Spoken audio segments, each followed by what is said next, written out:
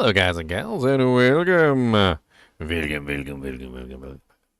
So, Horror Saturday's over, and, well, I mean, it's still Saturday. It's still Saturday, technically. It's technically Saturday.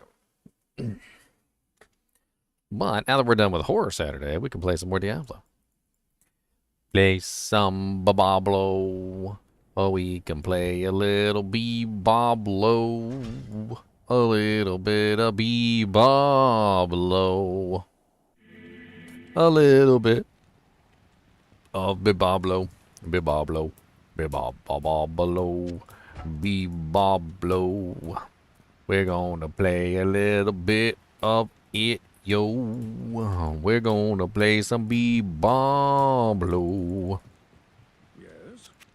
We're gonna play some, yes, Bebop.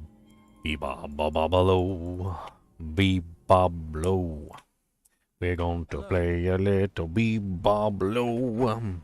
We're gonna get a little bit of a Bebop-lo. Yes, some Bebop-a-lo. Bebop-lo. Gonna play a little bit, you know. We're gonna play some Diablo. Apparently I haven't rescued Kane. What kind of monster am I? I never rescued Kane.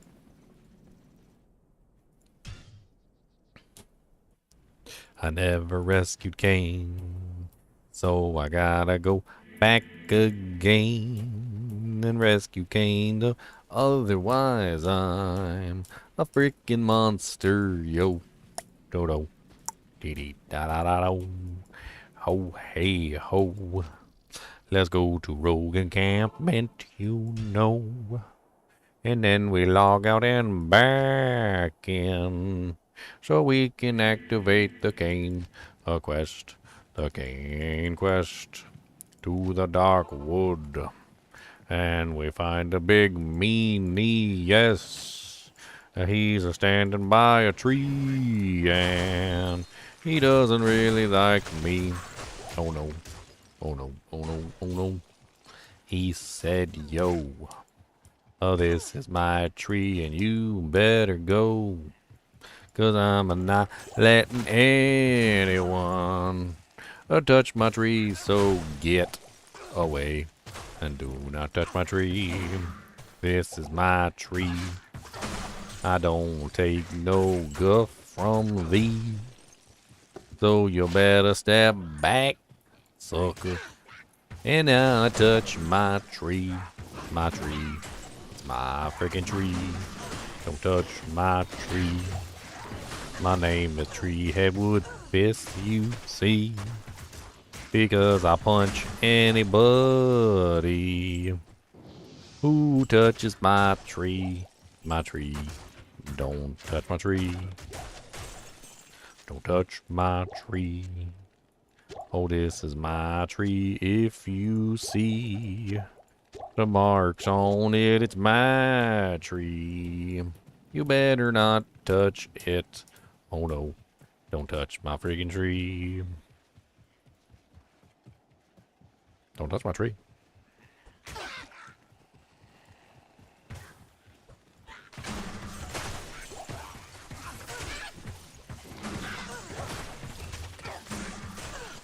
Superior long battle bow. One socket. Woo!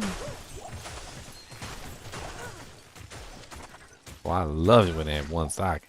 One socket is the best number of sockets. That is a high level of socketorium. Everybody loves one socket. That's the best number of socket. You can do so much with one socket.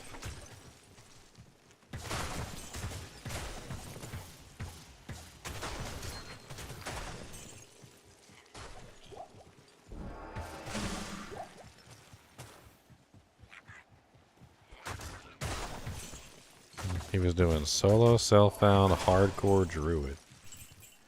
That sounds painful. He was doing P1. I'll be honest with you, solo self-found P1's not really all that difficult, but hardcore, on the other hand,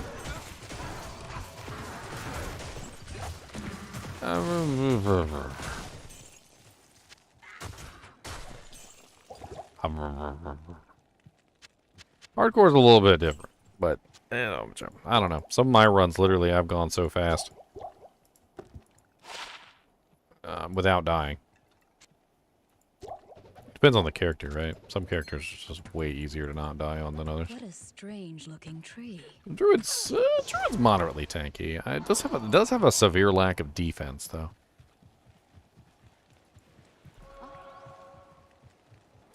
Uh-oh, Meow's back. And with his box cats. All the dang box. I knew he was coming with the box cats. I was waiting. I was waiting for the box cats. I knew they were coming. I could feel it in my bones that the box cats are on the way. Okay, well, you know, maybe Kane should be a little more vocal, alright? Should say something like, help me. Over here. You know what? Maybe then I would have heard him.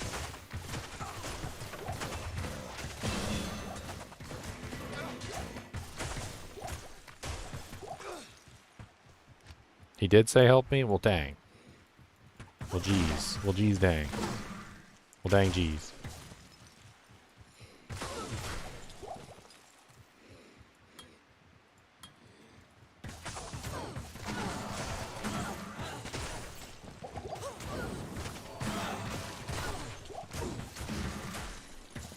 Oh, mold fist, yo. I'm gonna shoot you right in your guano. And I don't care what you got to say. Cause I'm gonna shoot you in the hay. Hey, hey. I'll shoot you right in the hay. Don't do that. It's probably not good for YouTube streams to shoot somebody in the place that you can't say on the stream. Right in the hay hay.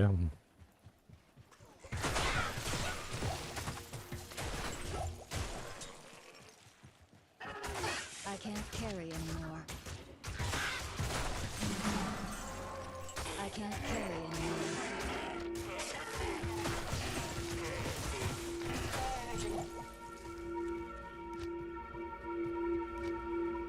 Hey, I solved another puzzle.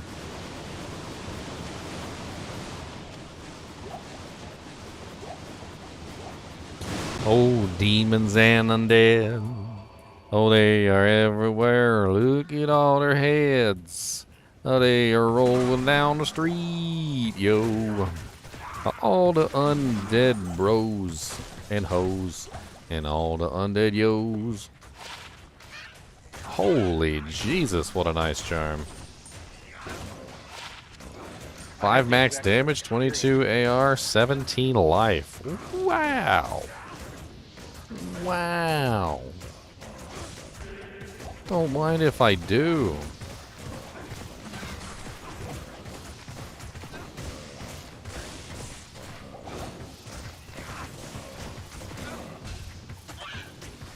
So I just had my first experience with super chest being busted. Busted? What do you mean? Just Did you get your first all unique? No, I got a Vex Rune out of one on single player. Oh. Well, if you're on that seed, then you can get a Vex Rune out of that super chest every single time. I moved off of it. Oh. Well, you could have farmed Vex Runes off of that freaking chest. All you had to do was just pay attention to how you went there and try to copy the same route.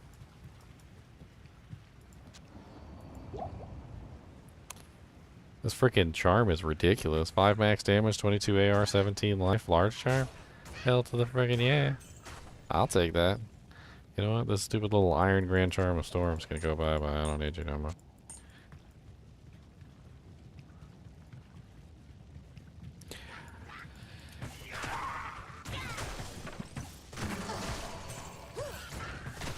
Yeah, you guys are talking about 20p amethyst for a burr rune. Those are some, like, broken bug, like everybody duped a whole bunch of stuff or bots went overboard farming stuff prices. You ain't getting no freaking burr rune for 20 p amethyst at the start of a ladder. That ain't happening.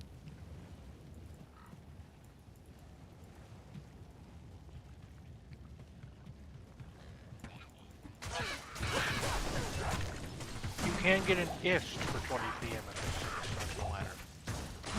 Non-ladder? I could see it on non-ladder with the way that the items constantly roll over there. I don't know if a burr rune would still be worth less than a freaking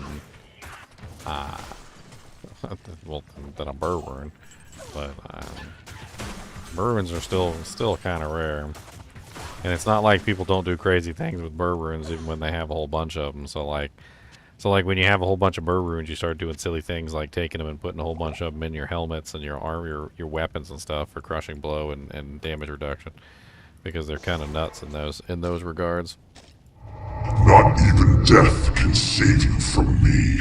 Fatty. Good day. My bad. Is I that don't like is that your join noise? Yeah. I'm pretty sure Chunks has a join noise, which is literally like wah wah wah wah wah.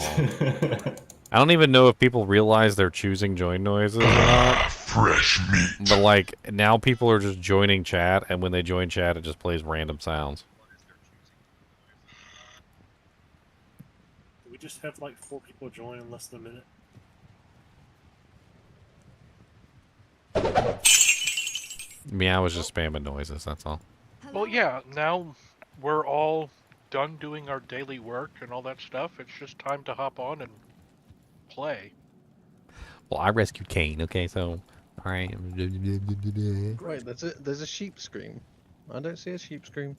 No, because you have to pay for it in Chinchilla turds on Twitch.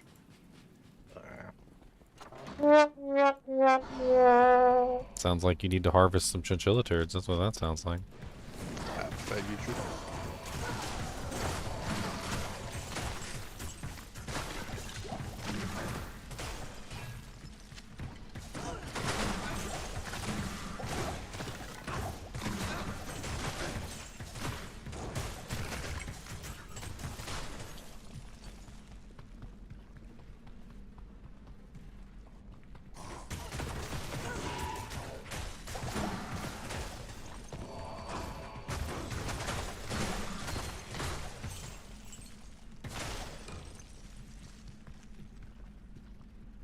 What's up, Barbarian? Meow actually joined me for one of my horror Saturdays. He got over his fears and hugged his kitty. The puzzles were good. It wasn't exactly a scary game though, that one. Horror-esque. The guy died at the end. I mean, come on. It was more. He's dead. He's it dead. was more creepy. You saw his than dead horror. body. He's dead. You should play Amnesia. I already have. Every time somebody asks me, it tells me to play a game, it's like I've already played it. They just don't know that I played it because they never watched it. Like earlier, somebody was like, "You should play Little Nightmares," and I'm like, "Yep, I played Little Nightmares 1 and Little Nightmares 2." I played Amnesia: Dark Descent. I also played Amnesia: The Bunker. I played that one as well, the new one. I've played a lot of horror games. For those of you that are unaware, that haven't checked out my horror games playlist. Pizza should be done.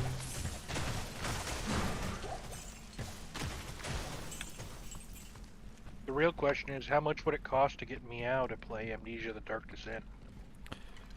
Meow wouldn't even make it through the intro. Millions and millions. Let me just say this. Out of all the horror games that I've played, and I've played a lot, I think Amnesia was probably the scariest out of all of them.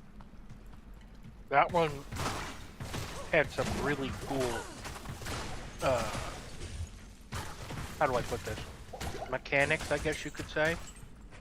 I mean, I will say that the matches got a little bit old, a little quick. I mean, it was a little old with the matches. Like I didn't particularly like the matches after a while. I I started to despise the matches after a while. But it's scariness on the scariness factor. Like it was pretty scary. It's a psychological horror more than anything. But then also that frickin' monster chases you around, which is. I don't mind Resident Evils and stuff. I watch all like the Walking Deads and Resident Evils, and like I like that stuff, and I liked watching Saw. Like I don't mind. Amnesia Dark horrors Descent that is are on my. more- It's on my channel, Meow. If you want to check it out and see if it's see if you can stomach it. I mean, it's there.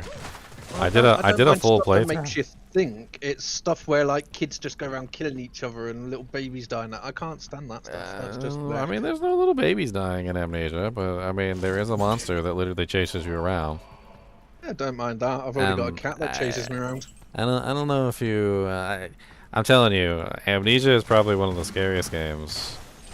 If you play it in the dark with headphones on, you be hiding under the damn covers. Like that's how scary it is. What's that Resident Evil game that's not the newest one, but like the one where they're in like The Village Alabama or something? The Village was good. I like that one. That was nice. The one where they're like the inbred family. What the heck was that one? It's relatively new. They had the VR thing where you're like in the kitchen. Anyway, that one was like actually kind of scary. Like there's like the one part in the very beginning where you're like going down into the basement and you're like, nope, I don't want to go down there. And he grabs you. Yeah, that's the guy. Why would I want to go down there? No. Irene might be down there. I constantly tell myself this all the time while I'm playing horror games. I'm like, oh yeah, sure, let's go into the spooky basement. That's exactly where we want to be. If I see a toilet at the beginning of the horror games, I always take a big old dump in the toilet. That way, you I'm like, poop yourself. Yeah, you don't want to poop yourself while you're running for the monster, so you got to use your brain. Okay, that way you empty all your bowels before the monster finds you. That way you can't poop yourself. See, that's using your brain. Exactly. That's how you think. That's how you got to use your brain meats. So while you were playing Amnesia: The Dark Descent, did you notice that as your insanity decreased, the game started inserting frames of the monster into your screen when the monster wasn't actually there? As your insanity, as you became more insane? Yes, as your sanity decreases, the game will slowly ramp up different effects. The lower your insanity increases. So basically how the game works is you have a light system. So basically you have these matches that you find and you can light candles. You can't really carry the candles with you because they get blown out. Yeah, I've watched someone play it. And you can light other things, but like the thing is that when you're in the darkness for too long, you have to light the candles. Your and, insanity, your insanity goes up, and as your insanity goes up, obviously you are basically seeing things. You start to see like things in the dark and what like that. I'm gonna be honest though, like keeping the lights on is very difficult, especially in the higher difficulties. He watches his friend play Amnesia Dark Descent, but he won't watch me play horror games. I remember a friend playing that. It was creepy. It was quite a long time ago, like a year ago or something. I'm gonna fight you, Meow. I do watch some of your horror stuff. Half the horror games I play are nowhere near as scary as Amnesia Dark Descent. Nowhere. I mean, there may be a jump scare in there every now and then, but like comparatively to jump scares, Amnesia is not about jump scares. Amnesia is about about creeping you out. It's about like literally just like making you freaking see spiders crawling across your face or something. I don't know. Like it's about creeping dread. No, I mean there's moments in there where literally the freaking monster will literally find you, and he will. You have to go into a room and hide from him. And I remember one time when I was playing Amnesia, I literally piled everything up in front of the door because he's trying to bash the door down. And if he follows you to a room and you go into the room and you shut the door on him, he'll start trying to bash the door down. And I remember one room I literally just piled everything that was in the room against the door to try and keep him out of the room. And it worked. And I basically sat in the room in the dark for like friggin', I don't know how long I sat in there until he was gone and then unpiled the door and got out, but I mean, he legit chases you. The monster legit chases you in that game. He's not a nice little creature. He's rude. I need to start watching Walking Dead again. They brought out a new one. I wonder if it's any good. Did it work, or was it just a figment of your imagination?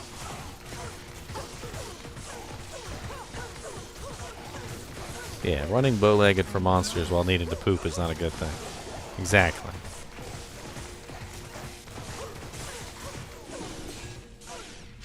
We poop before we go get scared. Atma has been avenged. Speaking of which, though, it always has cracked me up, though. You have somebody who, like, rides the roller coaster or something like that, and they always have, like, a big old meal before they get on the roller coaster. It's like, why don't you ride the roller coaster? Why don't you ride the roller coaster first before you go have your big old meal? Makes sense, right? And then they freaking get off the roller coaster, or they freaking lose it right on the roller coaster, and there's all their food's gone.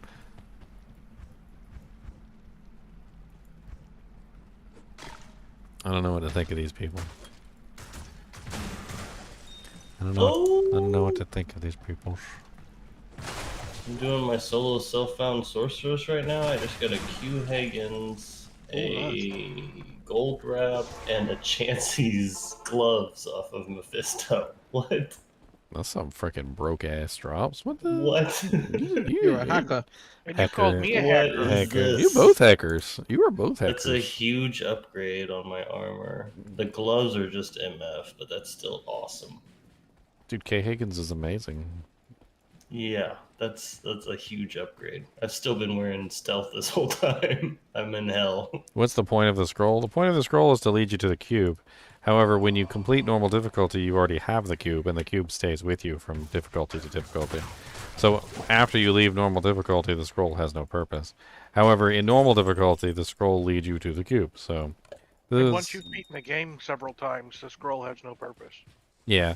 Well, I mean, you can still use it to get the quest flag or whatever and talk to Kane, but other than that, it doesn't really have any other purpose than just giving you the quest flag. The cube also drops in several other places besides just Halls of the Dead. If you kill the council and you don't have the cube yet, which is possible if you're in a group, the cube will actually drop from the council, which is pretty funny. Yeah, I think they do that just for, like, if you miss this somehow or if you threw it away. Like, here you go. Well, it's really for online multiplayer, right? So if you played with somebody else and they had the cube and they cubed the staff, you could still make it through Act 3. I mean Act 2, but you know, there would be an issue there. You wouldn't have the cube on the next zone, even though you'd be in the next zone. So Yeah, I guess it makes sense to give it to you there just so you have it and you can complete Act 3 at that point. honestly, Diablo 2 Yeah, can't. because you could easily go through Act 2 and that quest could get completed. But I don't know. I've never done that before. Like, if that quest gets completed, can you go back there to Act 2 to get the cube? Yes. If you do not have a cube, the game detects it and will either drop it at its original Even if chest you or have the council. quest complete? Yep. Yeah, so like for instance, one of the things you can do is you can drop your cube for your mules, so they have extra storage space, and then you can just go grab the cube again with the same character, which is pretty common tactics. I remember back in the day, the Kaleem's mace or whatever, like that was like, because you can equip that at like level 1, I think, right? Yeah, it's like people used to use Roderick Hammer for a little bit as well. Yeah, the hammer, but like that mace is really good. Amazing, Actually. yeah. Yeah. Like dual wielding that as a barb, you're insane. It's just a shame it disappears. Yeah, once you use it, yeah. I guess if you started out with it, you wouldn't have to go get all the body parts. You could just go right to... I guess that could be useful for... Well, you still have to collect all the parts to create it, so somebody has to do it at least once or twice. Well, once you've got somebody through it, you can glitch through Act 3. Go kill creepy. No, I'm Pikachu. saying once you open the thing, it disappears, even if you don't open it. Like, wouldn't it just disappear if you had it equipped? Wouldn't it Yeah. disappear if you had it equipped on your character? It would be so gone.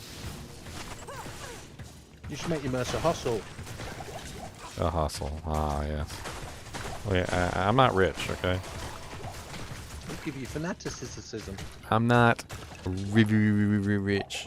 The tiny range on it isn't really worth it, in my opinion. He's always right next to his Mercer, really. No. A fanaticism's not really worth it for a freezing arrows on anyway. Yeah. I mean, all it would do is make your mana pool disappear faster. Was that somebody I just recently did like some video, I think it was the Godzilla video, and they're like, why don't you use a fanaticism merc? I was like, the fanaticism merc will give you more AR, and I'm like, no, it won't. I'm using an enchant merc. I was like, literally like the AR difference between enchant and fanaticism is massive. Like, I went over that during the video too. I'm like, and I use enchant because it gives a 450% AR. You know how much a fanaticism merc's AR would give you? It's like 100%. It's like 110 or something like that. I'd be giving up like 340% AR. and honestly, not even really gain a whole lot because it's not a physical damage character. First off, and it's not a character that utilizes the speed either. Because I'm pretty sure that character was already sitting at max breakpoint. So it basically would have done nothing for me except make the character worse.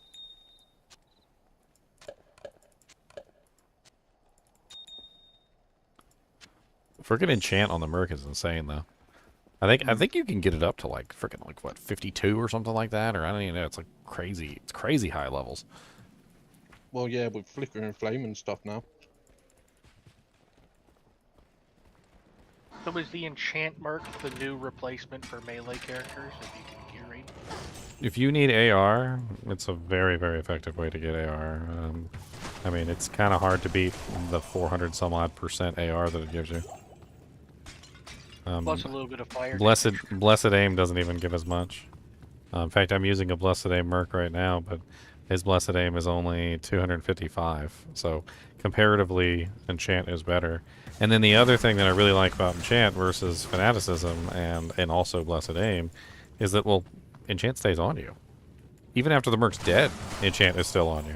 Like, it stays on you for quite some time, even after the monster's dead. Or your merc's dead. But but with fanaticism and blessed aim, as soon as your merc dies, you lose the aura, and boom, it's gone. Probably not William. The only reason not to use an enchant merc in my eyes is if, number one, somebody else already has it and they're a permanent member of your group, or number two, you're running with an enchant sorceress, in which case you definitely don't want to override the better enchant that the sorceress is going to be giving you. It has more fire damage. It does.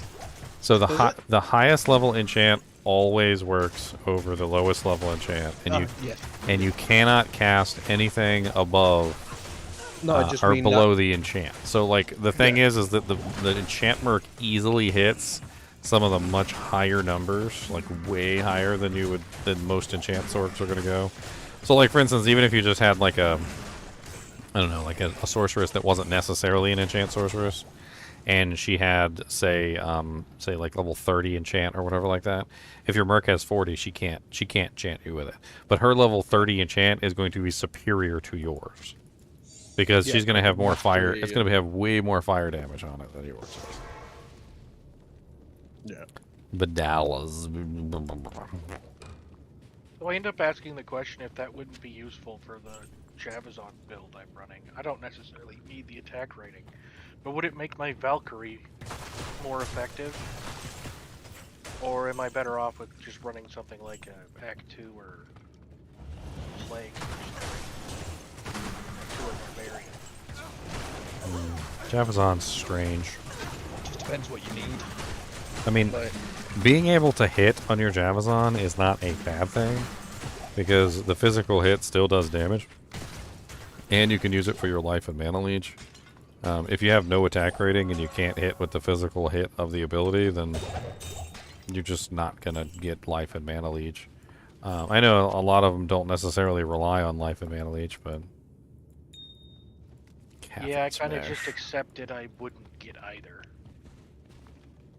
I mean, it's not impossible to set up your Zon so she actually hits her hits, like lands the actual javelin.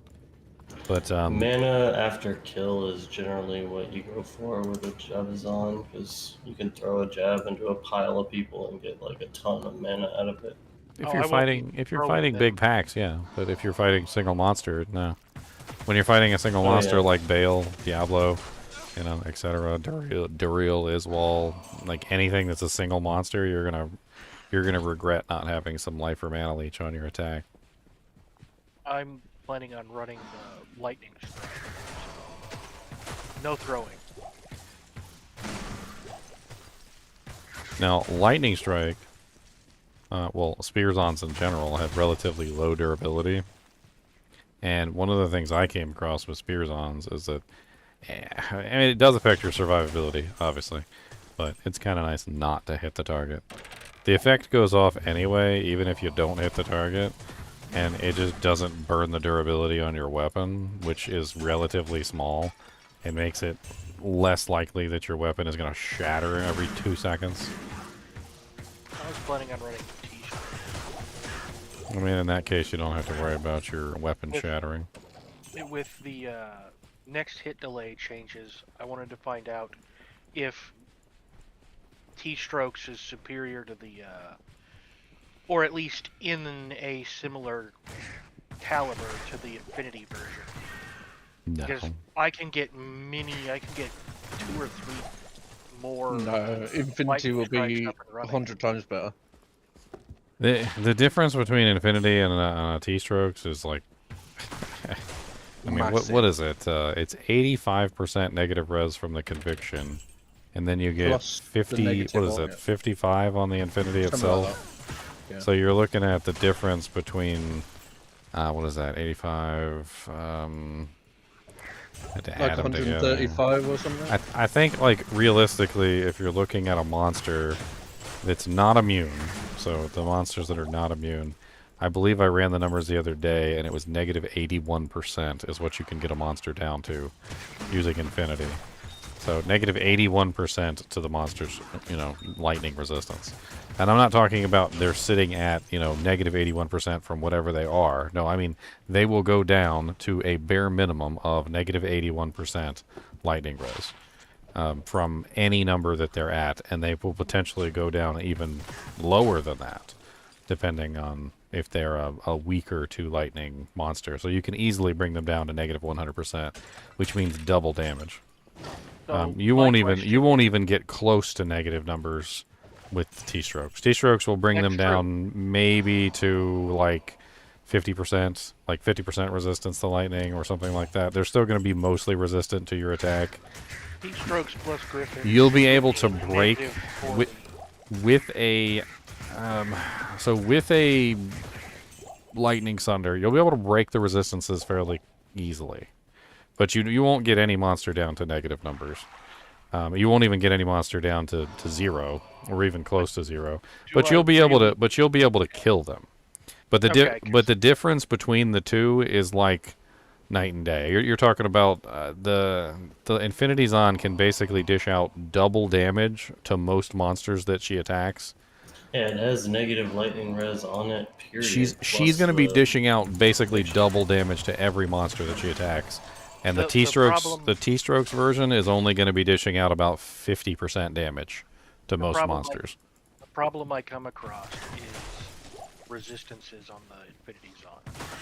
You either don't have them, or you do. You either don't really need them. If you're going to dump a whole bunch. I mean, there's tons of ways that you can get resistances on the Infinity Zone. I mean, first off, obviously, is Chains of Honor, but there's cheaper versions. You can use Smoke, which is 50 all res, which is particularly easy. You can even use a swap treachery just to get that fade up.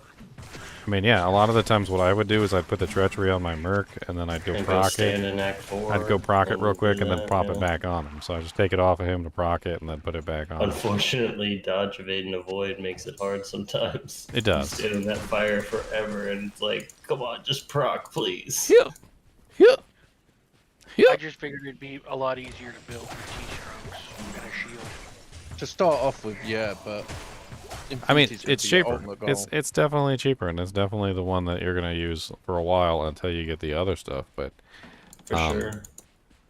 but 'Cause definitely looking at it, 100%. Like the it basically boiled down to, I needed a 2-socketed Crown of Ages, which those aren't cheap, and a with 2 runes in we it. actually come across Plus they- quite a few of those in a ladder season. I think Plus the I think chain every single water. ladder season we've come across like 3 or 4 of those with 2 sockets. I'm not even counting the 1-socket ones that nobody wanted. We usually put those on mercenaries and stuff. I was actually kind of surprised at how often COA drops the Crown of Ages. But yeah, it's Crown of Ages with 2 runes and a Chains of Honor, and then the top row of my inventory filled with 5 all-res charms, plus a decent torch and Annie to get res cap. Well, here's one thing you might not be considering though. Have you ever actually played like a max, like a, well, not I don't want to say max, but a high evade Zon before? They don't get hit very often. I have Like- not. Like no. you can literally dodge lightning.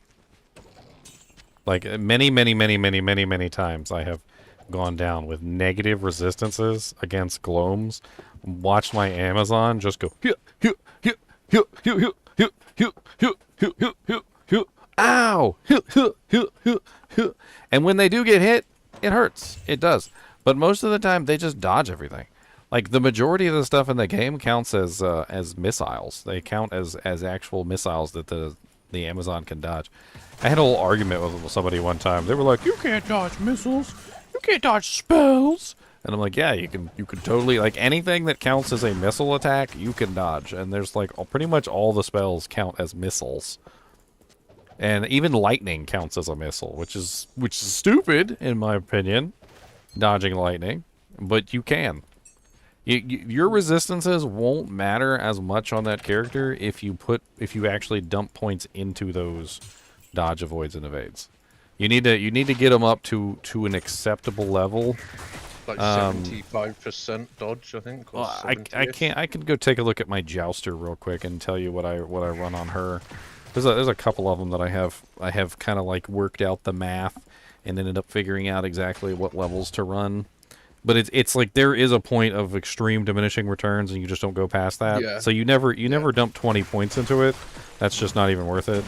But you do pump a certain amount of points into it to make it worth it. It also depends on how many plus the skills you're going to end up with when you're finished, because plus the skills also helps it out as well. But then the other thing is the higher hard points you put into it, the tankier your Valkyrie is too. And your Valkyrie becomes like a beefcake. Beefcake Valkyrie sounds weird. The easiest way you can actually go play around with it is, you remember that what was the hustle armor that added the evade on it? Wasn't it hustle armor that added the evade? Yep. Yep. If you put that on a character and you go run around at Worldstone Keep, just run. Don't stop. Don't walk. Just run around like a crackhead through the gloams and everything, and you will see. Just having the evade literally makes it so that you can like almost survive just about anything. When that armor came out, I think I actually did it on the hustle video. If you go check out the hustle video, Yeah. where I literally just So ran good. around like a crackhead for a little while and basically just danced around the gloams and didn't die. And then as soon as I stopped, which of course as soon as you stop with the hustle armor on, you're no longer evading, because the weird thing is the way the evades work is they only work conditionally under the conditions involved for those things, right? So evade only works when you're moving. You have to be moving. If you stop moving for any reason at any time, it stops working. So as soon as I stopped running, I was dead. They literally just like converged on me, and then they all freaking like I couldn't dodge anymore, so they just died horribly and painfully. But The Amazon obviously has all three though, so that's the thing about her. She has the evade, she has the avoid, and she has the dodge. So one of them is melee attacks, one of them is ranged attacks, and one of them is melee and ranged attacks while moving. So what you could do is specifically against spells, which would help very much against the resistances, is you could dump more points into the one that's spells while standing still. And then the evade, the one that does the melee and ranged attacks while moving. The melee attacks while standing still isn't really as important. I mean, it will help you versus like, obviously the like Night Moon Lords and stuff like that are pretty painful.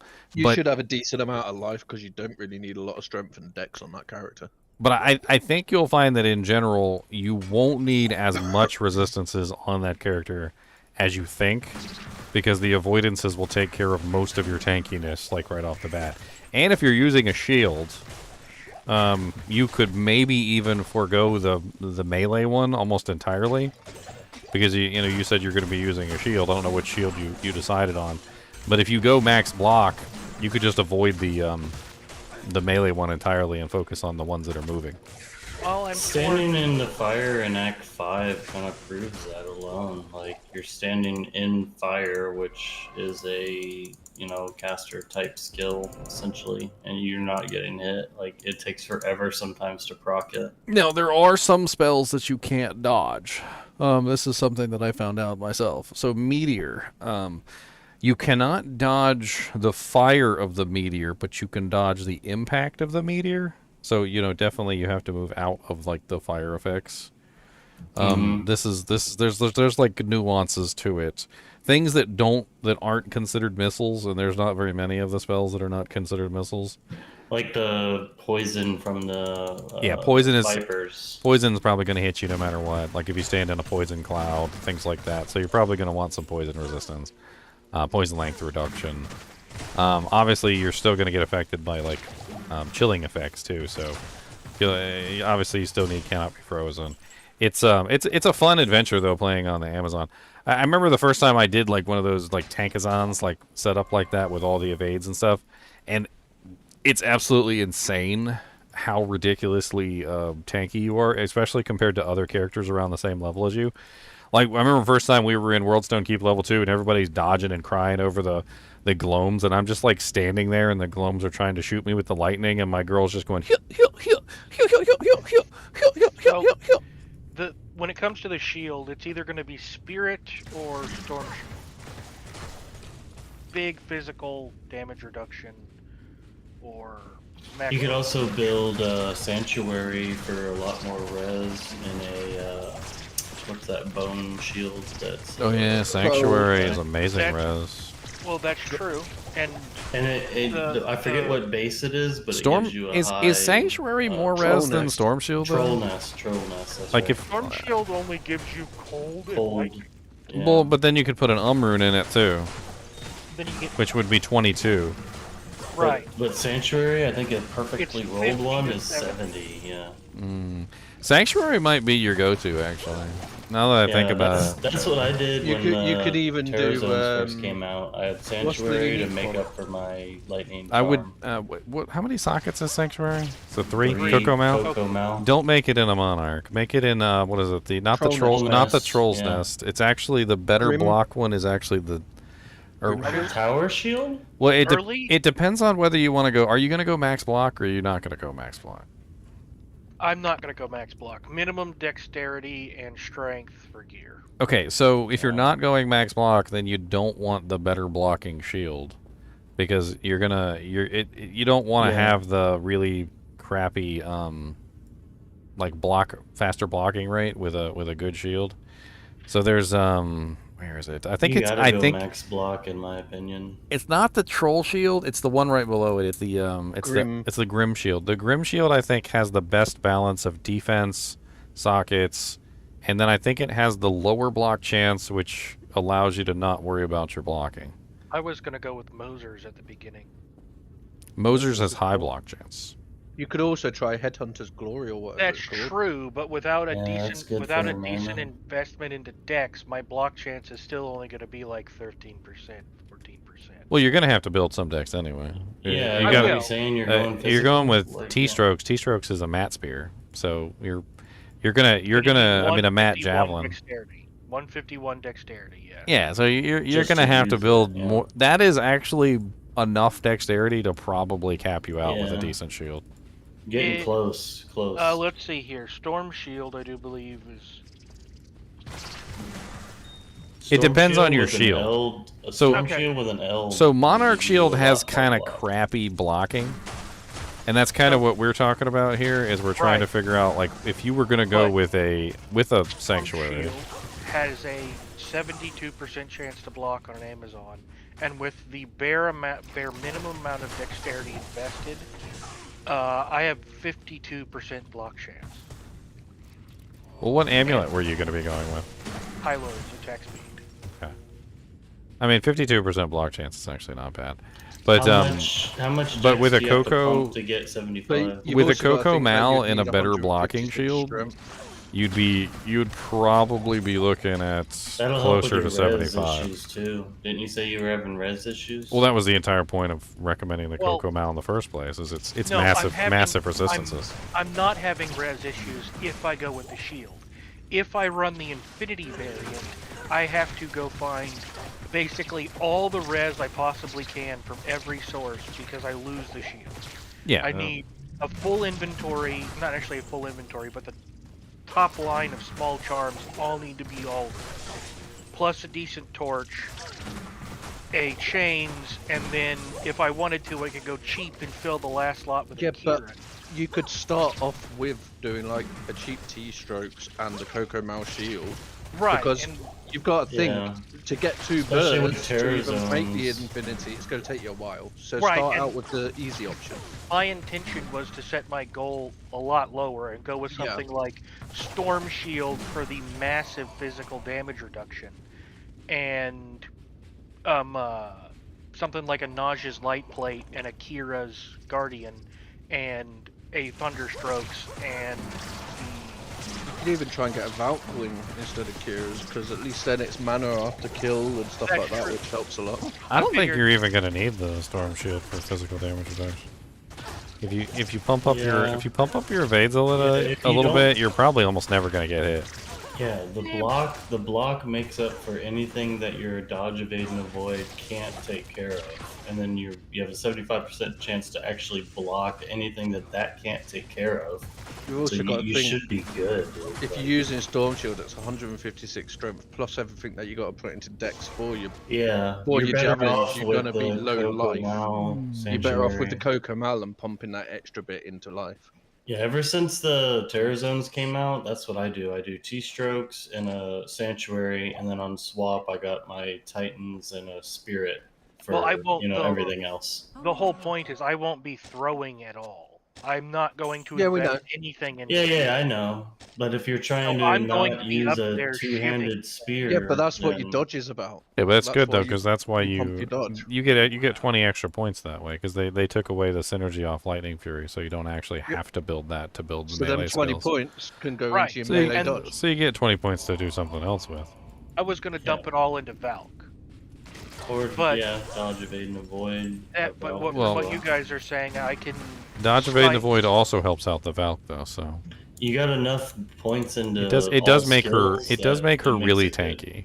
So she you've also got- gets the synergy bonuses from everything that you build. So crit strike, she gets that. She gets your dodge, avoid, and evade. She gets that. She also gets the was gonna HP say- bonus from decoy. You could just use Peace, You're only have one level in your Valk, and then just do the synergies, the dodge, avoid, evade, and just use Well- Peace well. to I would proc her if you recommend at think. least level 17 on the Valkyrie with Yeah, skills. true. At least Yeah, level but- 17, so you get access to the high level. Oh yeah, spirit. later on. And once you hit level 17 on the Valkyrie, it's really not.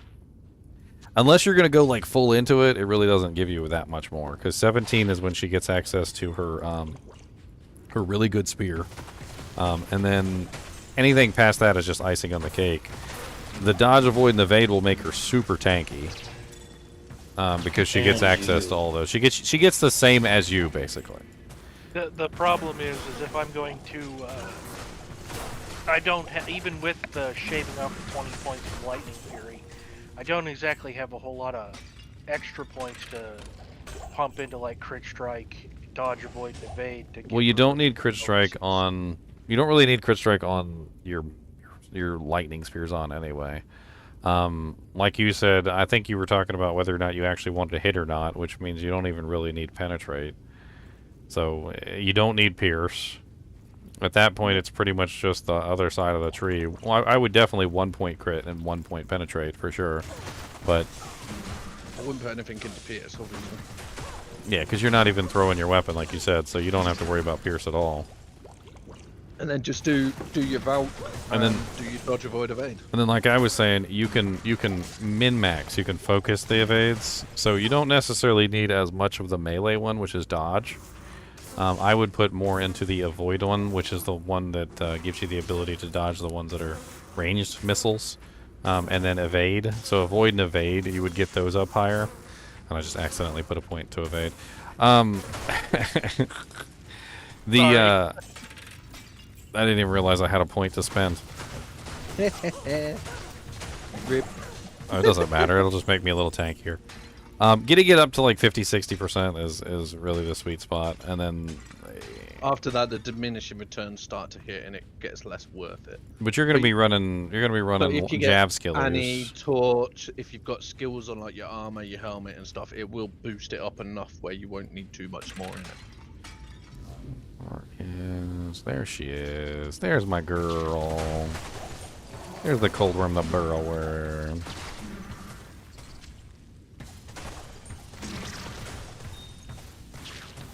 Oh Yeah, no, no, she's a I was torn between basically spirit and storm shield for like. See, I don't like spirit. Like, even though it's the two skills, you get really bad block chance, and it's a lot of strength to wear. That's true, and that doesn't really bother me for the +2 skill. My, what is it? The other option is something like what Headhunter's Glory with a bunch of facets. Also, too, Storm you shield. got the other shield that gives 1 to skills with like cannot be frozen. That's a good one too. That way it frees up a ring spot. Shale something, isn't it? Shale. Shale F, I think. That doesn't give 1 to skills. No, that's you're thinking about Splendor. What's the other one? It's like called Splendor. F-Lum or Splendor. It doesn't have any resistances on it, but yes, it does have +1 to skills. But yeah, there's loads you can test out and try. But yeah, I figured the massive physical DR would be great for cows. Honestly, the best bet for cows, I'll tell you right now, from playing in a Javazon so much, like you get a F shaft stop or a shaft stop and a vamp gaze, you're good on cows. Like a vamp gaze and a shaft stop, you could just have that in your inventory for when you do cows. I refuse to swap gear or pre-buff. I'm picky. Well, not like lazy swap bugger. gear, but like when you're doing cows, put that on. When you're doing other stuff, put other stuff on. Like, I don't know. That's not really swapping. Like, you're doing cows, you're just going to wear that for however long you want to do cows. Actually, yeah, lidless is a good choice. Just Everybody's kinda talking about like- lidless in chat. Lidless has the mana after each kill on it, and it also has +1 That skills. is also good too. Yeah, and you can no res. You can upgrade it to the Troll's Nest. And then use like a Valk helmet and putting it on Rune in it. If you're really struggling on res, and you The get Valk mana after helmet's kill on good that. too. Yep. The in-game plan is to put on a Griffins and use. Well, these. yes, but you've also got to think you've got to find Griffins. Griffins, and you've got to, we're thinking more, mid-game where you're actually finding a few bits and people. We're thinking realistically. Like, sure, we all want Infinity and Griffins and all that, but you got to think, you might have a good season, you might have a bad season. So That's true. it's worth thinking. There's been what's going to times be I've ran usable. Valkwing the whole time, man. Yeah, and it's and more Valkwing what's going ain't to be bad. usable. No, it's good. Faster run walk. Yeah, the run walk, hit recovery, mana after each Skills. kill, skills. Yeah, it's great. Maybe For level I'm 44, it's amazing. Maybe I'm just high on my last couple of seasons because they've been amazing. Yeah, just see what you find, and That's because the just take it as it kinship is comes. amazing. Oh yeah, for sure. I'm That's the key, the kinship. I'm ending this season with my character from season 4. Yeah, season 4. with unused jaw and vex and like I just have unused wealth. I can't do anything with. We do have 1 or 2 people that do play non-ladder, I believe. Yeah, that's what I figured I'd end up doing. It's just storing the wealth away for the moment I want to do some non-ladder stuff. Yeah, like non-ladder PvP or whatever you fancy. I'm not gonna lie, I've been saving all that type of wealth for when I get like to the point where I want to try something non-ladder. But majority of the time, I just save one character that has everything that rolls over that I want to keep. Get a burr. The Barbarian, yeah. Get the burr. Get the burr. Get the burr. Get the burr. I'm looking forward to seeing Ginger's weird Barbarian. It's gonna be fun. My failure of a barbarian? Okay. I think it'll be interesting. I'm gonna run around with me fire druid and he's gonna run around. Everything. Meow's gonna run around, baby, right round. Like a cat, Run meow, round. run round, baby, right round, meow. I hope I know what I'm On a doing. catnip. Sniff the catnip, sniff the catnip. We don't like it, but we sniff the catnip, sniff the catnip. I'm not particularly worried about starting. At the beginning, it's just clamber or whatever you can get together to survive. I mean, I ain't gonna lie, I'm gonna be a barbarian early on, and I ain't gonna have no weapons, so y'all gonna be carrying me. Well, I'd put in the thing that I want to be teamed with you. You want to be what? Teamed with Ginger, if we're able to. Because then he can bow me and I can burn everything to death. And he can hawk everything because I'm not cold, so he can sit and hawk all the bodies. I wish we could all be in the same teams. That'd be great. I'm gonna start selling tickets. Who wants to be with Dan? Who wants to be with me out? And everyone's like, nope. Alright, 10 cent. Who wants to be with me out? 10 cent. You can pay me. Damn. It's terrible. Why you got a dog on me out like that? Yeah, no one likes it. It's surprising depending on what people decide. We could have up to 8 barbarians starting. I mean, he smells like a cat box. He I clean out smells my litter like a box. cat box. I throw it under your bed. So maybe that's that smell you're smelling. It's not me. Definitely you. I can smell you through the headset, man. Oh yeah, give it a good sniff. Yeah. Smells like shame. Have we had any updates at all, or they haven't posted anything? I don't think there's gonna be any, man. Like, If they're I gonna don't- if they're I'm gonna post afraid there's anything, not. it will be what? That's still Saturday, so It's- it will it's be less next than a week. week It will away, be next right? week on like Tuesday. Tuesday. Wait, that's the That'll 28th? be the last time they do like little updates. I We'll don't find think out. there will be any, but yeah. Isn't ladder this Thursday? Yep. Yeah, yeah. I still don't think there'll be any updates, but it's cool. I don't think so either. hope, you know. They put all their resources into D4. They're trying to save that game. Does the Valk receive all of the, like, what is it, the Dodge a the big summon one. druid tree? How all of the plus skills benefit your... No, only the hard points, as Aw, far as I understand it. they Which need is to why change I'm telling you to put some points into your evades, and then that way your Valkyrie's tougher. Yeah, plus you're tougher. that. They need to change It's a that. win-win. Yeah, it is. Your Valkyrie can be like insanely strong. Yeah, that's what I was thinking with that melee Zon I was talking about with a sword shield Zon, like just Tru- making a melee or a Trust me Valk though. Zon Trust me build. though when I say, even if you have 50% physical damage reduction, even if you make that Amazon into the tankiest beast that you could ever make, putting on the tankiest items that you will ever tank, You will not be able to When take. she You will gets not. hit, You will yeah. not be able to tank anything without those avoidances.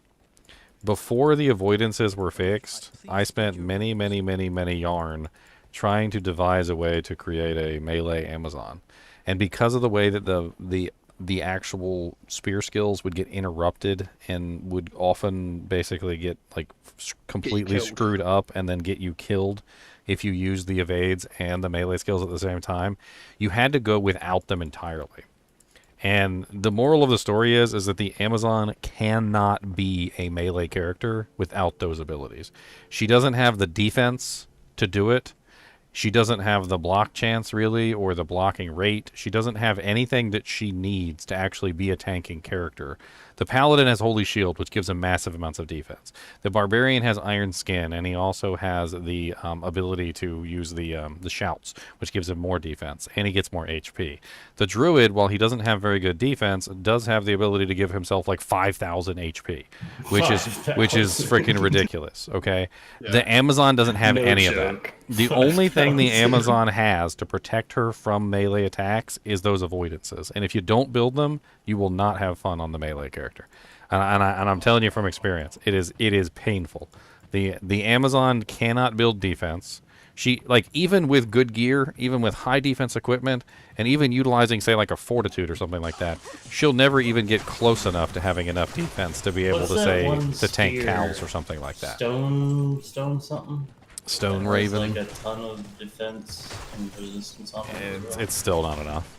Oh Hey, no!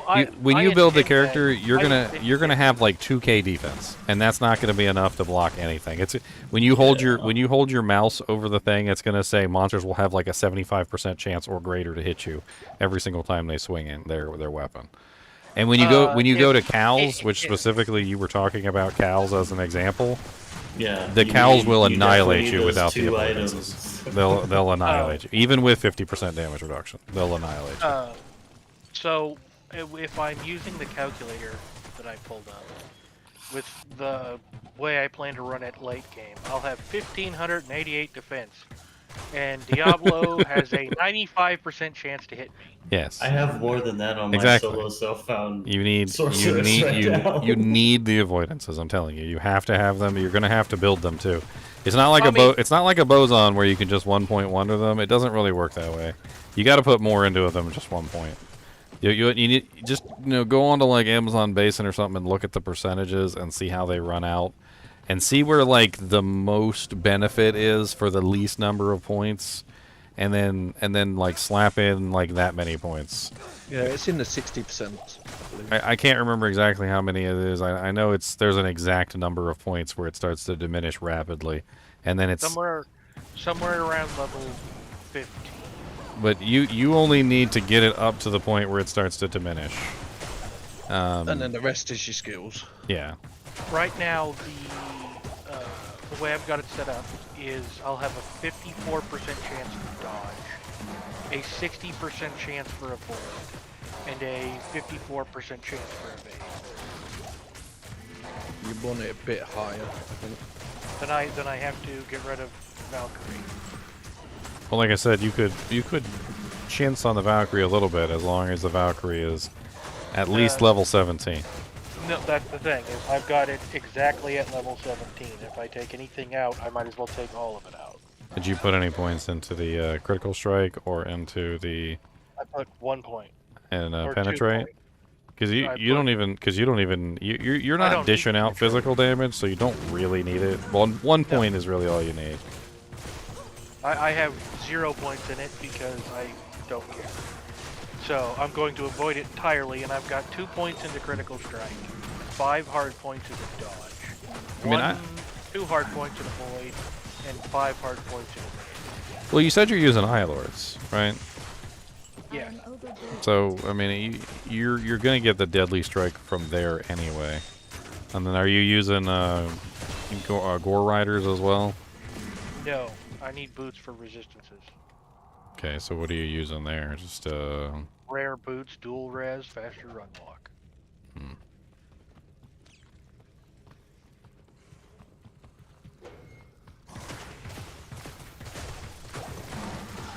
Yeah, the Amazon lacks the ability, like hitting res cap. I also still have to hit res cap. What is it? 2, Not 3, enough mana. 5. I still have to have 5 all res small charms in my inventory to hit res cap, and that's still using a shield. I mean, you can also end up with a really nice pair of dual res gloves as well. That's true, but I need the 220. Yeah. Yeah, but you can find 220 you're gonna be with looking. full res. You're gonna be looking for the 220s with some nice dual res. But yeah, he's right. Everybody plays Javazon, so everybody's gonna be looking for 220s with dual res. Yep. Right. So I literally just went 220 and ignored all the other stats. I don't care about anything else because I'm going to feel fortunate for finding those. I can't carry anymore. I was using 320s on my pure lightning Jav. I got blue 320s instead. Yeah, I could do that too. And that might be a decent trade-off for like dropping spirit and putting on a sanctuary, and that would clear out a lot of my problems. I'd still need more lightning res because of the sunder. So use the chains of honor. Well, that's okay. Do you want me to post what I currently have up? I'm guessing it's a chain. Yeah. I mean, honestly, What belt? Chains of Honor You is think- literally you could like go with, one of the like- best pieces for bosons as well as You could- spearsons because it you could- fixes the resistances so they can open up other gear into those slots. You could lose one skill on your belt instead of arachnids or T-gods and do like a res fast hit recovery strength belt. I'm running neither of those. I'm currently running Verdungos for the DR.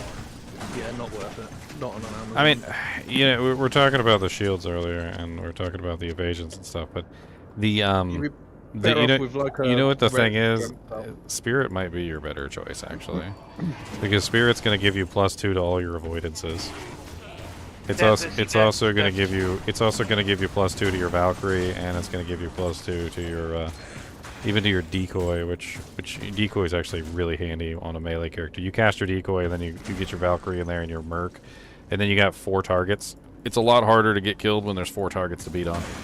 Yep. That's why I was thinking Spirit might end up being one of my best options simply because of the plus. But Spirit does lack fire resistance, in which case you might go with a decent pair of Alder's boots Or just- to counter and you- the resistance loss. And you could just go for a nice res belt and not bother with dungos. I don't think like the 10 to 14 damage reduction is worth it.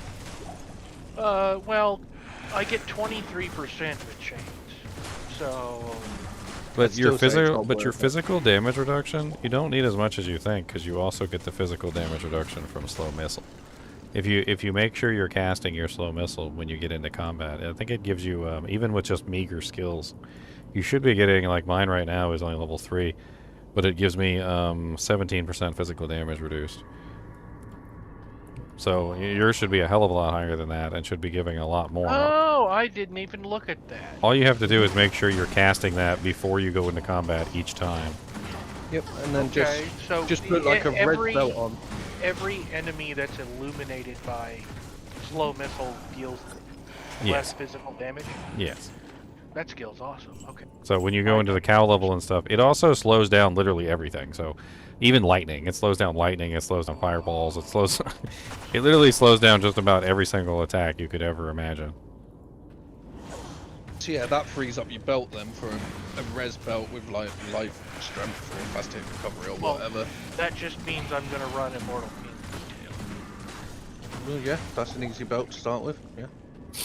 I mean, just at the end game, it gives me 3 stats I want, and it's common, and I don't have to go hunt down an extremely rare life, fire, That's lightning, strength belt. With I'd craft. I would just craft some belts. You might get really lucky, and you might end up with like a freaking sick belt. I craft belts all the time on my solo self-found runs, and you'd be surprised how many times they roll well. I think it's because there's really not a lot of mods for belts. I think that's really all there is to it. There's just not really a lot of mods for belts at all. And so half the time you end up getting like all the good stuff on there, like faster hit recovery, strength, life, like all sorts of freaking good stuff on it. And it's, yeah, occasionally they roll like crap, but I mean, you roll like 10 belts, usually you end up having one that's freaking halfway decent. Alright, I'm going to post the plan and basically the flexible slots. And I'm going to tell you guys what I'm missing. I'm missing 35 fire and lightning resistance to reach cap. And that's really the only issue I'm having. Fire ain't too bad though. You should be able to dodge most fire stuff. I mean, honestly, yeah, I wouldn't even worry about the fire. The lightning might be a little bit of a pain in the butt, though. So if you're able to, instead of using 5 or res small times, try and get some 11 lightning res I mean, ones. if you told me you were Cap like, up. if you told me you were really far away from the cap, 35% isn't too bad. That means you're sitting at what, like nearly 45 or something like that percent fire. Yeah. Let's see here. Without boots What up? or a belt What's What's up? and no charms, I y'all have doing? 15 fire res and 15 lightning. We're think we're all playing discussing D2 we're right now. discussing builds and stuff for season 5. So you should get quite a bit of that off a boots belt. And you've also got to remember rings. Like, yes, you're going to use one raven, but your other ring could I mean, be another really good a high res res ring. pair of res boots is That's true. actually Nat's boots. Yeah, Would nice you- boots are really nice. Oh, I just got an omen, freaking chaos. Nice. You're Oh welcome. my god. So yeah, there's a lot of Oh, options. I got a You mist. are welcome. Hang on. Wait a minute. Oh, hey, no! What? now, This is crazy. if you want to check it out, I've posted it in Kinship ladder chat. Diablo 2 ladder chat. Let me have a looky. And basically, the slots that are empty in my inventory and the character are things I haven't quite decided on. So, there's also good droppable Cathos wedding band. Yeah, I'd probably say drop the DK. Yes, it's one less skill. Are you but running insight on your merc? Nope. Okay, well you're gonna want to switch that with a Soj then. This PA either is that, or insane. you could go with like You're a doing mana solo leech self-harm? So res Yeah. ring. So one This of is the nuts, things that you're dude. gonna Oh find my out God. when you run a spears on is you I know. burn. I mean, What you the hell burn is through this? some mana. Oh, and Yeah, when I mean burn, I mean like you'll walk up to a pack of monsters and you'll just like hold down the right click button or the left click button, and then literally your all mana's your gone, and yeah. all your mana's gone. So yeah. That's and it's more- going to be even worse because of my high attack speed with the jack. So instead of a BK, a Soj would be better. Okay. That way you get more mana. It would increase your max mana pool, help you regenerate faster. You know, the life leech, I'm not even really sure is going to be too much of an issue for you. Especially if you're not even hitting. Like, I'm not even sure if you've Well, got the It attack gets rating to life actually leech off land all chains the of honor hits. anyway. Yeah. Chains give life leech, so really either a Soj or a mana leech ring with like multiple res would be better than BK for you.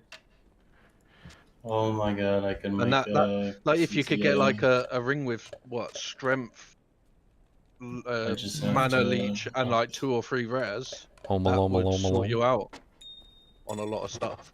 Or I could go for like something like a roll caster rings. Yeah, you could try, yeah. But I'd say that's a better option than BK. Because at least then it's covering your mana leech, it's covering a load of res that you need. And if you get some dex or strength on it, it's just making wearing your gear easier. Alright, I gotta up 2 poles to make another and then I can up that to make my Mal, and then I can make a CTA. You've also got to think on this build, you've done a 10-10 torch and a 10-10 Annie. You might get I better have. than that. I've minimized those because they're a guarantee. I could end up with a slight variation, but who knows I'd what I'm say- going to end up with? So it's why if you also Yeah. look at the griffins there, it's also a Yeah. anti-perfect. Yeah. Anything that has a roll that is incredibly rare or expensive, I run anti-perfect. But I'd definitely say get rid of the BK, craft a ring or find a rare with res, mana leech, and then the cherry on top would be either strength, dex, whatever, you know. And then you could So- wear your IK belt and then res boots. Even Nats to start off with is a cheap option until you find something That's better. true. At this point, I'm thinking I might just have to run a whole bunch of caster items. Yeah, it doesn't matter. As long as it fills the slot you need and gives you what you need, that's all that matters. But that should cap out your res just by changing your ring and adding belt and boots. Then your res should be fine. Because looking across the caster items, let's see here. I'm going to get When's it start? 20, 30, Next 40. Thursday. Damn. I'm going to get 40% mana regen if I run a ring, a belt, boots, and gloves. If I hit Which- 60 by yeah. next Thursday, I'll play. Well, yeah, the mana regen would be nice. So, which is better than the caster ring. Soge can be better, but obviously, one, it's finding a Soge, and two, it's like you're still going to struggle with no mana leech. So it's like Caster gloves give me 3 mana after each kill. yes, but it's can you make caster gloves with javelin skills and IAS? Yes. Okay, because that's going to be Javelin- hard to make. Javelin skills are what is it?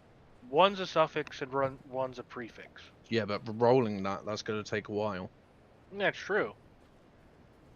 I'd still say a mana leech ring with some res until you find a Soge. Mana leech would require that I actually hit monsters, and I'm not going to be doing that. It just made a 3/5/4 crystal sword. I call might to just be arms. lazy. What the hell is this? I might just be lazy and run the insight. Oh yeah, you can run the insight. I mean, honestly, I think you're gonna need it, but the character's a mana hawk. Yep. I mean, you could also go with a bunch of mana after each kill stuff. I mean, that's a whole nother build, but That's just going to make him struggle even more though, with like his current issues he's having. But yeah, I've always found the Amazon to be a difficult one to get everything you need to function. It can be, yeah. It's just going to take time, and just seeing how lucky you get and what stuff we all find as well that helps you out, you know. I mean, there is one way that you could mana leech. You could impale. true. Impale is a guaranteed hit, so I was also thinking of Just- trying to get like a just knight's one point impale, and then that way you would guarantee hit no matter what. So whenever you need mana, you could always just impale a couple times. I mean, you're going to be using T-strokes, which is a high tier weapon anyway. T-strokes is elite, so it has decent physical damage on it.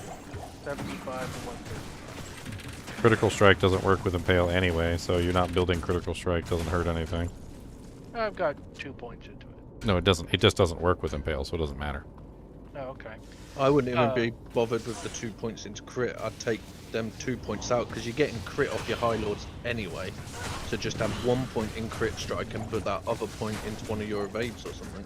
And then you really don't need penetrate either if you're going to use impale for your mana leech, because well, then you're He just, doesn't that's have a, anything in it's a penetrate. guaranteed hit anyway. I mean, well, the idea I had was, what about Night Smoke and damage taken to ghost mana? You don't want to get hit, and your avoidances are going to prevent you from getting hit. That's So That's true. in general, you're not going to get hit, but when you do get hit, I mean, it might work to your advantage. I mean, you're not always going to dodge everything, but if you set it up properly, you're going to dodge most of everything.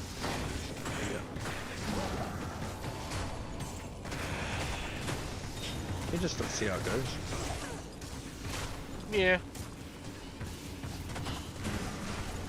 But no, whenever I'm planning out a build, I always go for anything that is expensive and stays expensive.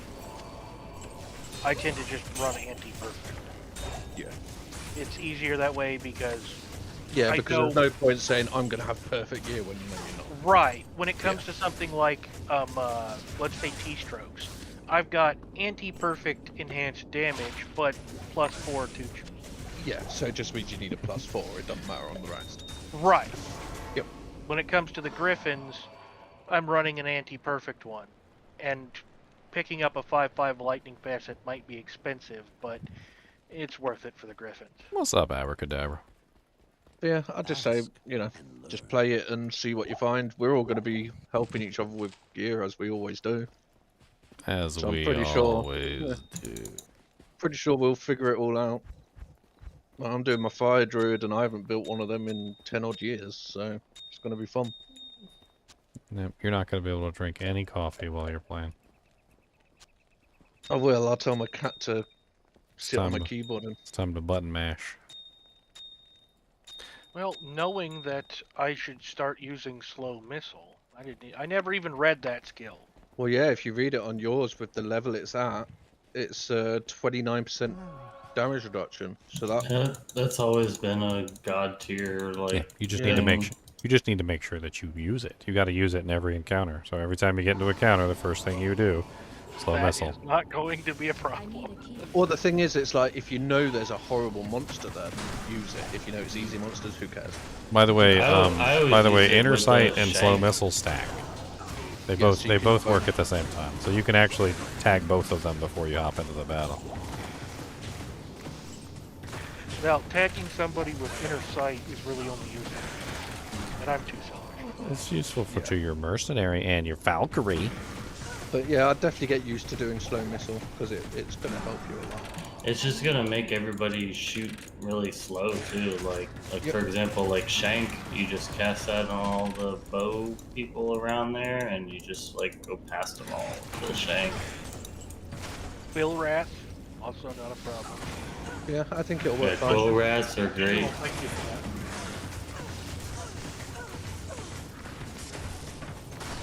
Looking forward to this ladder. Even though I know we're probably not going to get any updates, I'm still looking forward to it.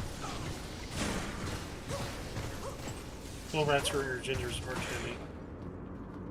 They are. There's a standing order in the kinship to kill all quill rats on sight. No one helps AJ with gear? Sounds legit. Why are you in the kinship, AJ? Because if you're in the kinship, we're gonna help you with gear. If you're not in the kinship, we don't know what to tell you. I mean, he's donated lots of money to my channel, so I guess. So, I mean, even if he's not in the kinship, we might have to throw some stuff his way. Alright, what does he need? I already gave all my stuff away from ladder. Yeah, I got a hardcore character, and that's about it online.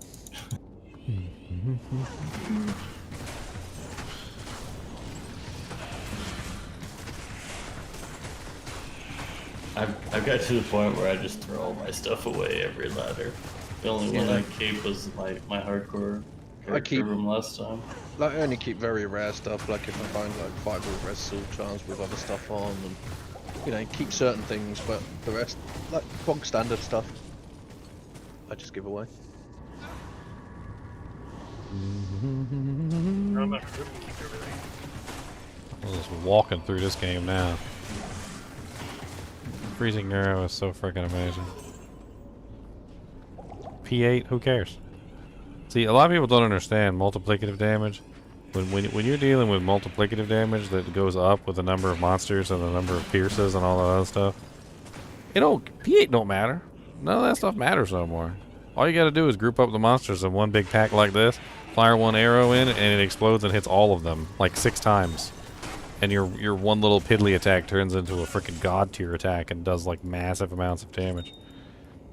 This character's nuts. I'm gonna have issues with bosses, and I know that. I can't do nothing about it, but That character's always had boss issues. like you know what? Bosses aren't really that big of a deal. Like they're basically like 10% of the game. The other 90% of the game is literally trash mobs. I'm walking through 90% of the game.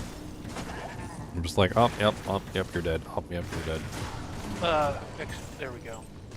Oh, I got it. Get the link too. What link? From Oh, I 4-wayed it. private message. I don't see a product. Oh, There. it just popped up. That's the update. Well, yeah, that belt works fine, and it gives you strength dex, bit of res.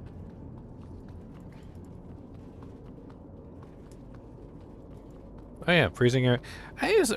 I made my video spicy arrows, and somebody was on there arguing about how like you didn't need pierce with an enchant sorceress, and I'm like you absolutely have to have pierce with an enchant sorceress. That's where like the majority of your damage comes from, is from the pierce. Depend what enchant source you're doing. If you're obviously doing the bow one, yes, but if you're doing like zeal, Well, obviously we're talking about the bow one, but like yeah, like they're trying to argue that you didn't need a pierce, and they're like, you can use a raven claw, and I'm like, yeah, it's like a level 15 character, but once you, well, yeah, I'm like, once you get past level wanted, 15, you put on the pierce items. Like the bow gives you pierce, and then just with the belt you're at 100% pierce. And then or there's 99, I think. And then this one guy was like, he's like, you don't need a demon machine. He goes, just like you don't need an enigma. And I'm like, whoa, why are we comparing an enigma to a demon machine crossbow? No, I was like, I find like 10 to 15 demon machine crossbows like within like 3 or 4 weeks. How many enigmas did you find in 3 or 4 weeks? People literally throw them at you, like they don't even want them. They just drop them in the swap games. Here, have this enigma. Like you ask for a demon machine within the kinship, you'll literally get offered like 5 to 6 of them within like 2 days. 54, But somehow a demon machine is equivalent to a frickin' enigma. Like, alrighty then. Yeah, that build looks fine. I mean, that checks out. When you don't play at all, everything's equivalent.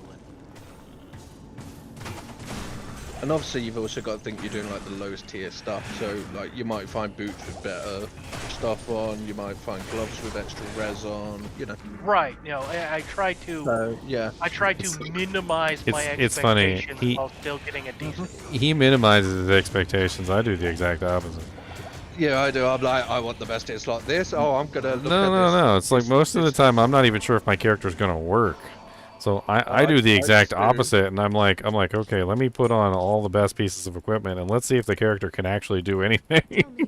Let's see if even with the best equipment possible, they can actually do anything at all. And then I'm like, you know, that's not bad. I was like, they actually can kill stuff with the best equipment. And then that way, when I go in and I'm like, you know, I don't have the best equipment, at least I know that if I do upgrade my equipment a little bit here and there, I can potentially pull it off. But like, yeah, it looks fine. I don't like going with the minimum because then you don't even know what you're capable of.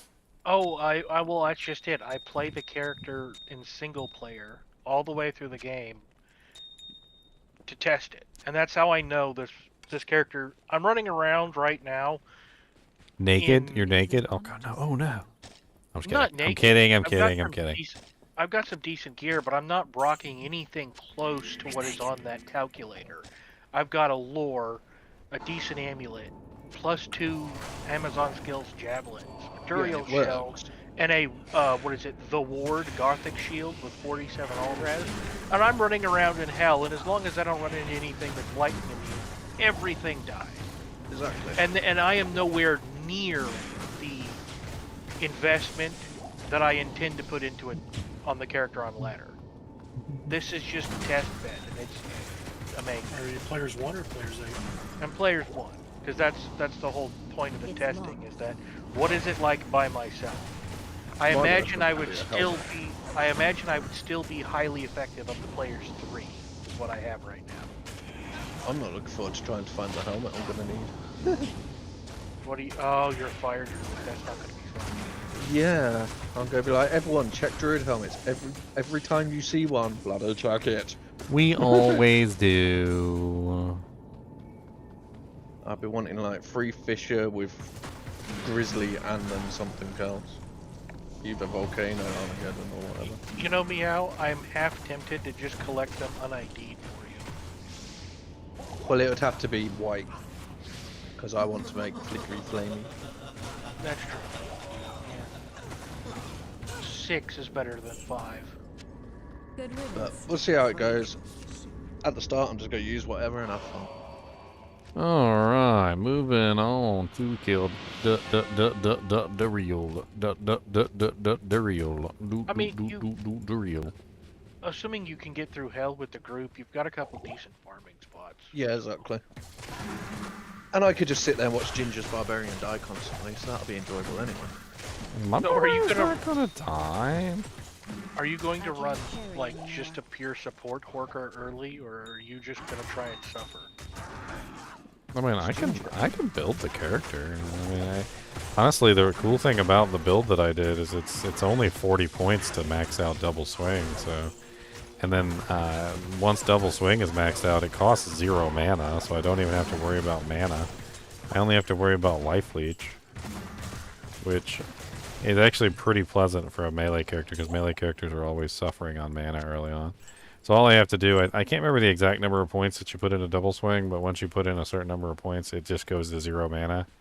I think Isn't it like it's 14. I don't remember. I thought it was like 11 or 12 or something. But once you hit that break point, it's just 0 mana at that point, and it's free.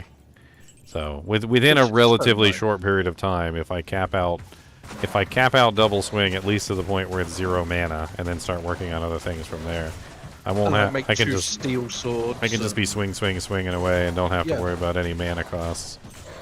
So we need to get you until you're running the Thor Barbarian.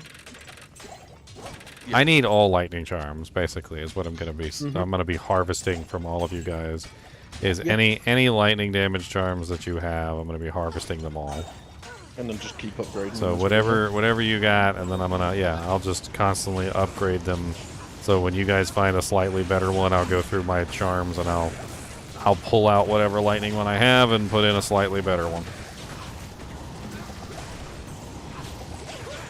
Yeah, at the start, just make 2 steel weapons and you'll be fine. Or we might get lucky and find like Angelic's weapons and armor. Well, physical damage is terrible early on. I was actually wondering if there was I think I might be better off early on, just going with like a 3. Just like actually build the actual character like from the start. So just do like 3 Ort runes, like 3 Ort runes and a freaking sword or something, like just a fast base. Could do. My question would be, would just stacking things like Crushing Blow be a decent option? I mean, I could throw some Crushing Blow in there too. I don't know. I mean, if we come across some Goblin Toes or something, or another thing I was thinking that would work really good early on is Cow King set. But I mean, good luck with that. Cow King set's always hard to come by. But you can farm it in most everything but one piece in normal. I've had no luck ever farming Cow Kings. We'll find some stuff. We'll have fun. I mean, I think like I'll find like usually in a season, and this just goes to show you how common frickin' Demon Machine is. In a season, I might find like 5 or 6 Demon Machines, but I'll only find like 1 pair of boots for Cow King set, and then like none of the other pieces. Well, like I'll find the boots, or I'll find like the helmet or the armor, but I'll never find the whole set. As far as I know, the Cow King set can only drop from the Cow King. I know. No, it can drop you know how from much, cows. You know how much? Yeah, it can drop cows. from the cows too. But you know how much we do cow level every season? I mean, that's like we do the cow level all the time, every single season. It's like every single time it's terrorized, and then we'd just be running it constantly all the time. Anyway, we're always freaking running the cow level. I mean, I will be doing nothing but running cows. Or not nothing, but most of what I'll be doing is cows and keys. I'll be doing a lot of cows too because it's easy for a fire druid. It's fun. So, assuming Meow and I get reasonable drops, we can always just show them to you and make fun of you instead of And I'll be doing cows also. I think that's lightning Javazon stuff on it can do. Yeah, we could do like 3 people cows and just sit and run cows all day. Arcane. Well, you might think Arcane isn't great for items, and that's true, but all the super chests at the end are great for runes, plus the ghosts. So, and hate keys. So, Arcane is really good for the Lightning Javazon. Oh, there's a little kid again. Pit, Arcane, and cows, I guess.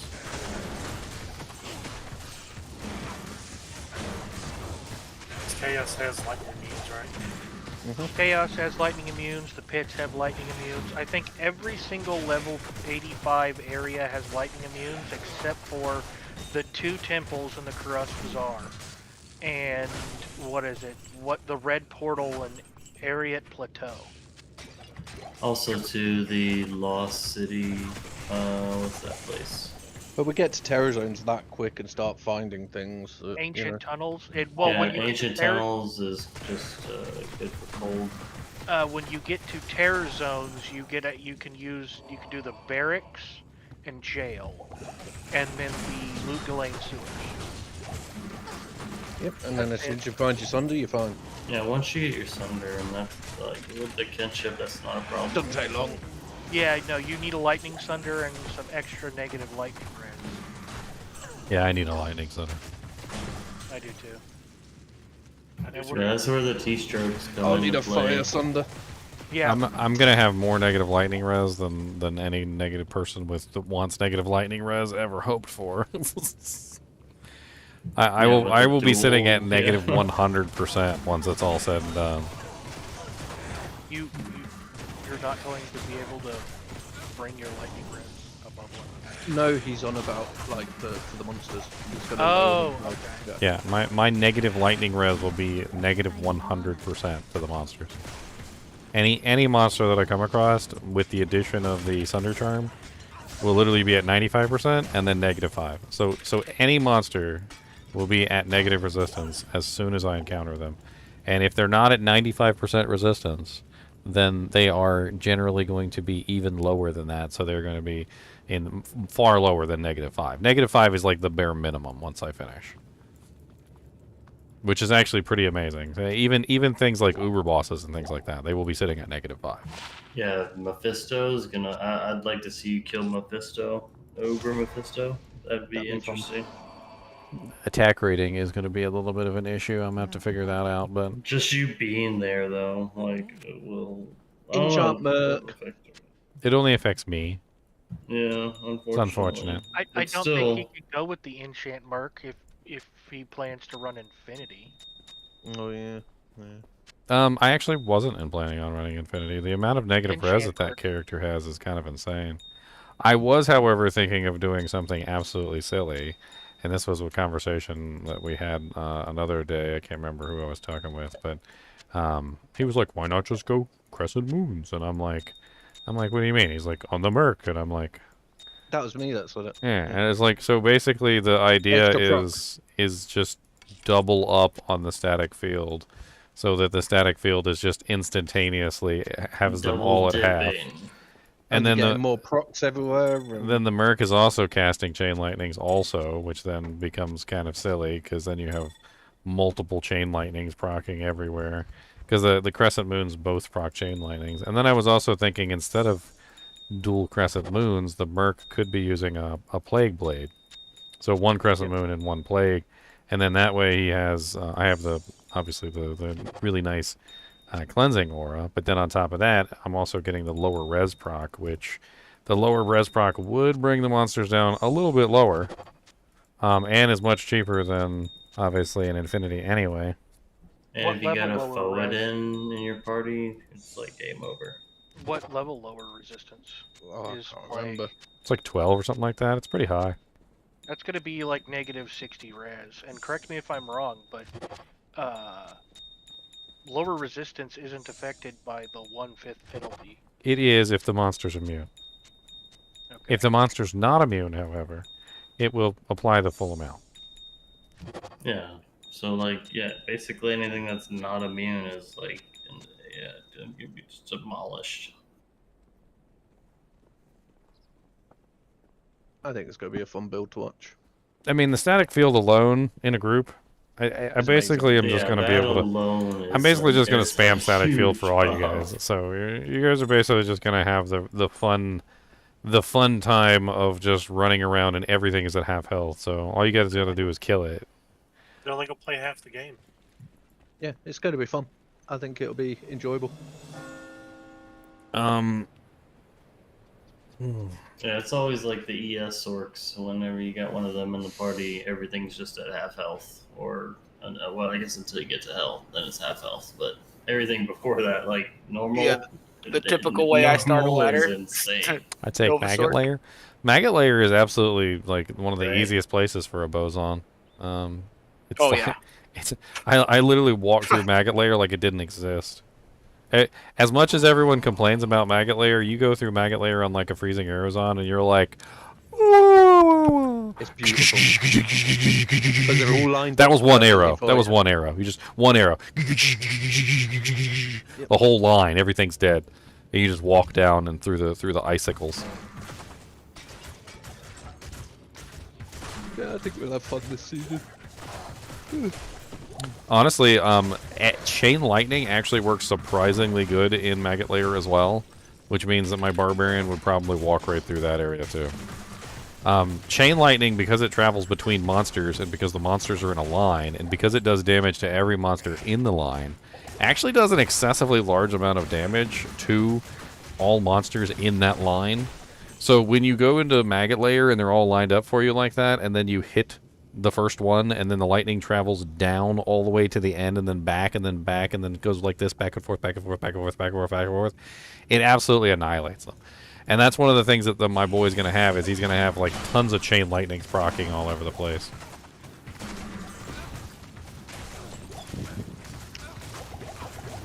Hopefully, you know, hitting the maximum breakpoint and all that other stuff. I should have enough of them going off constantly that it should be dishing out a pretty decent amount of damage to a large group of monsters. Yeah, the stuff I need early on in ladder is quite hilarious, and I should have within the first couple days. The That characters... people are gonna like give away real fast. I just need After a their leaf and first a couple playthrough. of other bits, and I'm sorted. To start off with, if I can get a Nadja set, that's going to be epic. What are you gonna run, Bob? I'm making a whirlwind assassin, which means I'm gonna be blade assassin for the until I get a home run. He needs Clegloss. Yes, I need Clegloss. That's like I literally... need Clegloss set and 2-piece Saurus. That's like my main priority. You in the put beginning. Clegloss on a Blade Fury Assassin early on, it's like literally just, that's GG. That's your GG equipment right there. Yeah, if I could get even a Siverb's Cudgel, the stupid thing, that works fine too. No crushing high blow, damage. but that works. Nah, the Clegloss is really your meat and potatoes. That's Crushing Blow, that's 50% Deadly Strike. It's Oh, I know. knockback, it's slow, it's literally everything that you want on that character. And it has the huge max damage bonus too, so... Oh yeah, that's what I'm saying. At least the Siverbs will give me the max damage if we find it. You know what I mean? Sounds expensive, Jin? Oh man. Oh my, the start of a Blade Sid? Clegloss and Saurus? That's not expensive. He said he doesn't know if the kinship can afford Clegloss. Probably not. We want to go in Hawk? And it's like no other character really wants the No, set because everyone hates knocking stuff back. except the Blade Assassin. It's awesome. Or a Bozon Bozon. every now and then. Yeah. Yeah, you can't use Clegloss set though, so that Nope. doesn't even really matter. Just can't use it. So. Just the gloves make a Bozon much better. Not enough mana. Definitely going to be a good bit. Not enough mana.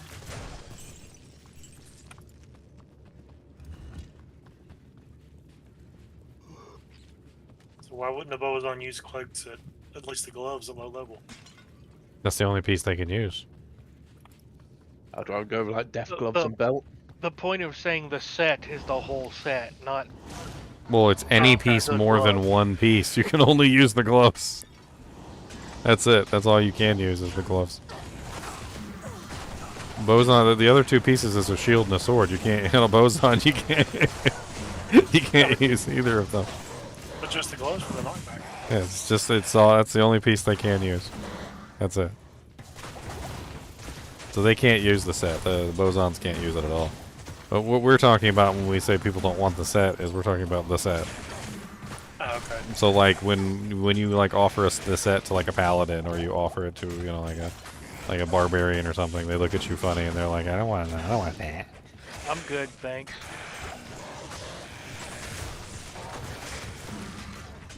I'll give you an example. You're starting a Javazon like me. I'll tell you what, I'm gonna give you a sword guard. How do you feel about it?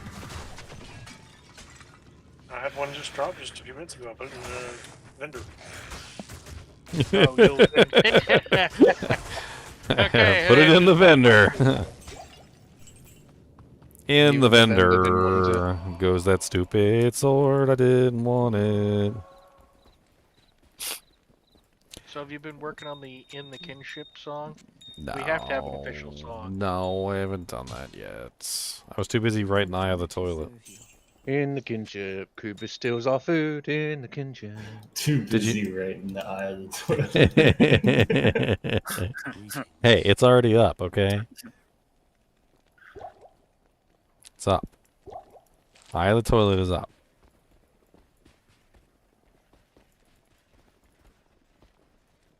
Greetings.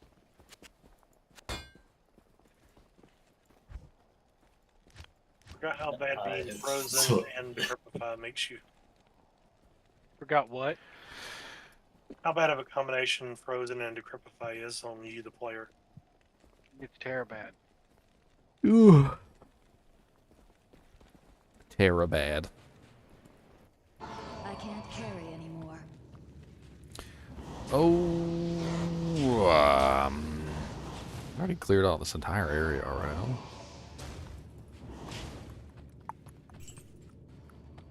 Just say he's put decrepify and then hit me with it cold, and I started going backwards in time. You can only go to 80%. Right, I'm off to watch a series and then go to sleep. Hope you all have a lovely night. Have a good one. Bye See you bye. later. Have a good one. You know, I wish they'd let us put obedience in spears.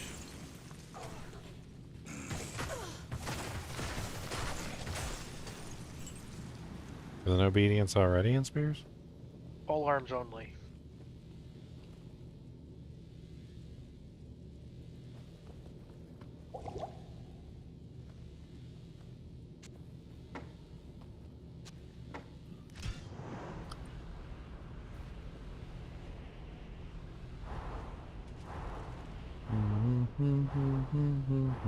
Five socket non-magic pole arms. I thought that was one of the ones they changed. Nope, they didn't. They changed Infinity, and they made it so that an Infinity could be in Spears. And then they changed insight. Insight, so that Insight could be made in... Well, Insight can't be made in Spears, no. Insight No, can be it can made be in made in bows.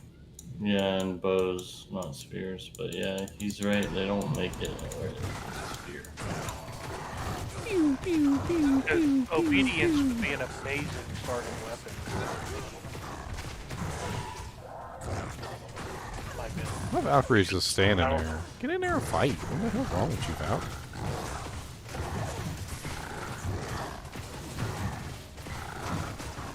Correct me if I'm wrong, but crushing blow goes off whether you hit or not, right? Whether you deal physical damage.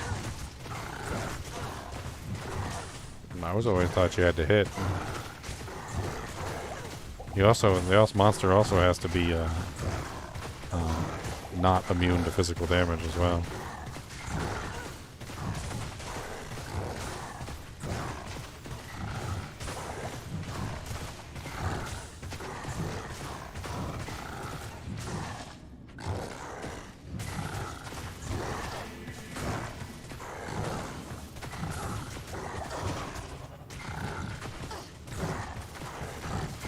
I've killed the last Oblivion now. There will be no more decrepify. Until the next run.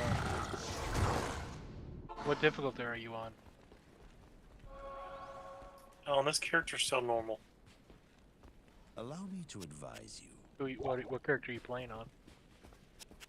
Testing the Javazon. Oh yeah, this is my quest kill of Duriel. I need some magic fun. He's still gonna give you a bunch of portal scrolls. I don't care.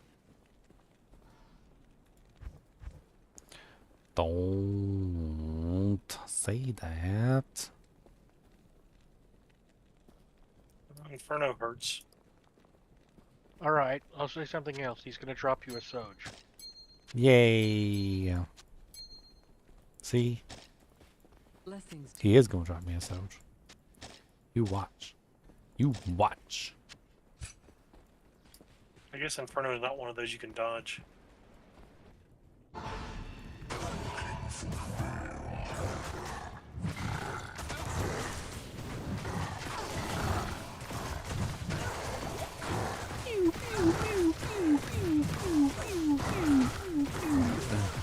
It's gonna take a little while. Gotta chop the wood. Chop, chop, chop. Choppy, choppy, choppy, choppy, chop, chop, chop. Chop, chop, We're just chop. using that axe.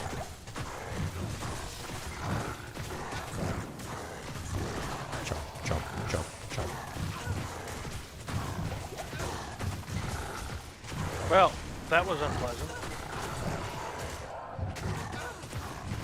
When you spawn into the Cow King's pen. Yeah, right in the center. Right in the eye of the pen. Yes. Eye of the toilet. Eye of the toilet, eye of the butt. That's right. So you're catching on, you're catching on. I don't remember that happening in LOD, did Eye of the toilet. Yep. I spawned in and every way out of the pen was covered with cows. It was the biggest horde of cows I've ever seen. Like 2/3 of the entire population, the cow level, in that area. It was bad. The mercenary didn't last. That is the downside of playing hardcore, because that shit happens that happens all the time. You I play didn't die. Cow King, go in there, and it's like, oh, Oh, I hear dead. number one type of death in hardcore is actually booby trap cow portals. Booby trap cow portals is one of the worst ways to die. A lot of the times you just go into the cow portal. Well, guess what? Cow King is standing right there, ready to clap your cheeks. The lowest level person goes into the cow portal. That's how you do that. Well, I mean, even if you make it yourself, you can still end up getting a booby trap portal. Oh yeah, but single player. Yeah. but yes, also online multiplayer. If you go into the cow level, if somebody else goes into the cow level before you, they can booby trap the portal relatively easily. It doesn't take a whole lot of work to booby trap a portal. A non-passworded cow game, you don't want to go in there. I was fortunate enough to be on single player and not hardcore, so I was just like, oh, my merc died, and that's a lot of cows, I'm outie. Okay, so I should kill him on this next one. Is my cow portal... Do I need to change seeds to have its position change? I think so, yeah. Be a better idea. Single player, yeah. I We're think about so. to find out. How many Uber TP scrolls? Oh, you guys are funny. Uber TP scrolls, they say.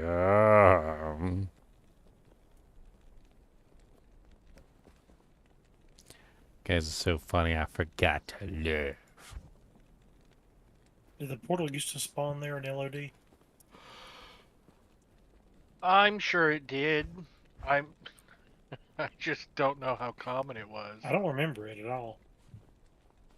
Well, you didn't do cow near as much unless you were running solo, because there was always going to be that one guy who would ruin it for you. They also didn't have the ability to change players count on single player for quite a while. Like on original D2, yeah. I mean, back early, right around Lord of Destruction, I went 128, 129, and I had the scales all day long. Yeah, but like were on you single running with... player, you couldn't change the difficulty. But were you running with an organized group, I guess you could say? Because then everybody knows not to kill the Cow King. It was a pub game. You get about the same 5 or 6 players. You get 1 or 2 stragglers, and it was the same core, yes. Then everybody knows not to kill the Cow King. Every time I tried to run cows on any of my characters back in the day, somebody would show up, kill the Cow King, and leave. Yeah, they'd kill it on I purpose. killed the Cow King every single time.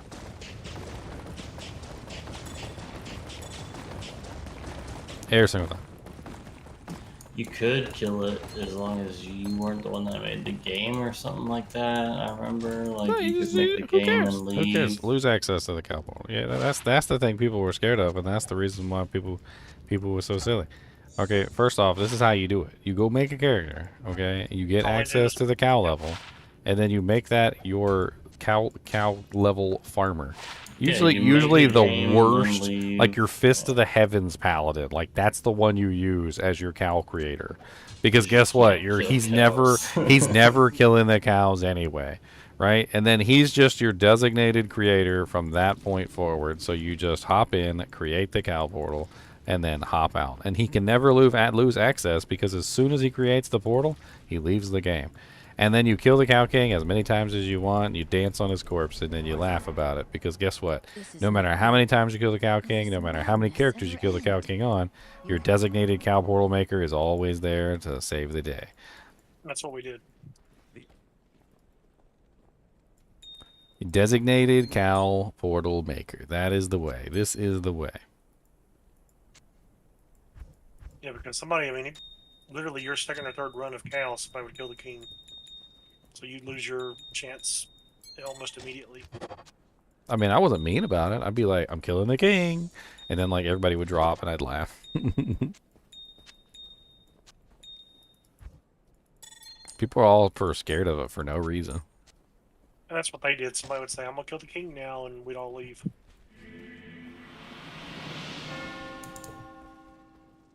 Yeah, it's 2023. Everybody can make as many cow portals as they want now, alright? In public cow runs, you don't even gotta make the portal. Like, if you run public cow runs, you can just, whatever. Hop in there. There's always somebody who can make the portal. Always. Most of the time, it's somebody who has the designated cow portal maker. And you see him do it, too. You see him make the game, create the portal, leave, rejoin with a different character. Every single time. We was the smart ones. The smart ones. Good day. Welcome. Moving on to Act 3.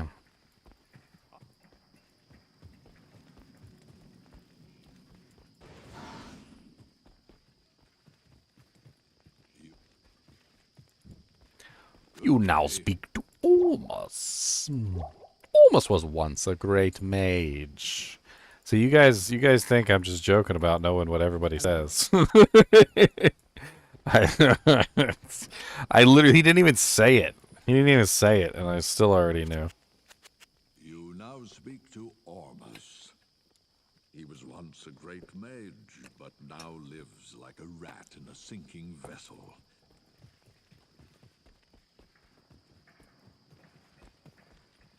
Mr. Go away up here. Go away. Damn it. Everything's still done in one or two folks. Leave me alone. Oh, you're new here, aren't you? You're new here, aren't you? Everything is still dying in one or two pokes? Yes. Oh, Well, I'll put it to you like this. Most things will continue to die in one or two pokes until you get to hell. If you want if you want the real dirt on Act 3, you go talk to Alcor and you do gossip. And every time you come back, he will have something new to talk smack about on one of the characters. Like right now, he's talking about how Ashira always buys potions of manliness.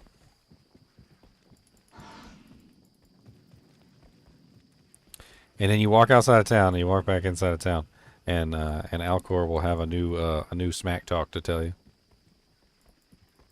Let's see what smack talk he's got to say now. Greetings. Oh, Ashira's Oh no, he didn't switch. Sometimes he doesn't switch.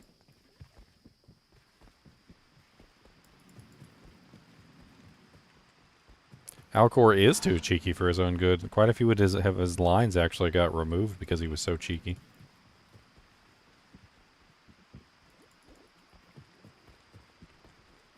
Good day.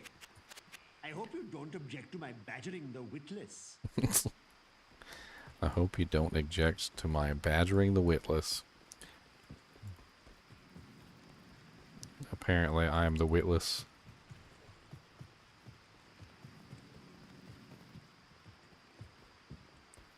Remember, he doesn't like anybody, so. He don't care about talking smack. Care to take a gander at my They don't new like bar? me? Good. They won't talk to me now. He talks smack about everybody. He talks about how the blacksmith doesn't have the courage to use the weapons that he forges. He talks about how dumb Ormus is. He talks about how Mashif always gets in like friggin' like boat accidents, and he's friggin' what did he call him? The Voyage of the Damned or something? Good day. Oh, Ashira's. Unfortunately, you got to walk in and out of town like over and over again to get all his new janks. He, however, somebody known as Ginger Gaming Mentor has a short on his stream about Alcor, which goes over all of his lines. I have never claimed that you'd live forever after trying one of my potions. Merely that you might look as though you had. Rakli's only good for making his silly magic weapons. It's not like he's got the stones to actually go out and use them in anything. You came here with Mashif? That old tour guide to the stupid? I'm surprised you made it here in one piece. Oh, Ashira's a good customer. She buys a potion of manliness from me every week. Oh, Ormus has been talking in riddles for years. I think he does it to cover up the fact that he's got nothing intelligent to say. There was a very fat man here recently, asking after the golden bird of Kuile. Have you heard of it? He kept muttering about ashes. I would imagine one golden bird's ash hole to be about the same as another, wouldn't you? Natalia is a cute girl. However, I think she could use a special potion. Let me see. So, Radiant beauty. we start buying meow potions Rare of manliness. sunshine? No, that's not it. Ah, here it is. Relax, frosty bitch. This should help her out. I can't believe he actually says relax, frosty bitch. That one's great. Alcor talks smack about Natalia.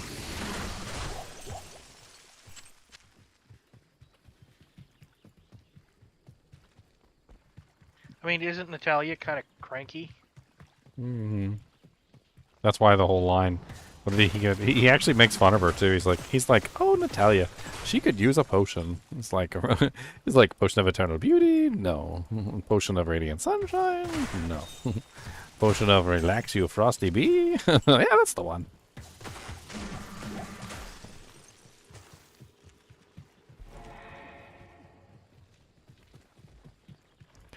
No, Natalia's only purpose is to keep an eye on Ormus. She's a. Yeah, as soon as you get the gibbon, she goes away, right? Yeah, well, because he didn't abuse the power of the gibbon, right? Mm-hmm.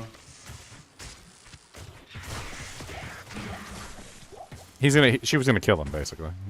If he even remotely showed any sign of corruption, she was just gonna kill him right there.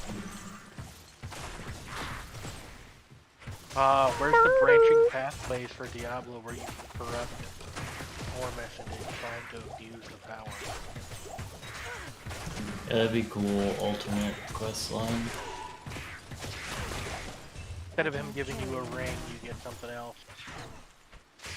I don't think they had enough time to like do all that because like, you get to Act 5, like nobody in town has talk ability. Or 4, I mean.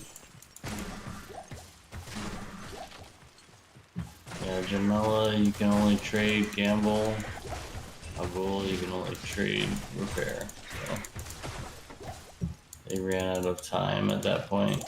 You can talk to Tyrael. I always thought it was because Jamela and Halbu were basically not even like real people. That was my head canon.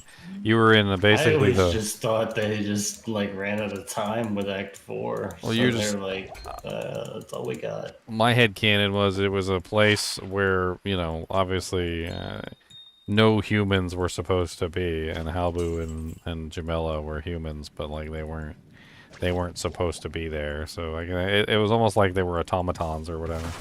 Like it was just they were there so that you had someone to shop with in a place where you wouldn't normally have someone to shop with. But my thought process was they ran out of time. Like this act could have had way more than just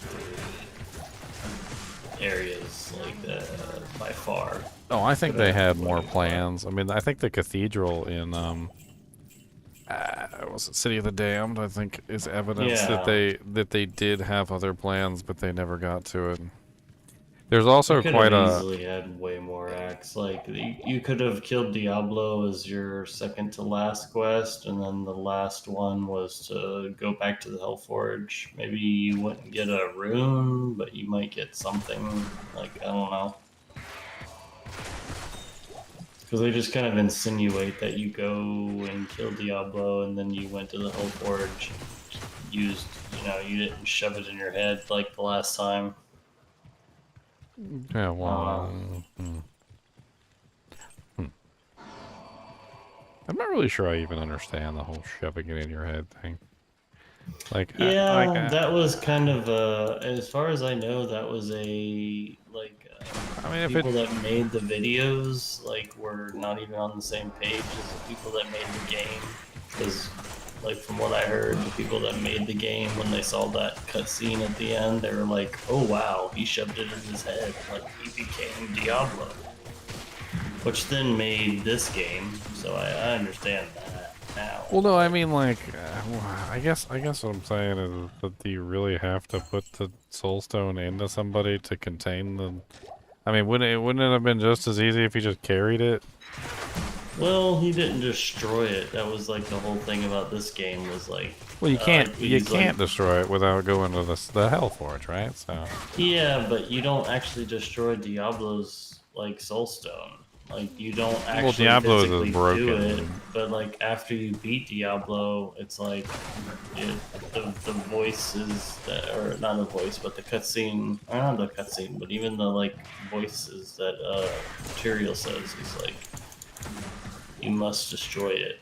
Whatever, I forget exactly what he says. Hang on. Let's see what he says. There you will find the gate to hell open before you. You must find the courage to walk through that gate. Yeah, he said something about the last hero that what did he say? The last hero that did this he was corrupted by Diablo. Or Diablo corrupted the last hero. In order to destroy Diablo, you must take his soul to the Hellforge. You don't even do that. You take Mephisto's soulstone. well, you get Mephisto's soulstone first, and then Yeah, I guess but, it's just kind of actually in my opinion, if you kill Diablo, you should get his soulstone and then take it to the Hellforge and then destroy that as well. Whether or not you get a rune for it or whatever, but I think that's what they kind of set it up for. They should have had that where you get another rune, maybe higher up chances of rune or something. I think it would have been cool if you had gotten 3 Hellforges instead of 1. Or even 2. 2 is fine. You do Mephisto and then you do Diablo after you kill Diablo. You go back to the Hellforge.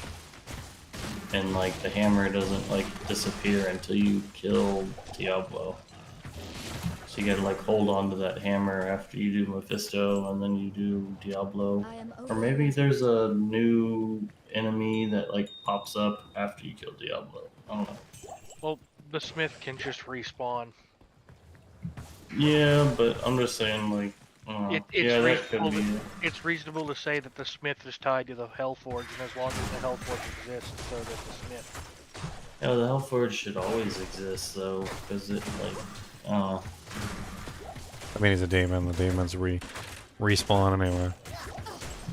Yeah, I was just trying to give more thought behind the actual weapon you use. I mean, let's be honest.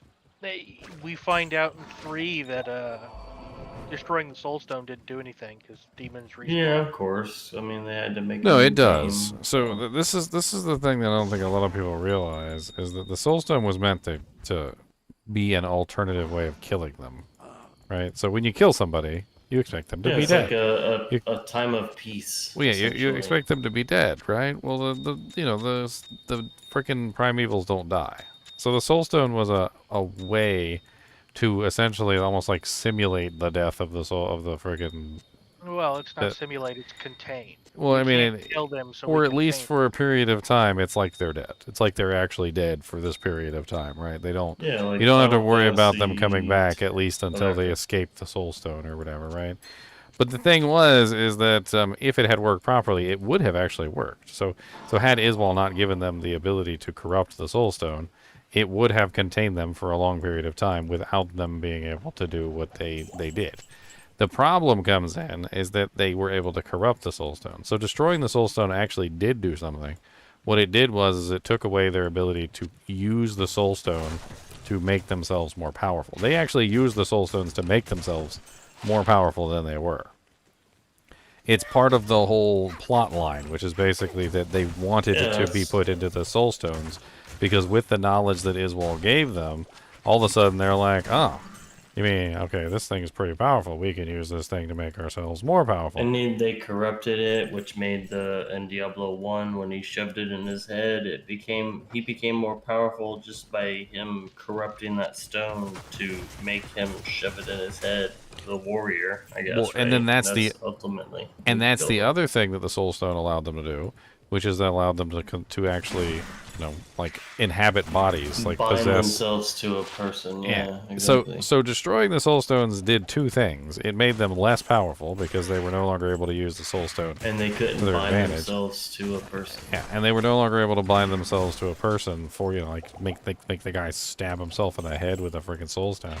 But D3, that one chick, she like bind herself to the Soul Stone too, essentially. Like, But then, I don't but know. then the stupid thing is after they learned that the Soul Stones, were bad like this, at what point wouldn't they have realized to never use them again at that point? Like, I feel like at a certain point they would be like, okay, let's never use this again.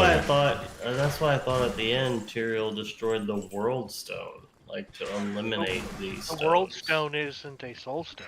It's the source of the Soul Stones, according to Stones, what the lore says. The Soul Stones were actually pieces of the Worldstone. It is to eliminate the ability for them to do it again. Well, and that's why Bale was able to corrupt the Worldstone, because he gained the knowledge to be able to corrupt the Soul Stone, and then Bale put two and two together, and he's like, well, this had to have come from somewhere, and he starts doing some research, and then he finds out, he goes, well, the Soul Stones came from the Worldstone. He goes, well, if the Soul Stone can give me this kind of power, he goes, well, then the Worldstone must be able to give me even more.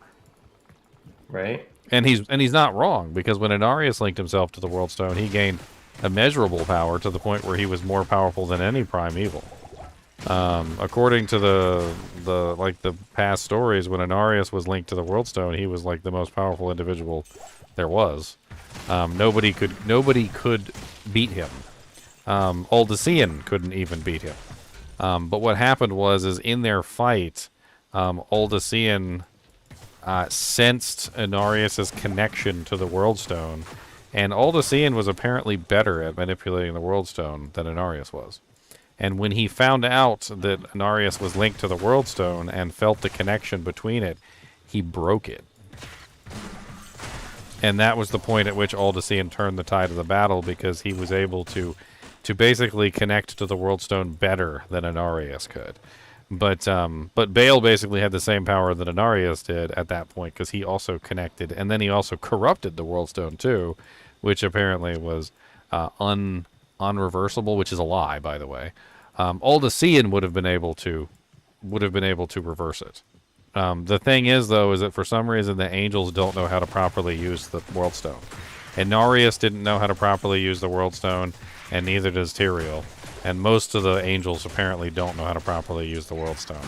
However, Aldesean could make changes to the Worldstone that apparently other people just couldn't perceive or properly understand what the hell was going on.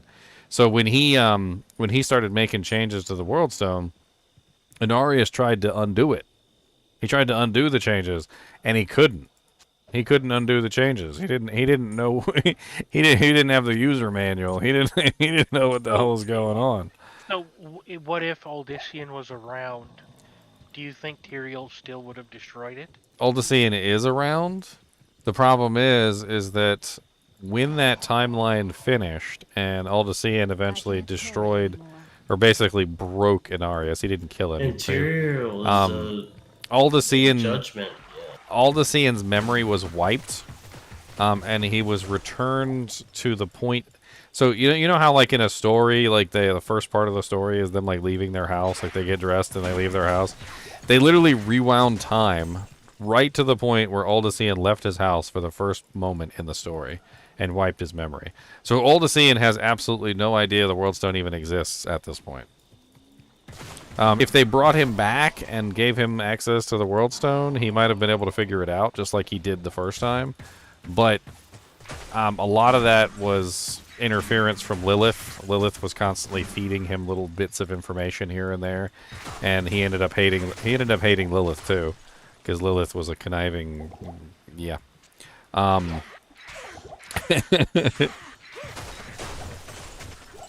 locked. Conniving. I don't think Inarius is dead, by the way. I'm pretty sure he's not, so.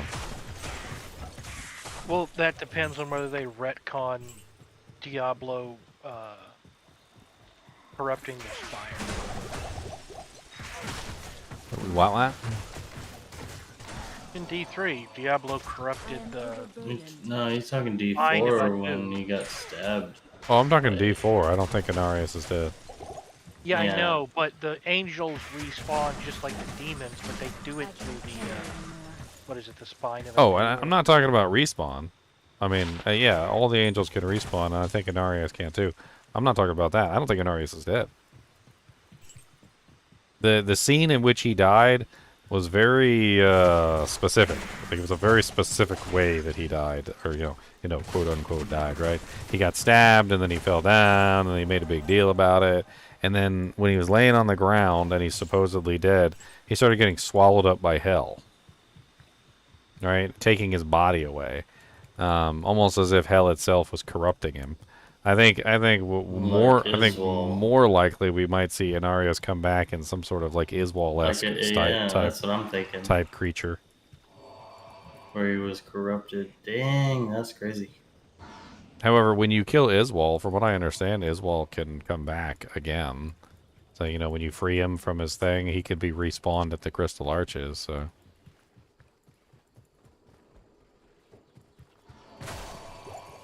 But yeah, I thought the crystal arches were corrupted and destroyed by Diablo, therefore you weren't getting any more angels. I don't know.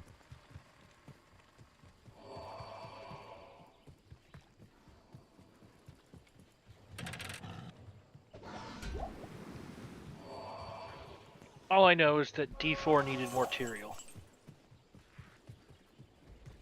Oh yeah, Tyrael would be really great. Yeah, I've always liked Tyrael, and they kind of D3 like gave Tyrael a human-esque like position, but I don't know. I think he deserved more than being a human. When is Tyrael's sword going to be capable of being wielded by a player? Yeah, that'd be cool. Because his armor definitely was like mediocre. I mean, I'm honestly surprised they didn't kill Tyrael as well. Man. After they murdered Kane with a butterfly, I mean, I'm surprised they had the. Right. I don't think Tyrael's armor is mediocre. I just think it's not the greatest in this game. But if you were to ask me what armor from this game I wanted to take with me, like I think Tyrael's would be the one. 0 strength requirement. Yeah, I mean not. I ain't gotta be a boss to put that thing on. The best. I think that thing is like the thickest armor. I'm pretty sure by even like military standards, the thing's probably stopping bullets at this point. And it takes 0 strength. That thing's light as a feather. I could wear that thing. I could do everyday wear on that thing. What would this bring? That's a ED. That's a ED. That's a At EDW. a certain level, though. That's everyday big wear point. right there. I mean, if it's angelic, who's to say it's not bulletproof by nature? That's what I'm saying. That Jenks, the freaking Tyraels is legit. That thing's legit. I imagine if you're not a player character, an angel or a demon, you're not getting through it. What's up, C Shopko? Hello, how's it going? Well, I don't know. Seeing him get stabbed or Inarius getting stabbed, I would imagine Tyrael's armor isn't as good as. Well, who was he stabbed? Inarius. Who was he stabbed by? True. Like that's my point. Is that it's like, No, Anarius is not one of the archangels. He's a. Yeah, a lot of people mistake the whole like primeval like extra thing. Like when it comes to the actual like primes, the only angels that are considered the primes are the ones that are also in the prime category of the angels, the archangels.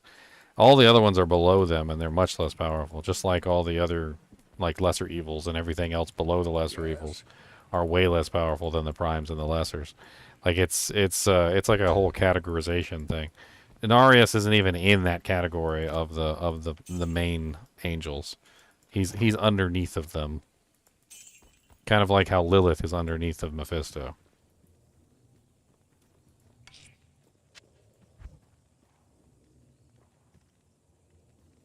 give us the rankings then. Inarius and Lilith are basically the same power level. That's basically what you're looking at. They're over 9,000. Lilith would get her butt kicked by Mephisto. Mephisto would kick her butt. That's why Lilith was seeking Mephisto's power, because she wanted to consume Mephisto's power for herself. That was the whole plot, right? So if she was able to get a hold of Mephisto's power, she would be far more powerful than she is normally. Lilith's power plus Mephisto's power would be higher than, say, Diablo's power, because Diablo and Mephisto were basically equivalent. The primes and the angels are essentially equivalent too. So, from what I understand, like Tyrael is basically the same power level as Diablo. Yeah, which is why on Diablo 2 he's constantly like fighting.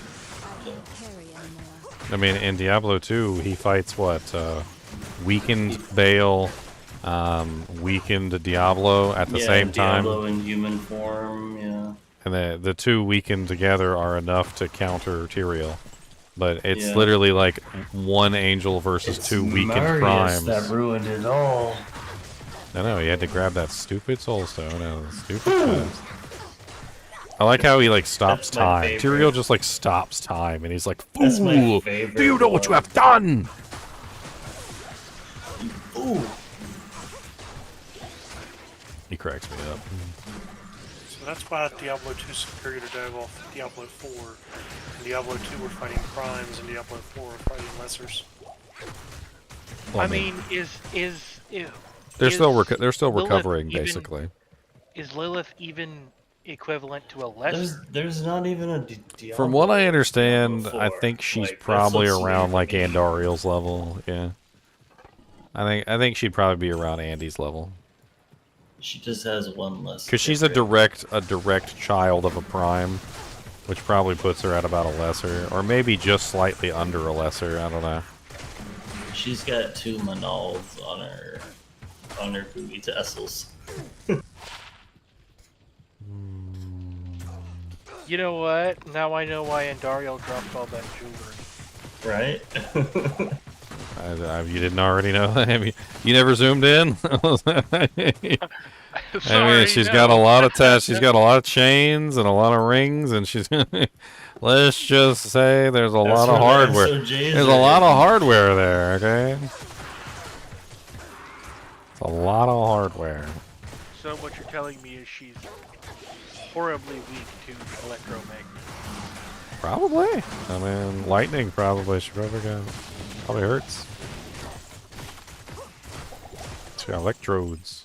Nah, she's the Maiden of Anguish. She's into it.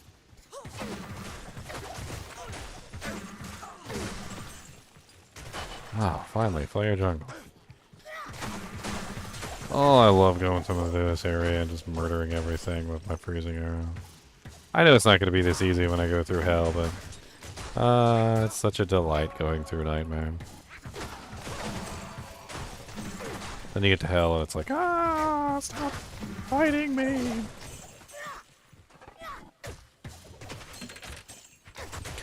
I'm gonna say the person who designed some of the monsters in hell is a evil man.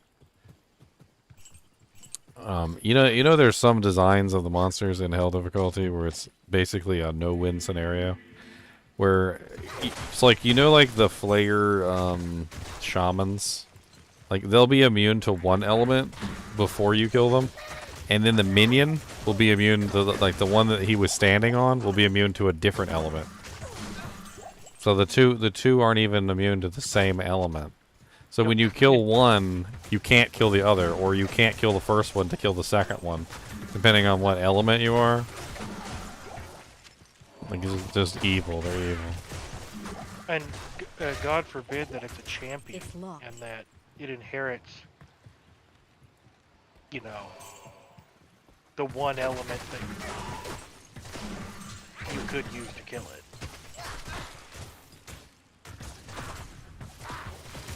Well, that's like the Trav Council. Half of them are immune to fire, half of them are immune to lightning. Look at these poor little people that got boiled up in the doojank and they dinner. But yeah, then you know you can use cold for everybody but one of them. They got invited to dinner. Invited to be dinner. No. We are not inviting you to dinner. We are inviting you to be dinner. I'm not sure I've ever beat the ancients that fast.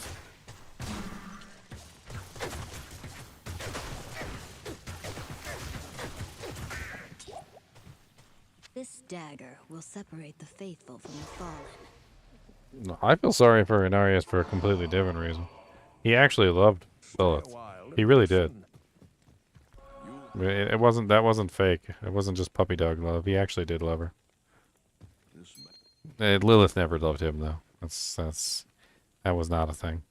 She didn't care he existed. The only thing that she did with Inarius was she used Inarius to get what she wanted. That's pretty much it.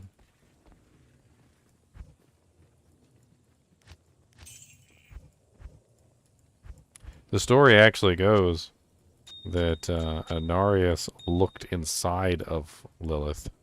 Something apparently angels are able to do, but apparently angels never did it to demons before. They never looked inside of a demon. Apparently it was taboo or something. And apparently when he looked inside Lilith, he saw something that he liked. He fell in love with her basically at that moment. He like looked inside her very soul and saw something that attracted him. I don't know what it was.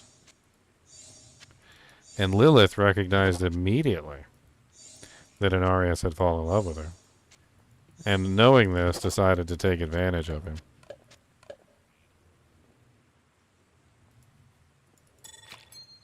Pretty sick when you think about it. That's kind of rude. Yeah, it's a little rude. I'd definitely say that's on the ruder side of things.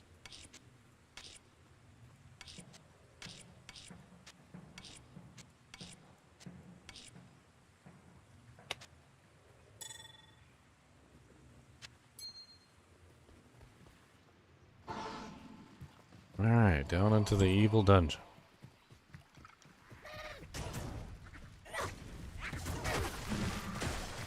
But basically, though, that's freaking Lilith's MO.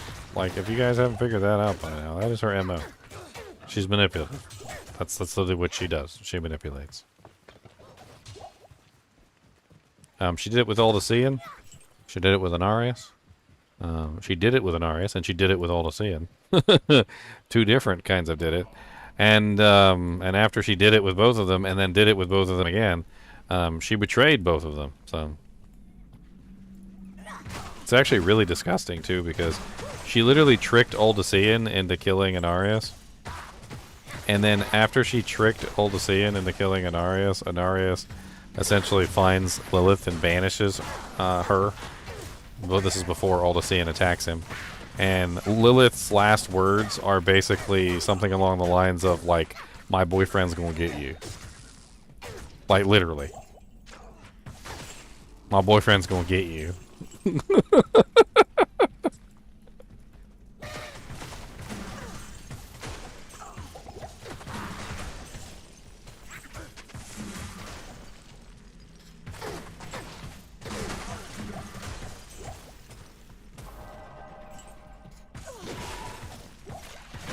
So you think we'll have 3 barbarians in launch, right? I'm gonna be a barbar.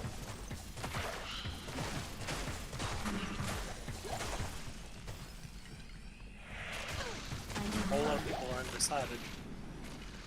I'll be a barbar. I guess I'll be a horker too. Put some points in and hork.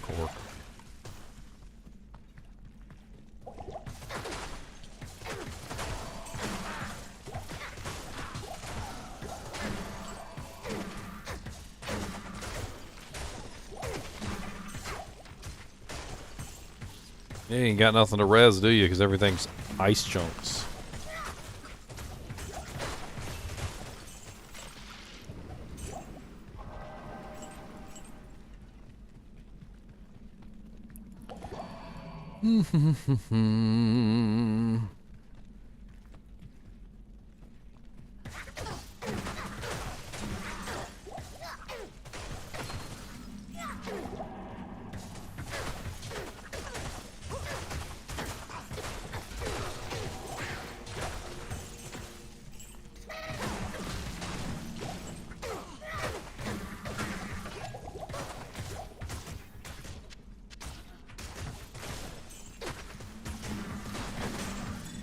I freaking love going through the Act 3 on bosons, man. It's just so hilarious.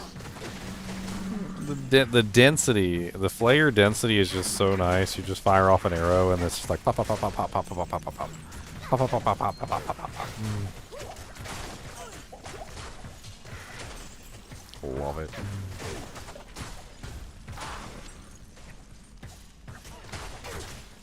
Just walking through PA.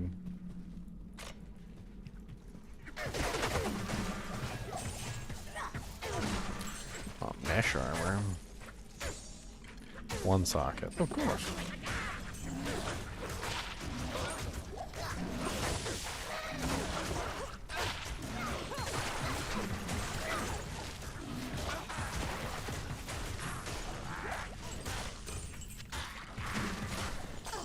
Funny, because once you get into a habit of looking for density and making sure you fire your shots properly and play the minigame, you realize there's density to be seen everywhere. Like even those little poison snakes that pop up out of the ground. You get their little tentacles, and then you line up so that you get 3 pierces. One through the tentacle, one through the main body, and one through the last tentacle. And you can basically just like one-shot the freaking poison snakes that pop out of the water. Just by adjusting your angle of fire. The angle of the dangle, guys. The angle of the dangle.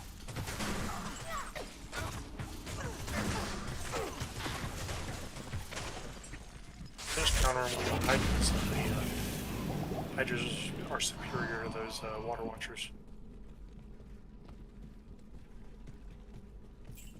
Takes forever to kill cows. This character murders cows. It'd P8 hell. I mean, it might be a little bit difficult, but you group them up real nice. Freeze them. You don't really have to worry about them all that much because they're frozen. You just keep firing your shot until they're dead. Shoot your shot. Just shoot your shot, my friends. Shoot your shot.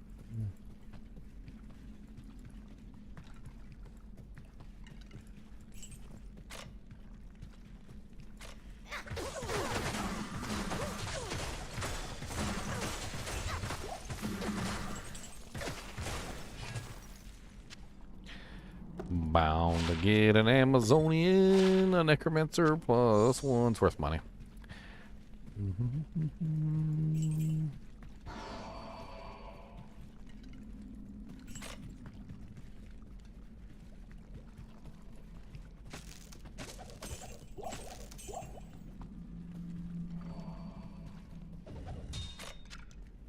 A flawless diamando.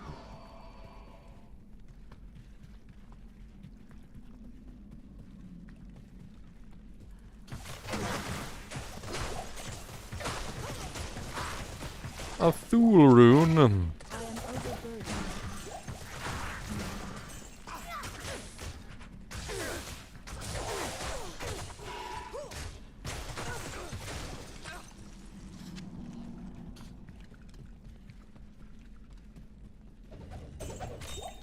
I can't carry anymore.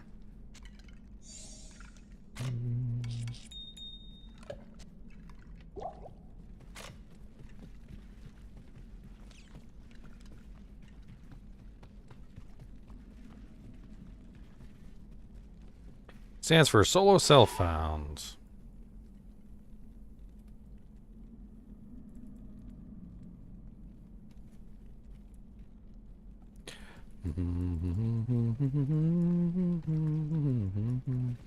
Trying to see if my command works.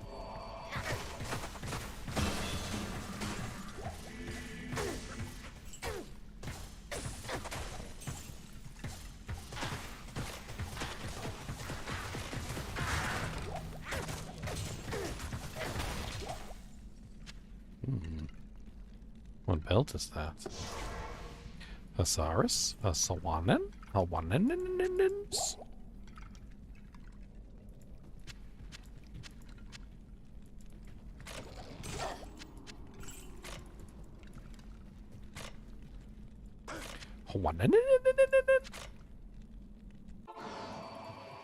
Greetings. Identify my belt immediately, Kane. Yes. Oh, it's Asaurus. I have the boots too. It's a two-piece. Yeah, belt's freaking ridiculous though, but I know I get the attack rating from the boots. I can't remember what else you get. You hear them little frogs going wank, wank, wank, wank.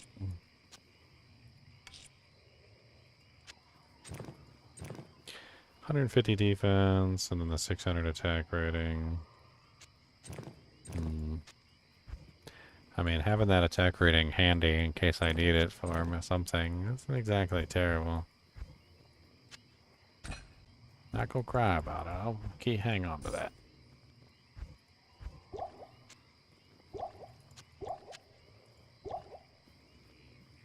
I got the brain, boys. I got the brain. Brain. I got the brain. Brain.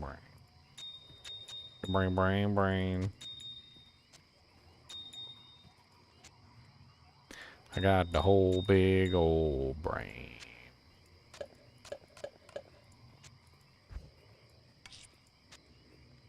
He's got a big brain.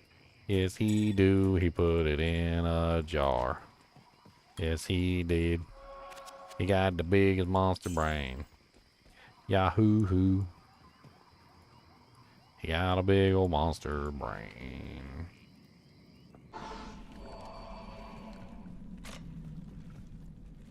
Ugh.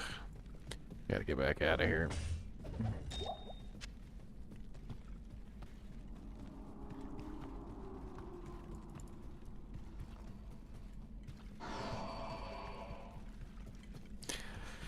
And I gotta go all the way around.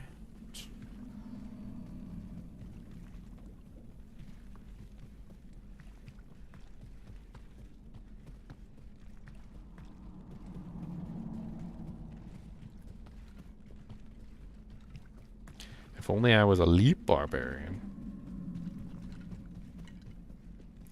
I could leap.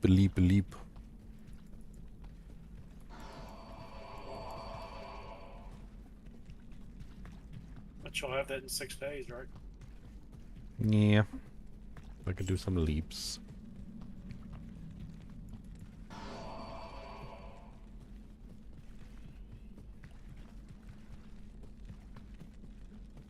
A little bit of dual leech.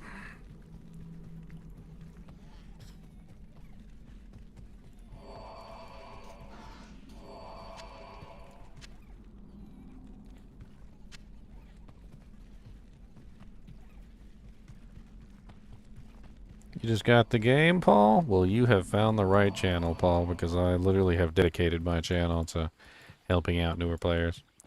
I've got a wealth of tutorial videos, build guides, pretty much just about every single kind of like, oh, well, I mean, I go over every single skill, I go over every single set, I go over every single frickin' unique item, I go over every, just about anything you want to know. I got it. I got you, fam. I got you. And on top of that, not only have you found the right channel for new information, but I actually answer comments. A lot of YouTubers out there, they couldn't care less if you comment or ask a question. More often than not, if you ask a question, I will reply. So, ask away.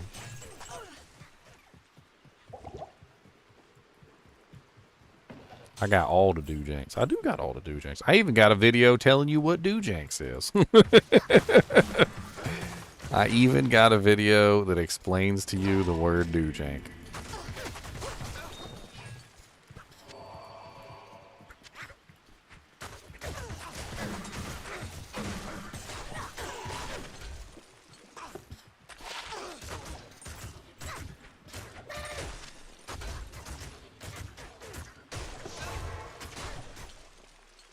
You never saw the doojank video? Oh man, he ain't seen the doojank video. Get this man a doojank video stat.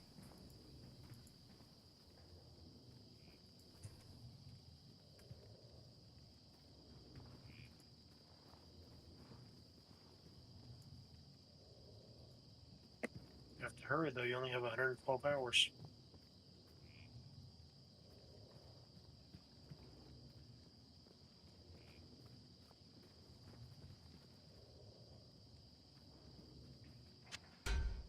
There you go. I mean, you are going to have trouble on a barbarian.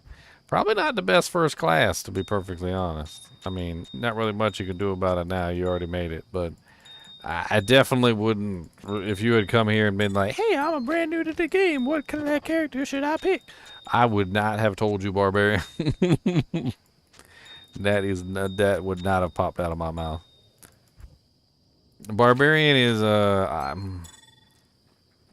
want to say Barbarian is a more advanced class. Let's just say advanced class. I feel like that's an easy way to put it. It's more of an advanced class. You need to have more knowledge of the game to do very well on the Barbarian. Melee characters in general are like that because you really kind of have to know what the hell you're doing with melee characters to really get the most out of them, to really understand exactly, you know, how to play them properly. Oh yeah, what am I doing? I didn't even put my Ort F in there.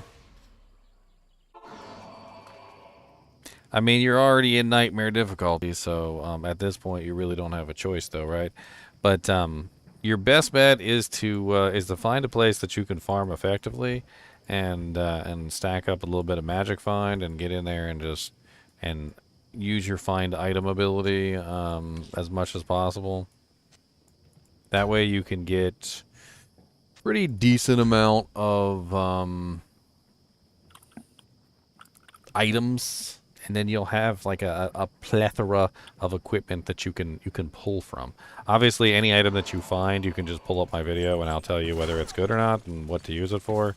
So if you find an item and it's garbage, I'm gonna tell you it's garbage, and if you find an item and it's good, I'll tell you it's good. They're all garbage. Don't pick up nothing. Don't listen to him. Just about every single item in the game has usefulness. Ooh, a co-rune. What? Give me that co-rune, sucker!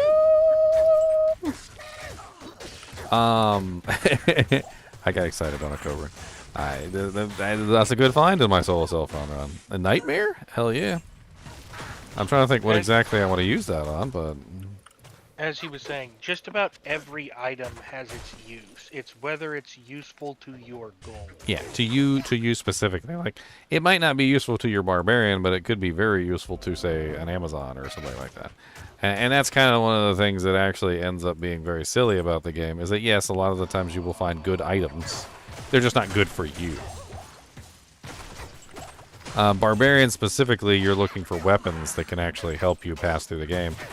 One video series that I would highly recommend for you as a Barbarian is check out my solo self-found Players 8 Barbarian run. I played the game on basically the hardest difficulty with the hardest rule sets imaginable, and still managed to make my way through it.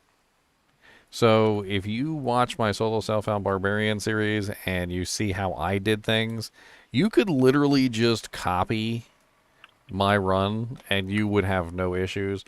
You're not going to be able to find all the same items that I found, but the thing is that if I can do it on P8, you can do it on P1. Players 8 is the hardest difficulty. I'm also putting a whole bunch of extra rules on myself that you don't necessarily have to put on yourself. And you should be able to do it under normal rule sets in P1 if I can do it under ridiculous rule sets in P8. Let me find that link for you, and I'll shoot you the playlist. That way you can kind of see how I've done things. I'm sure you'll pick up a lot from the series too, because I talk a lot about like why the character just doesn't have the best time. You know, like what kind of issues you have specifically with leveling up a solo self-found barbarian, like how you need basically a good weapon, and I spent a lot of time struggling to get a good weapon too, and I float through several different weapons in the process, and talk about why certain ones are not good and why other ones are. Where is the barbarian?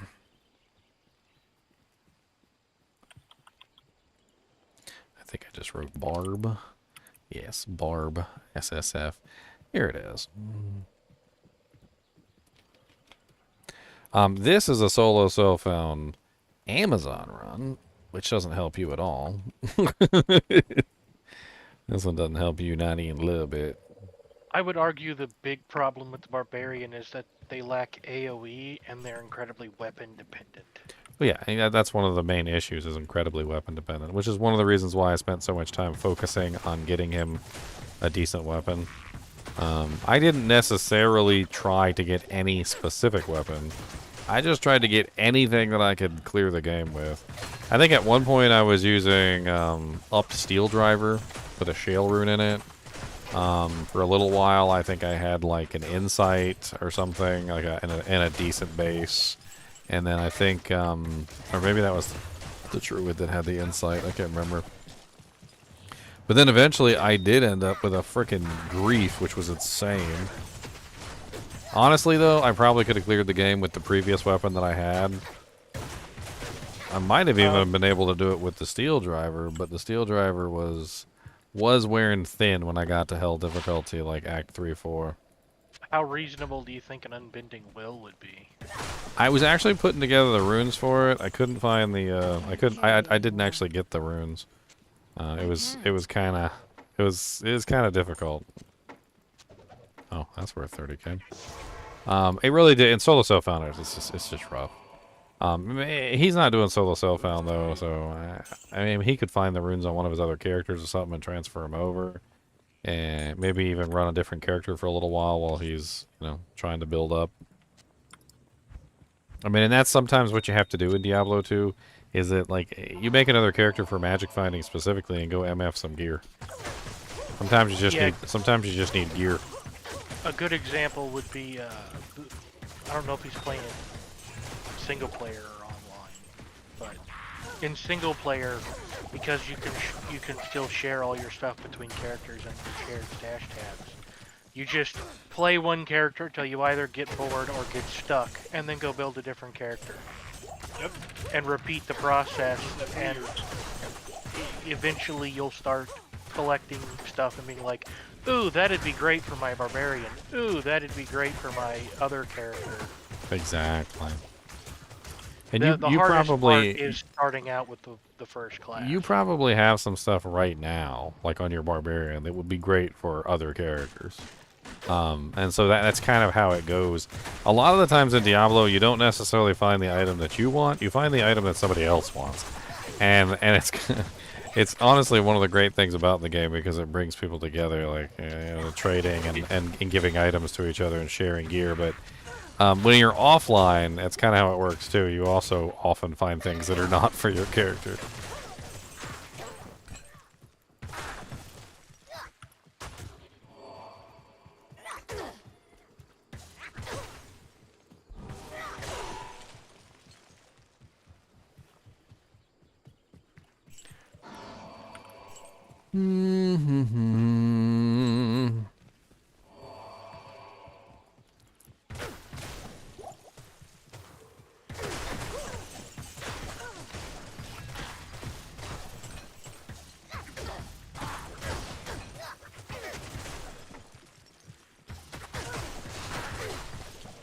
I'll tell you one way, one weapon that you can get though for the Barbarian.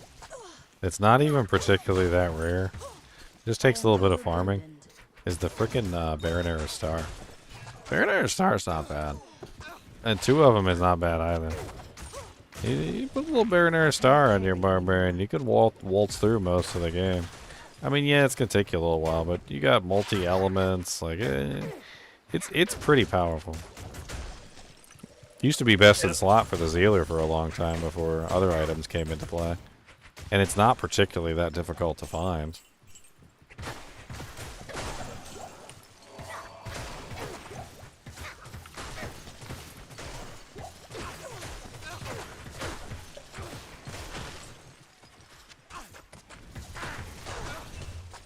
I am overbuilding.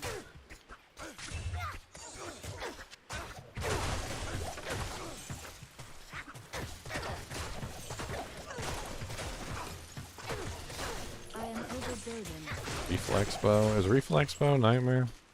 I don't have any idea. Is it the hunter bow upgrade? It's a +1 anyway. Oh, never mind.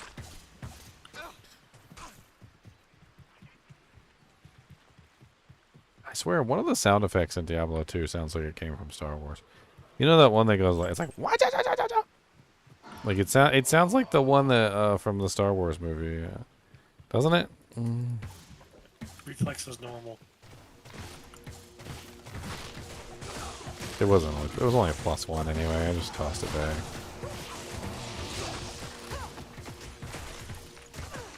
What would you put in it anyway? Insight, which I'm currently using, but it would just be a higher level insight, something with more physical damage. I'm only using a stag bow right now with +2.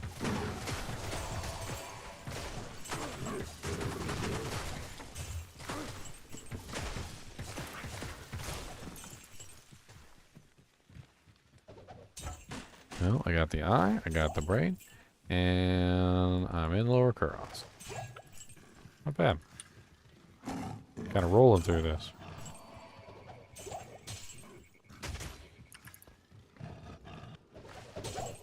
One thing I gotta focus on is getting my Mercenary strong enough that he can take out monsters for me in hell difficulty.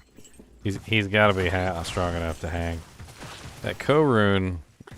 That is an important factor for the. Yeah, that Rune though is a really nice start. That's an obedience. If I can get him an obedience, that is legit gonna carry me. It's what's carrying my Javazon when I run into lightning immunes. Yeah, I just need to get him an obedience, a bulwark. If I get him a bulwark, that'd be great. I mean, bulwark is cheap as all dirt anyway, so I think that'll be easy. It's just a matter of finding an IO rune, which usually drops before too long. The foul rune, I'm more worried about the foul rune than the IO, to be perfectly honest. I'll tell you right now, I have all the runes to make an obedience. A bulwark. Oh. No, I found the foul and the 5-socketed cryptic axe in Act 4 Hell, so they both dropped. The foul rune came from my Hellforge. But no, right now for bulwark, the problem I'm struggling to find is the 3-socketed helmet. Well, I usually just make it in the first Grim Helm or whatever that drops and just move on. And then later on, if I find like a really good ethereal, I can upgrade it. But it's more important to just get it on his head. Right, but all of the helmets that can take 3 sockets are either dropping with 1 or 2 sockets. I'm not finding the unsocketed versions or a 3-socketed version. I mean, I literally just got a lore helmet, so I know how it is. Sometimes you just don't find the freaking socketed helmets that you need. I literally just made it, and I'm in Nightmare Act 3, and I'm level 60. That's my lore helmet. I had the Soul Rune, had the Ore Rune, never... Two socket helmets just weren't dropping. I think it's pretty funny. You're in, what, Act 3 Nightmare right now? Mm-hmm. We've been like neck and neck, only I'm in Hell and you're in Nightmare. On my Assassin. It's pretty funny. What do you mean? You passed me? No. Like, I didn't even realize you were in, like, doing Nightmare at all yet. Oh, yeah. And you've been talking, and I was like, oh, is he normal? I was like, oh, he must be a normal. He must have just started. No. And then realizing that I'm also in Act 3, I was like, oh, we're literally just neck and neck. Only I'm in Hell and he's in Nightmare. This is hilarious.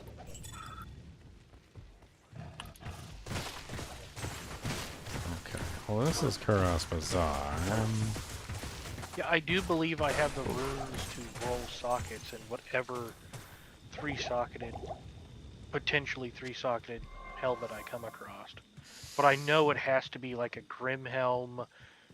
What is it? Isn't it a diadem? Oh, a Grim Helm, a diadem, For your merc, you should do like the highest defense you can get your hands on. Don't even worry about whether it's ethereal or not. Just look for the highest defense 3-socket helmet you can get. Right, but only like 3 helmets in the game that your mercenary can equip can be 3-socketed. I mean, the Grim Helm is really the one that rolls the most. It has the most horrible rolls on it. It can be as low as like 50, and it can be as high as like 170, I think, or something like that. Even just white. So like if you find like a white Grim Helm, I always, or sorry, gray Grim Helm, I always check those. And even if it just rolls a white with like 150 or 160 or something like that, I just go ahead and make it in that. It's good enough. It's locked. I'd be happy if I could get a just a mask or just any of them that can roll 3 sockets, but I'm not getting the bases to drop. It happens. That's the fun of solo. You aren't doing enough cows, my friend. That's the fun of solo. Well, I am apparently not strong enough to do cows, because when I walk into cows, I just get clapped. Cheeks clapped. What difficulty cows you doing? Hell. Go do Nightmare cows. Yeah, You'll go find do it. Nightmare. You'll get a base. And the helmet, a 3-socketed helmet drop in cows? Of course. Oh. Death Mask. Okay. Yeah. Yeah, Death Mask or Grim Helm. Just not the the Hell versions, the Troll one. What was that? I don't even remember the names of the elite ones are off the top of my head. Grand Crown. Because yeah, that's what I've been looking for. Grand Crown is Nightmare. Corona is Hell. Although I'm rocking with a worm skull right now, so it's not like I'm... My boy's got a worm skull on his head too.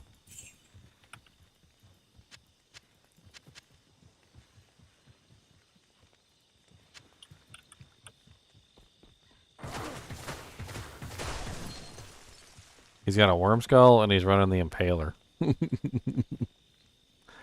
Worm skull, Impaler, and Ice Blink.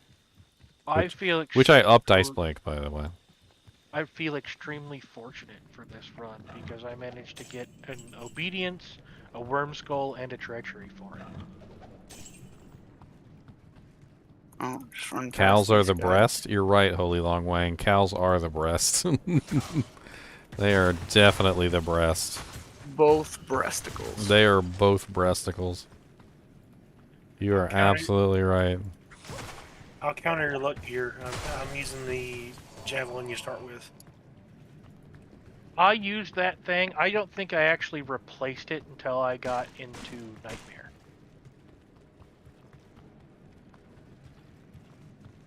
Yeah, well, that's when you start finding blue jabs with like IAS or plus the skills. Right. And that's what I'm using right now. I think I've got 30 IAS, 2 to Amazon skills. I always just take whatever, like on my jabber, because I never find good jabs. I always just take the first, like, decent pair of white jabs and I go imbue them. I haven't had to do that. Honestly, you end up with some pretty nice jabs. Like, you'll get the plus the skills, you'll get, like, IAS, stuff like that. I mean, hey, you got 3 imbues, and you just look for the matriarchal jabs or whatever. Or if you want to... matriarchal or ceremonial. Yeah, and then you just imbue them, and you hope for something good. I mean, even early on, a lot of the times I'll just take, like, a white regular jab, and I'll just imbue that. Because, like, really early on in the game, when you're just a little low-B character, having a nice pair of rare jabs is freaking legit. I wish you could pick between your class items on you. No, unfortunately not. So sometimes she'll give you a jab, sometimes she gives you a bow. It's unfortunate. I always get this, cracks me up because she's always like, I had this crafted just for you. You'd be like, Anya, I don't even use bows. What do you mean you had it crafted just for me? What the hell's wrong with you?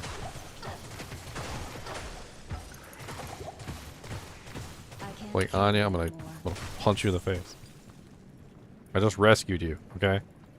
Oh, she gave me jabs, and they are matriarchal with, correct me if I'm wrong, but the Fool's mod is max damage and attack rating based on character level. Nice, yeah, Fool's mod. 2 to... Those are great for when you need to hit a little bit of melee, a little physical damage. You could just keep those on swap and put your jab attack on the left click. Could do that, but I don't have the dex to equip them. Does it have IAS and skills on it too?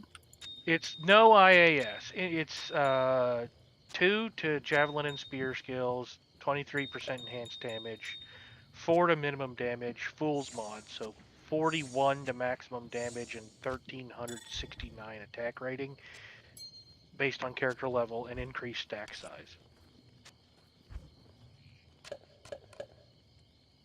So, you know, they're worse than the ones I'm using,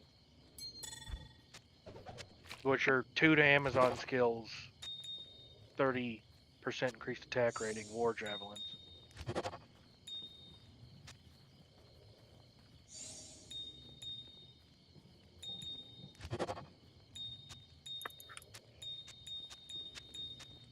There's other mods on them, but they're not worth talking about. It's a bunch of extra elemental damage. Yes. A little bit of attack rating. Yes. I still say we need sandwich baggies for the like eyeball and brain and stuff. I don't know why I'm carrying around eyeballs and brains in my pocket. All right, we need some little sandwich baggies. All right, this it's gross. They're leaking. It's leaking all over the place. Get like a wax bag or something.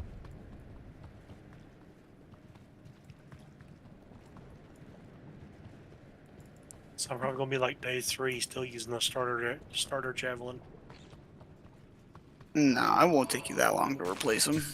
I mean, realistically, you're just looking for 2 stats. By day 3, you'll definitely have like a plus the skills jab at the bare minimum, blue one. You can shop them, I do believe. Honestly, yeah. I don't look for plus the skills. I look for the ones that have like ridiculous mana after each kill on. I find like a +5 mana after each kill rare jabs, and I just throw those on. Where do you shop them from? Anybody that sells their own weapons. Your Javazon can use not just javelins and not what is it? You don't have to. What is it? The matriarchal javelins, her actual class items, aren't the only things that'll give you Amazon skills. If you go to, I do believe, just about any merchant in hell, you can either get a, 2 to Amazon or 2 to javelin and spear skills on almost every javelin class weapon. So your throwing spears, your glaives, your Balrog spears, stuff like that. All of them can roll I think +2 to either Amazon or Javelin and Spear. I'll have to go back and look then. I haven't seen any javelins for sale outside of Carson. Well, you're not looking for just Javelin, it's Javelin Blast.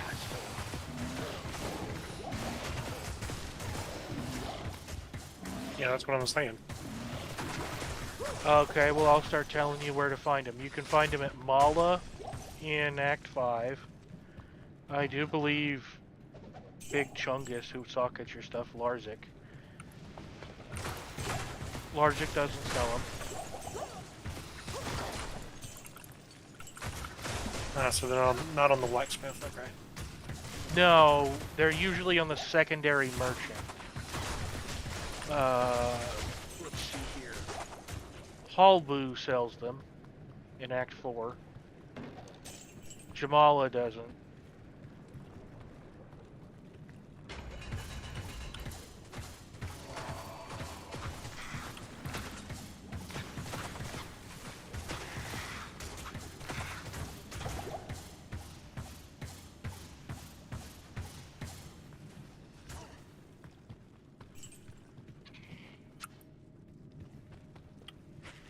What's his...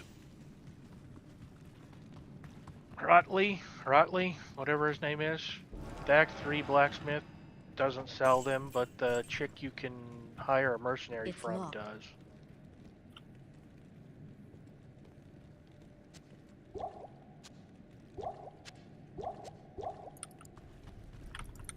Sometimes. She's finicky.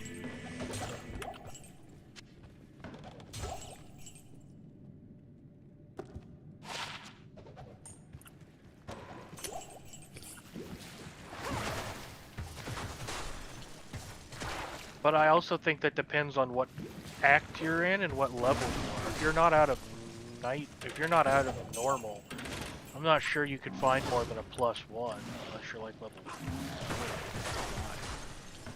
5. What's her name? Farah?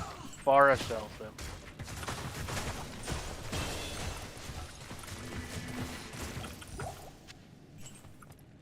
Back to core. Impossible. 100% faster run walk. Like, you'd be surprised just how powerful your Javazon can get out of a shop.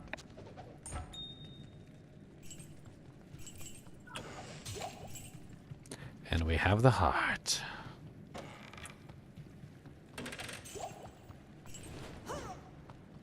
How much all res can a blue shield roll with? And does that interfere with the mechanics?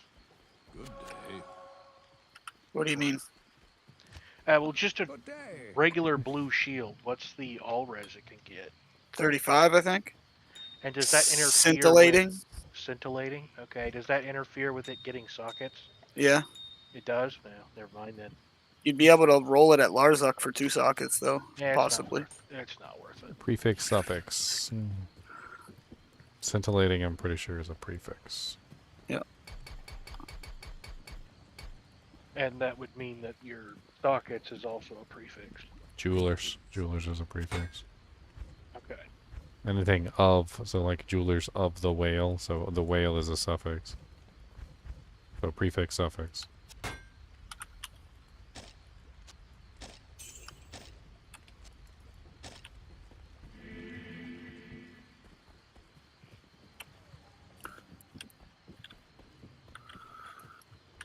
Just got your claim check from VA. New to me, Harley this week. You buying a Harley? Buy a Kubus t-shirt too, so you can ride around on your Harley in a Kubus t-shirt. Kubus t-shirt and a new Harley. There you go. Pay off your house. Do the responsible thing. The Kubus t-shirt will attract the ladies, so, you know. They'll be like, oh, he's got a Harley. They'll be like, oh, he's got a sensitive side. He's got a Kubus t-shirt. And then you can talk all about Kubus. They'll be like, yeah, Kubus is a monster dog, you know. Ladies like it when you talk about Kubus. I can't. I don't know. I think the minute they realize it's not his dog, they're going to find it really strange. It's everybody's dog, okay? He's a family dog. He's a neighborhood dog, all right?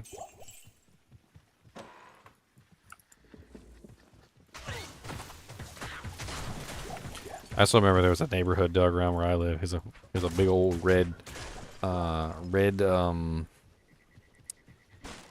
was the breed? I would assume it would be, like, golden retriever, but like a reddish color golden retriever. I don't know what the hell that is. Man, he just walked around the whole neighborhood and did whatever he wanted to do, and everybody gave him snacks, pets, scratches. He was just like the neighborhood dog. He's everybody's dog. He's my dog. He's your dog. He's Jeff's dog.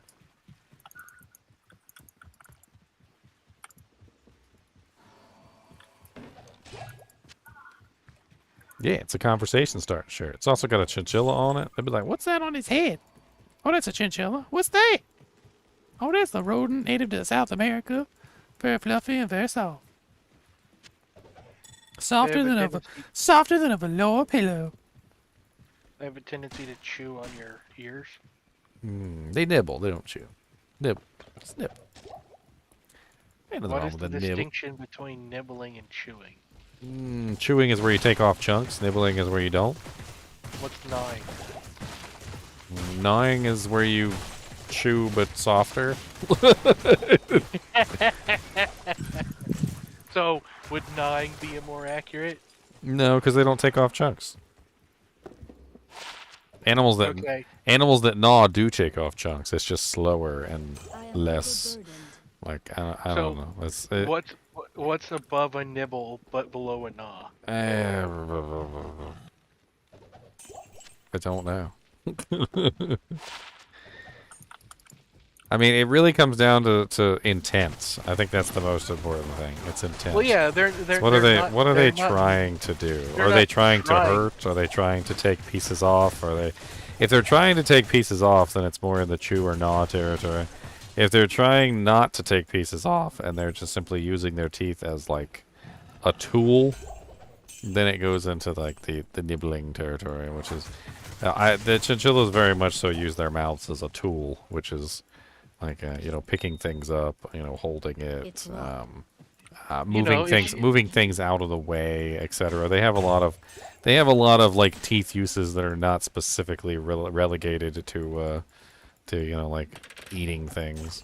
No, I figured it would just sit there on your ear and just chew on it constantly. Yeah, exactly.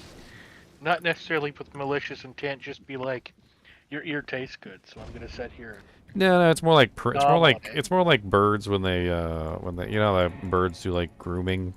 They actually groom with their mouths too. So a lot of the times when they're nibbling on my ear, it's a grooming thing. They're grooming it. They also do this very interesting thing which I've always laughed at. It's called a test bite. So like if they don't know what something is and they're trying to figure out what it is, they do this little test bite where they're trying to figure out what, like, is it edible? Like, does it taste good? Like, is it squishy? Is it hard? Like, can I chew it and it feels good in between my teeth? Like, does it crunch? Like, I swear it's like this little thing they do. They just walk up to something and the first thing they do is they just give it a nice little test bite to figure out what it is. And I think they gain like massive amounts of knowledge from this one little test bite. They're like, oh, okay, I know what that is. And then they move on. I'm just wondering if chinchilla chewing on your ear is the equivalent of my dog headbutting me. More like grooming. They groom each other. It's like a whole thing. They'll groom you too. Like a lot of the times when I put my hands in there, I got like, you know how you get these like little cuticle things that stick off your finger, like the little evil little things that you can't quite get your grip on or whatever, but they kind of like flip back and forth. I guess their little whiskers are capable of recognizing it almost immediately when their whiskers go over your finger, and they'll literally just bite the cuticle thing off. Like they literally know it's there, and I guess it's part of their whole like grooming habit thing. That they know how to do it, and they just immediately do it when they see it. It's almost like it's an instinct. So what you're telling me is they're automatic fingernail clippers? I mean, they won't chew your fingernails. That's different, but they'll kind of like fix something that's wrong with your nail. Like if you got like a cuticle sticking out, or if you have like a hangnail or something, they'll bite the hangnail off. They're quite fastidious in their grooming habits. You can also groom them in return. They have specific places, like I learned through various websites and also through experimentation. There's specific places that they really like to be scratched, like under the chin. They'll actually lift up their arm so you can scratch like underneath the hair. They literally lift their arm up and then they kind of like cock their head to the side. They're like, oh yeah, get it. They're like, oh yeah, right there, yeah, oh yeah. They close their eyes and everything like they're having the time of their lives. I can't carry anymore. I think I have a video on my channel where it's like, oh yeah, give me the screeches, and oh yeah, give me the screeches. Because literally the chinchilla, he just lifts his arm up and he's like, oh yeah, get in there real good. He's like, right there, get in there, oh yeah, oh yeah. +3 volcano, +2 shockwave. That's worth some doojanks. That's worth quite a few doojanks. Hello.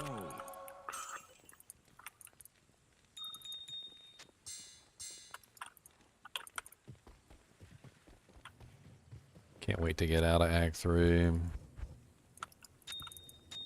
Everyone's favorite act. Lies.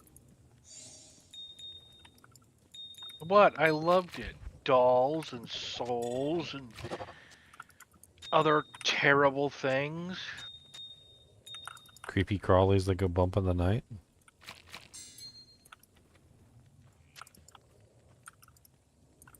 Stay a while and listen. Because when there's something strange in the swamp, friends, who you gonna call? Not me! Because I'm running away from 72 gloams. Now I'm not coming back. Not me! Dang, 30% cold res on one end ring. I think the appropriate response is not it.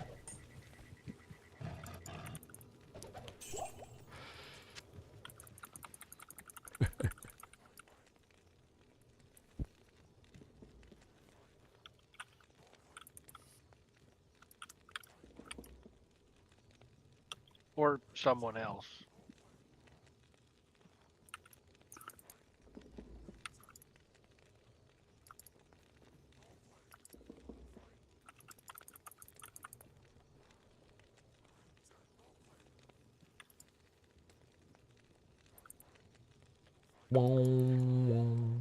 Now, if I could only find that 4-socketed ethereal elite base polearm, that'd be great.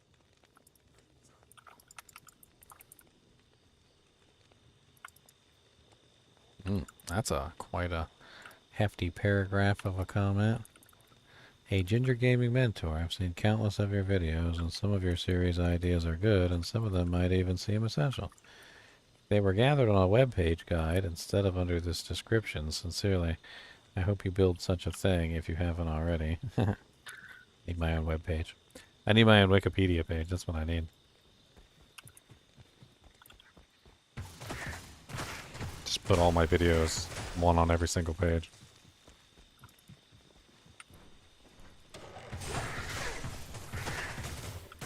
That'd be one way to get a lot of views.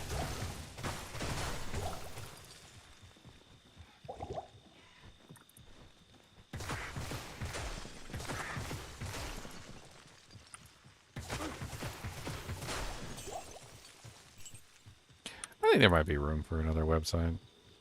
I feel like none of the websites out there right now really fully grasp like, what's going on in the game. I feel like Amazon Basin has some of the most detailed information out of every freaking website. But when was the last time it was updated? Exactly. So which means that it's basically obsolete at this point because there's so many changes in Diablo 2 Resurrected. I don't even think freaking Maxroll goes to the same level of details that freaking Amazon Basin went to. And then, honestly, Ariat Summit is just very well designed. It just needs a 2.0. I like the way that Ariat Summit is designed. It's just, it is, of course, also outdated at this point.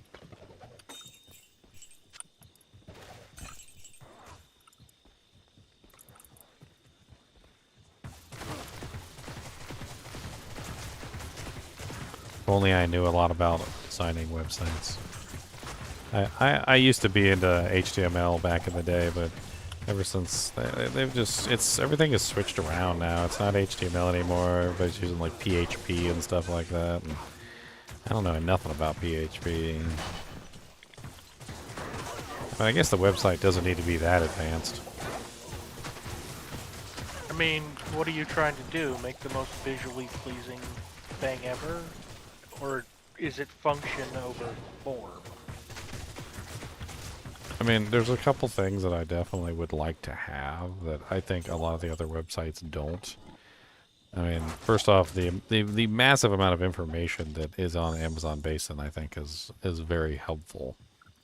And a lot of it is missing from most of the other websites. Like, for instance, let's say I wanted to look up level 52 enchant.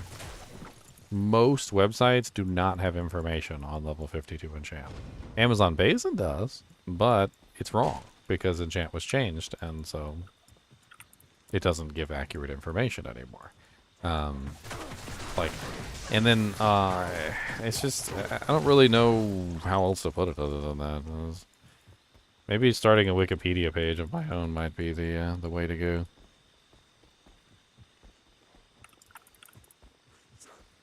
Your own D2R wiki? I mean, basically. And then for every single page, I mean, I have a video on like every single freaking topic, right? So for every single topic, like crushing blow that I want, my video could be at the bottom.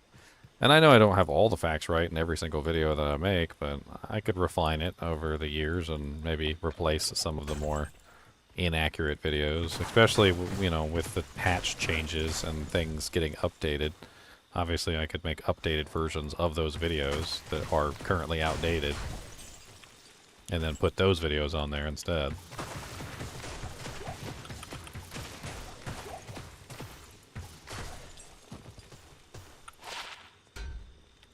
To me, Harriet looks the most organized and looks the best. Amazon Basin has the most information, but it's the organization I don't think is there as much to me. It's terrible in searching too. Like, I don't know if you've ever tried to actually search Amazon Basin, but you're far better off in most scenarios. Instead of searching Amazon Basin, you're better off just going to Google and then typing in like what you want and then Amazon Basin. Like, it has like no search functionality whatsoever. It's garbage. There's a lot of problems with Amazon Basin.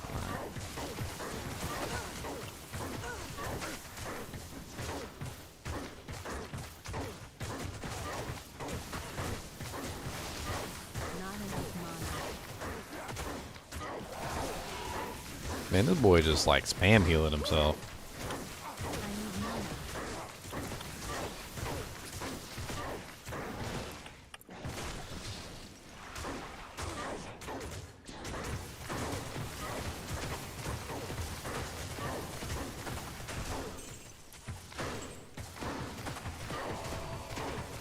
Always with the Hierophants. Alright, now your healers are dead. Now what you got to say about yourself? Health potion. Oh, he teleported now. He's still dead, though. Don't they heal on teleport? I don't know. They heal just about everything.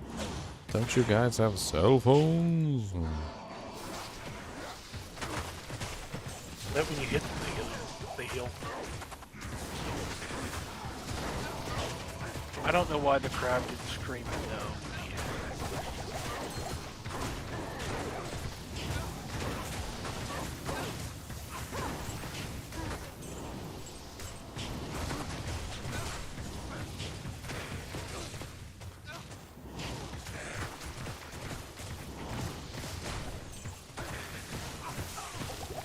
Hey, guess what? I found a 3-socketed helm in Nightmare Cows. It's an alpha helm.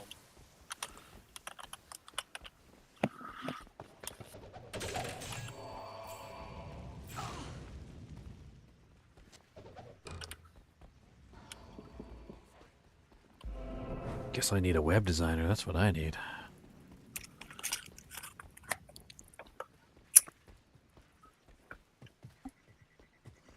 Or just a website that makes it easy for me to design a website. Oh, isn't there a service for that? I'm not really sure I have the money to pay for it right now.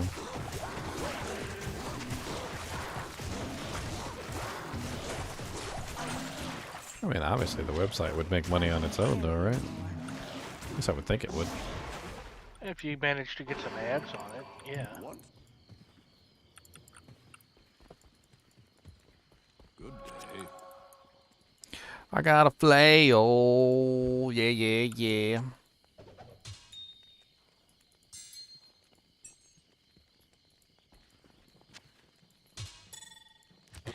Transmutates.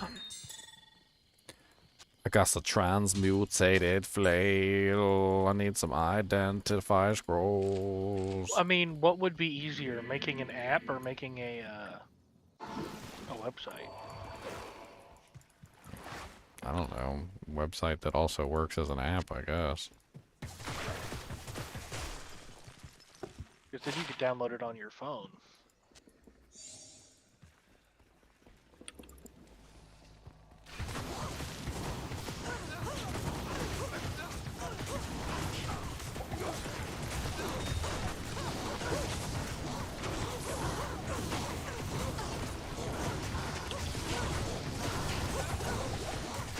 Ginger, I just found a 1 to 22 lightning damage, 17 life charm.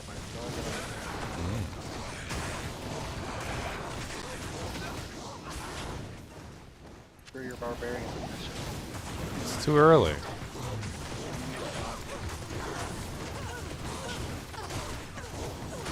It's also single player. It's too early. I haven't even made the character yet. It's not even ladder yet.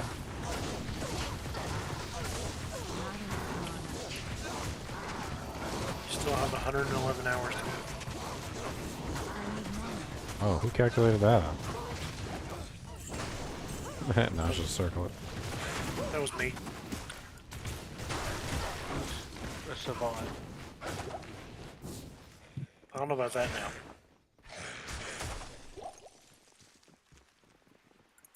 I gotta spell everything right on the website or people get angry? Oh, man.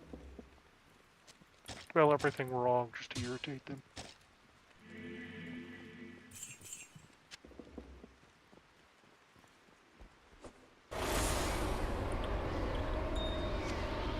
Onward, silly Amazon, who kill Mephisto. Nage's circlet sucks balls and goes back on the ground. It's really good if you can get another piece to the set.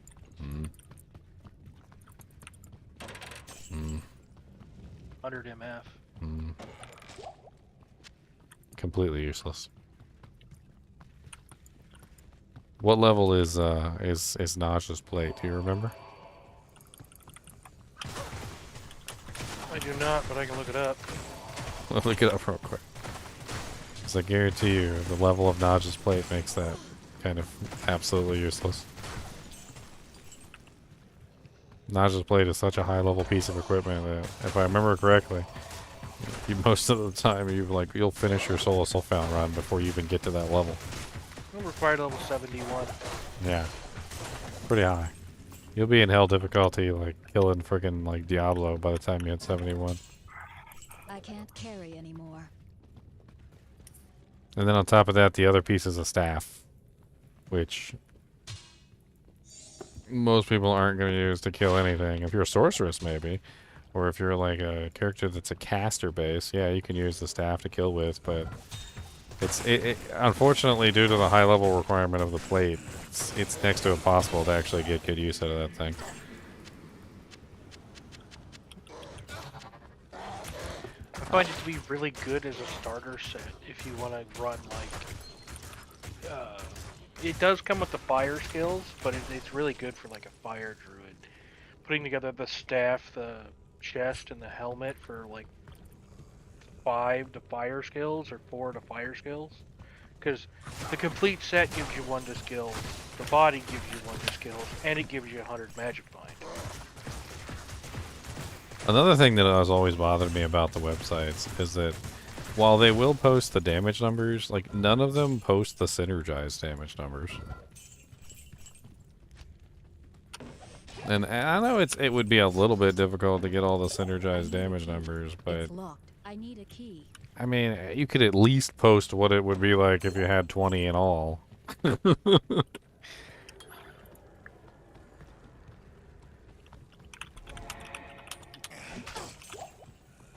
You just write fully synergized and then put the damage numbers next to the fully synergized.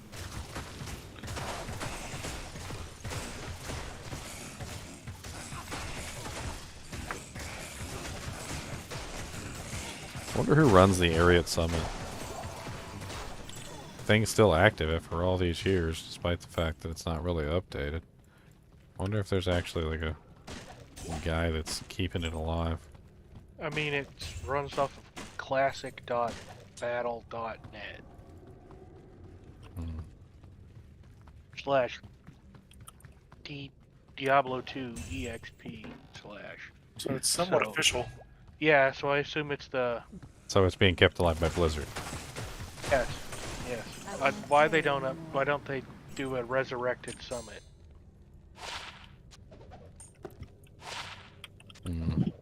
For a while there, it was really had a lot of latency. It was really slow at times. I'm not sure if that was on Blizzard Battle.net or before. I imagine it's just old.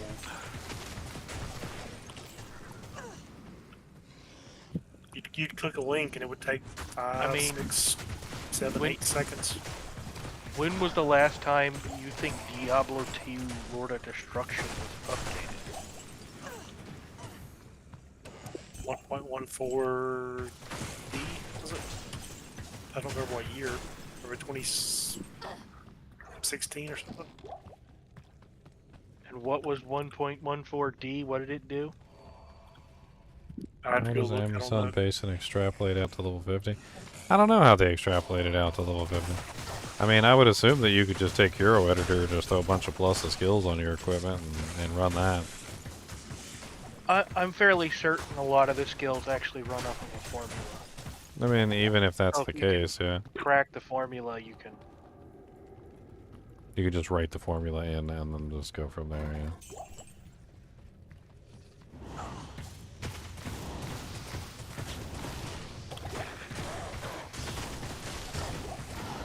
1.14D was June of 2016. So I got that. I think I got that right. Or 2017, and it implemented Blizzard Error and System Survey to better troubleshoot crashes and assertions.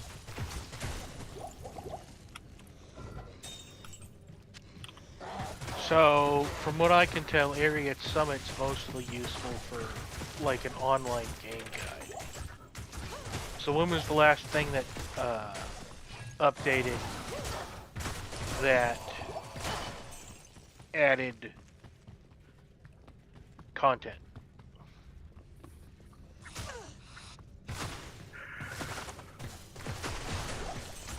Insert Jeopardy.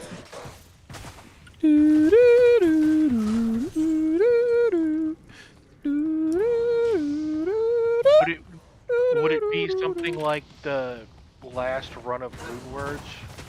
The 1.11 Rune Words? I'm sure they did.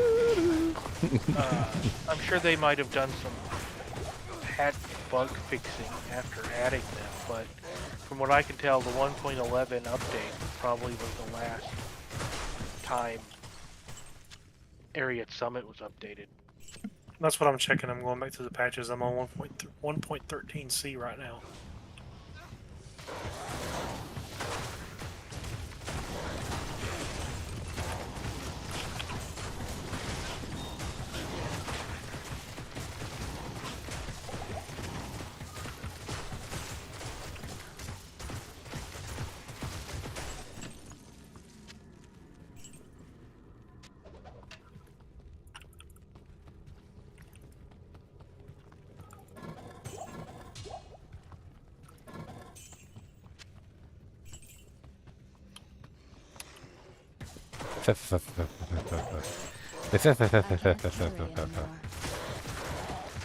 1.13c enabled the respec on Den of Evil, but I don't think that's content. That's just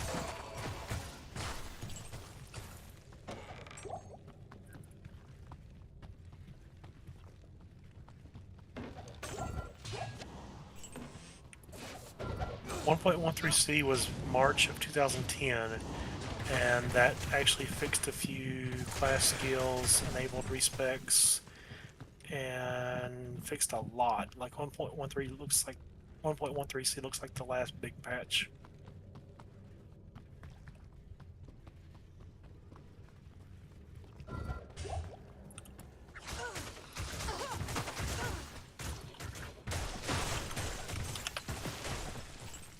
After 1.13c, it was just fixing random crashes and bug fixes, not actually messing with the skills or anything.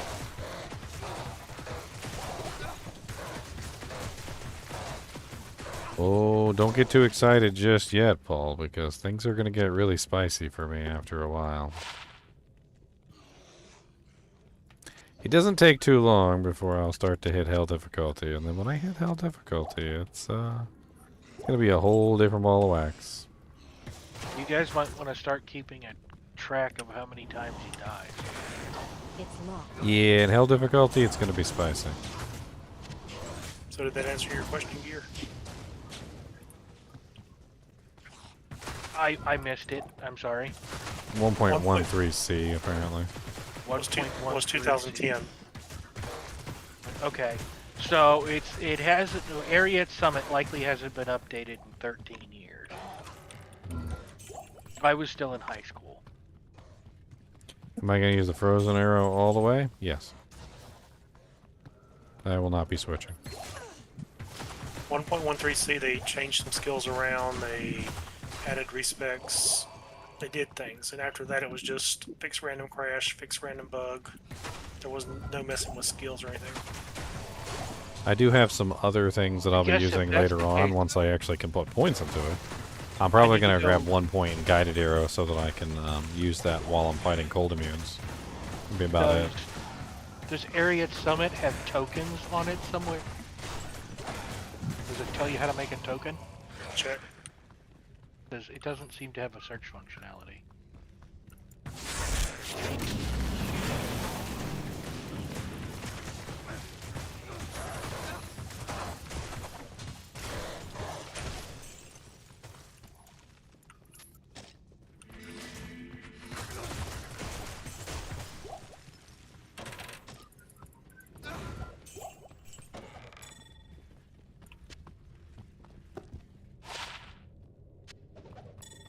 So does the repair... Yes, it does.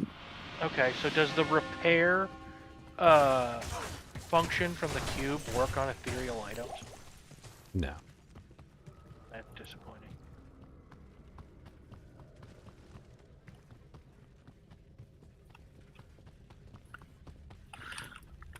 Cat, that's not going to be good for the ladder when you lay your head on the keyboard.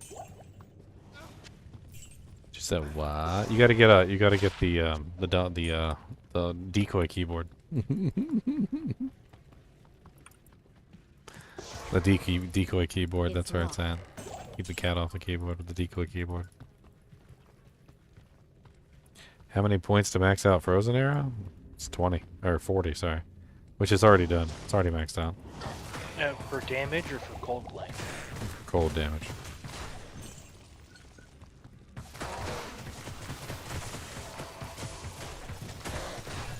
If I had a cold sunder, I'd go with cold length. I don't have a cold sunder though.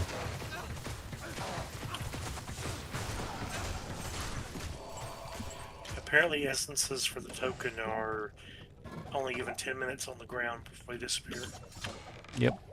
So when I did my item testing and I checked all that stuff out, all that stuff was tested. Essences are considered garbage. Rune words are also considered garbage. Your Enigma, if you leave your Enigma on the ground for 10 minutes, it goes poof.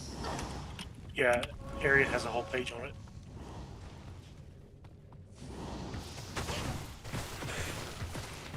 Your Enigma is considered garbage.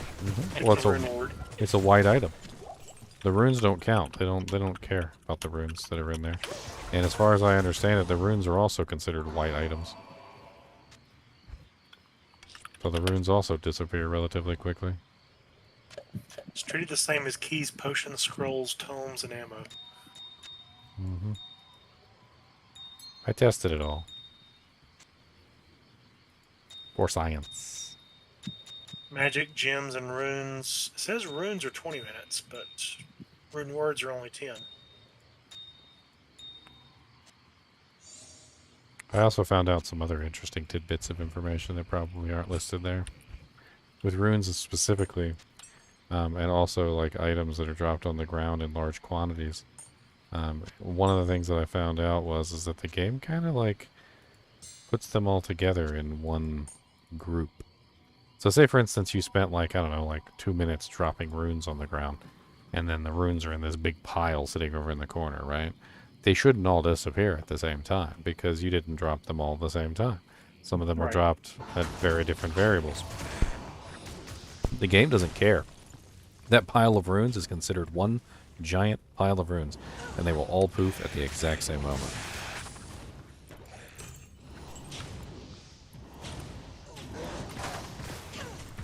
Per area, it's 10 minutes, 20 minutes, 30 minutes. It's whatever uniques and sets are in the 30-minute category.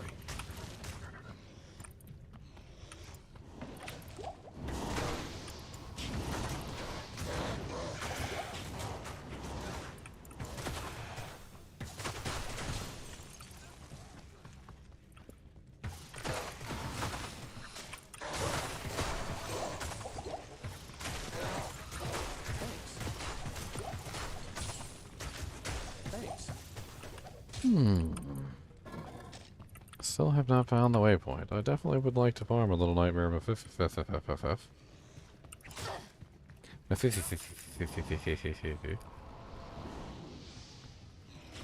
This may not be the best seed to farm Nightmare Meth on, though. Literally, the frickin' waypoint is 800 miles away from the dew chain.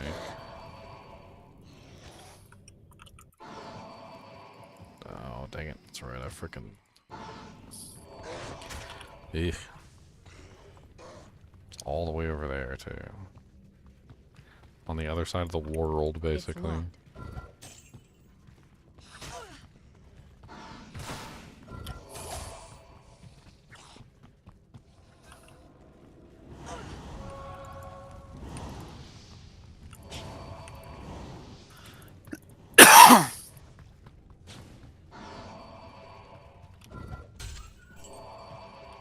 Double swing is great. I like double swing. Double swing is honestly, I think, better than frenzy. 0 mana cost. Hits the breakpoint way easier than frenzy does. I don't know what they did to frenzy, but I remember when I finally did a little bit of research into double swing and started figuring out the difference between double swing and frenzy. Yeah, come to find out, like, double swing and frenzy basically hit the same exact IAS numbers, but to hit those IAS numbers with frenzy, you have to build up your frenzy stacks. So, or to put that another way, double swing is the same speed as frenzy with its full stacks, which means that you literally just don't even need frenzy. You don't have to build the stacks. Doesn't frenzy give more physical damage and attack rating? I mean, attack rating, you still get pretty good attack rating from double swing too. And if you build the synergy, you get pretty good physical damage as well. You get no physical damage if you don't build the synergy for double swing.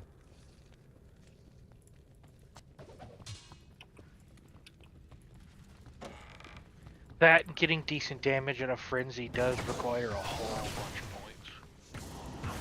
Yeah, the synergy requirements are absolutely ridiculous.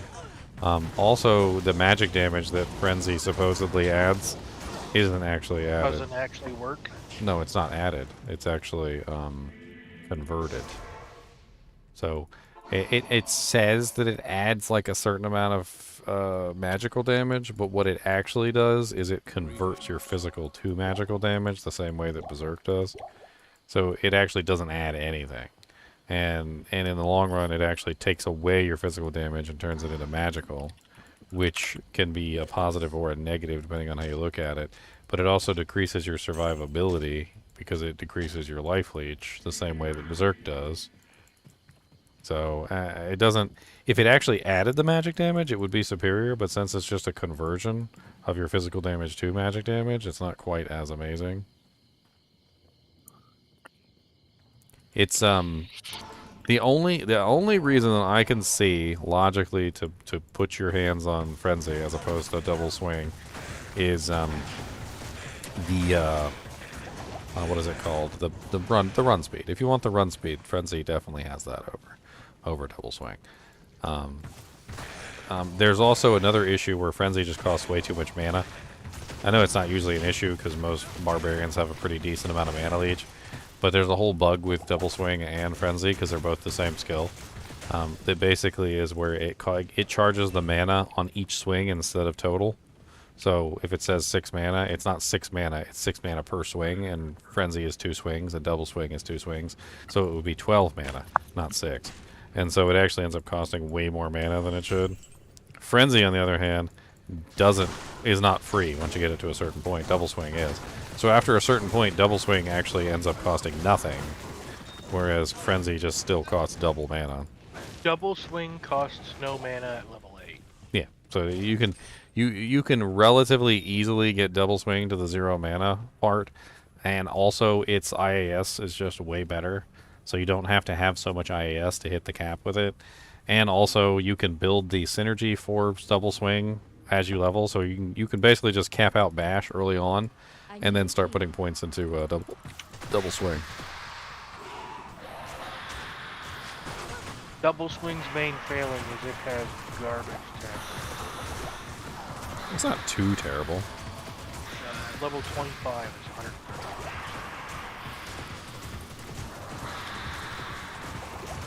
You also get mastery. Can't forget about that. That's true.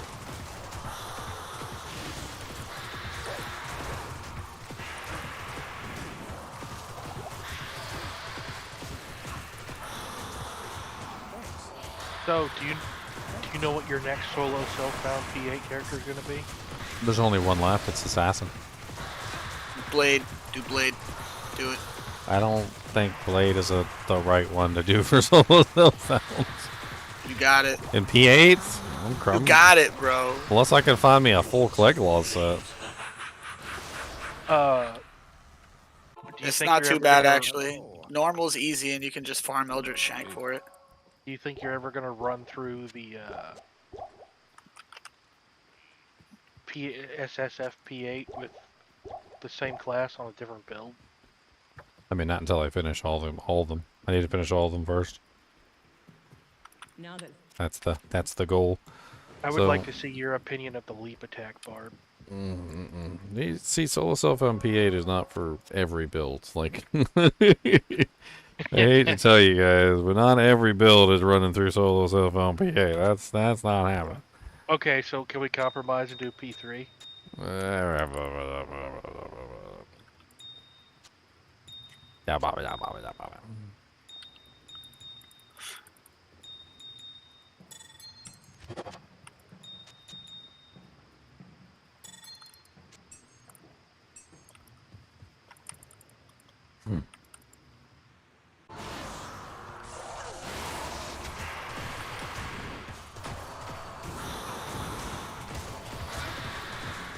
Oh, I guess I could go to the cows now. Honestly, I'm not really sure what I was gonna do for Assassin. You could always do the Chinchilla.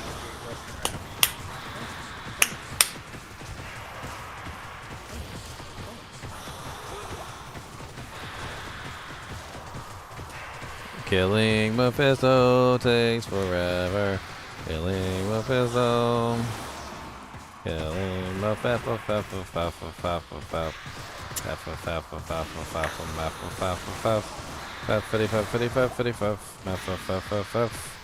Got to kill Trapped is Mephisto. exactly what I suggested, to be fair. I just didn't select the good traps.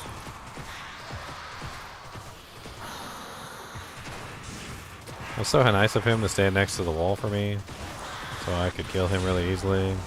So proud. Success. Oh wow. But still, there's So something Sazabees. It's an interesting find. That's never a bad one. Sazabees, the only helmet superior to lore.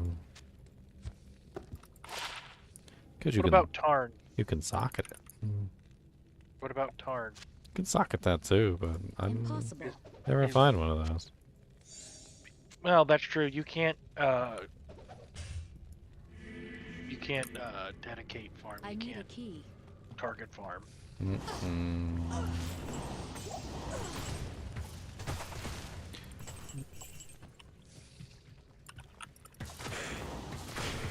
Ow! Why you guys hit so hard? Normal Cow King has a really solid drop chance for Tarn Helm. Yeah, I don't like to respec, so whatever it is, I'm probably not going to respec.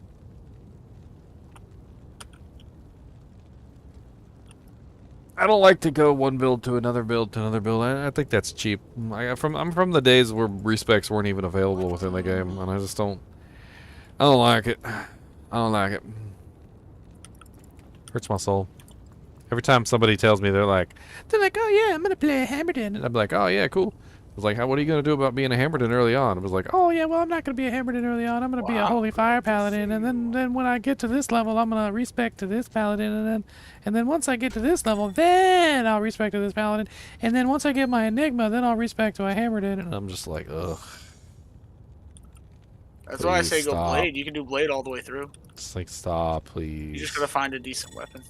I'm hurling my loafers. So are Like, you looking they forward use like to 4, Phantom Liberty? like before they even hit before they even hit the cap level, like Act 4, let's say Act 4 Hell. Before they even hit Act 4 Hell, they've already used like 4 respecs. Why? And then I'm For like, me, I understand one. If your class doesn't or your build doesn't function until you get your level 30 skill, I understand that. Like the Foden. You're gonna run Holy Fire until you reach level 35, at which you respec into a Foden. Okay, fine. But when you tell me I'm gonna run this Paladin through normal, and then I'm gonna respec into a different Paladin for Nightmare, and then I'm gonna respec into a different Paladin for Hell, and then I'm gonna respec into a different Paladin for farming. And then I'm gonna respec into my final build. Why? respec. I personally find that playing a character all the way through the entire way gives you a full and deep understanding of the character, not only in their strengths, but also in their very clear weaknesses. And you start to better understand how to play those characters without getting, like, I like it. I like it a lot better than going the other route, which I feel is silly. Well, that's why I like to build my characters in single player before I run them on. Okay, well that's not a bad swap. So I was using the Arathas for the 20% IAS, and then swapping to the Eye of Etlich, and then using the Blood Fists instead. I still get 10% IAS, 30% faster recovery. It's kind of nice to have that. They're 40 life, blah blah blah. My resistances are terrible though.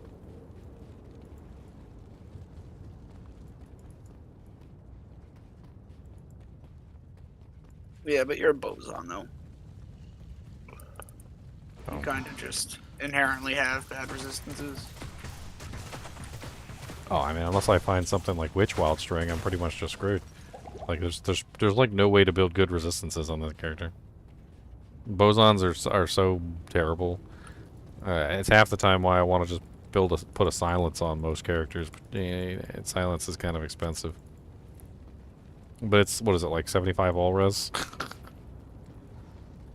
It's absolutely great safety bow. It's not the best for damage, but like, if I had a silence right now, I wouldn't have to worry about resistances. Unfortunately, silence does require, what is it, an Rune and a Vex or something. So it's pretty much out of reach for most characters. Yeah, it's ist dol eld hell ist tier vex. Yeah, ist vex. So unless I find an ist and a vex rune, I mean that would be a solid rune word for this build though. I mean, it's plus skills, it's all res, it's got just about everything you really need on it for a boson. I mean, yeah, it's not the perfect one for the build, but yeah. That would easily carry me through the game. Easily.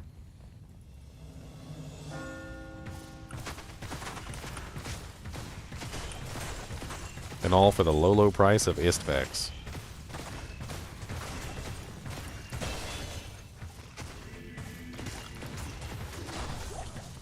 Superior. Oh, his wall's just standing by the door. He's just chilling out here. He's just chin-chilling.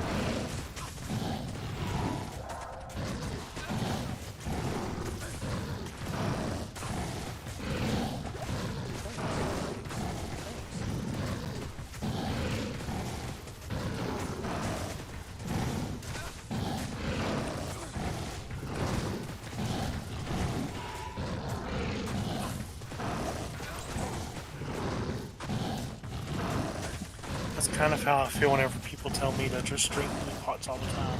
I played whenever you couldn't find mana pots just at the vendor.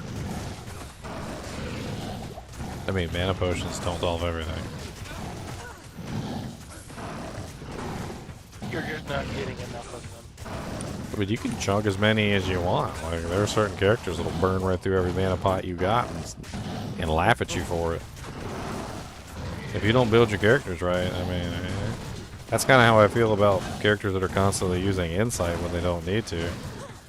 I feel like sorceress specifically is one of the main offenders of this. Is that the sorceress does not need an insight. I don't think there's any sorceress build out there pretty much whatsoever that absolutely 100% needs an insight.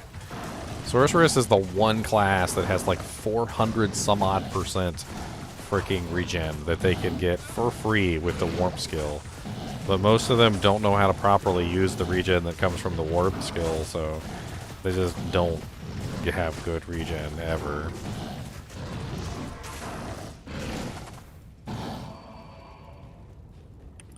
I mean, the only ones I think that can honestly get a pass is the energy shield sorceresses. I feel like they don't need it, but I can understand why they use it, because they want extra safety and the cushion of basically having like infinite mana regen as quickly as humanly possible. So it kind of makes sense to me in that regard. But most sorceresses can have like infinite mana regen without insight.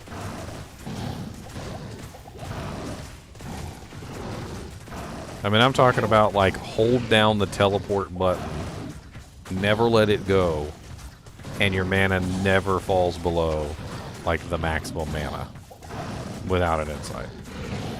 So sometimes people see me on my sorceresses and I'm not using an insight, and they're like, how is your mana not going down? And I'm like, because I freaking built my character right, that's why. And then the really cool thing about building your character right and not being, you know, overly reliant on an insight is, guess what? You get to use things like Plague Phase Blade, and on your Mercenary, and like, you know, Infinity and things like that, so that you can actually dish out more damage. I call it a crutch. The people who are still using the insight are the ones that are using it as a crutch. And I know, irony, I'm using an insight bow right now on this particular character, but this is a crutch. My freezing arrows on, the one that I actually built on frickin' ladder, does not use an insight. Neither on her or the Mercenary. The ideal is to build out of it, but when you're starting...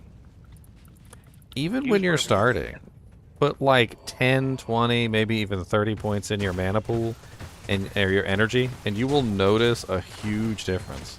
Grab yourself a couple, like sapphires, like chipped sapphires early on. Throw those in an armor or a helmet, and get yourself some mana that way, like maximum mana. When you find an item that gives you energy or mana, put it on. And throw a couple points into warmth early on. And believe it or not, like just a couple points in energy here or there, some sapphires in your equipment, and a couple other things, and you'll notice your your mana will start regenerating a lot faster than it was before, and you're able to sustain yourself with a lot less potions. And all it takes is a tiny bit of work in that direction. I mean, it doesn't take much before you start to notice that, like, hey, my mana's actually starting to kind of sustain itself a little bit. I don't need to pot twice per fight, just once.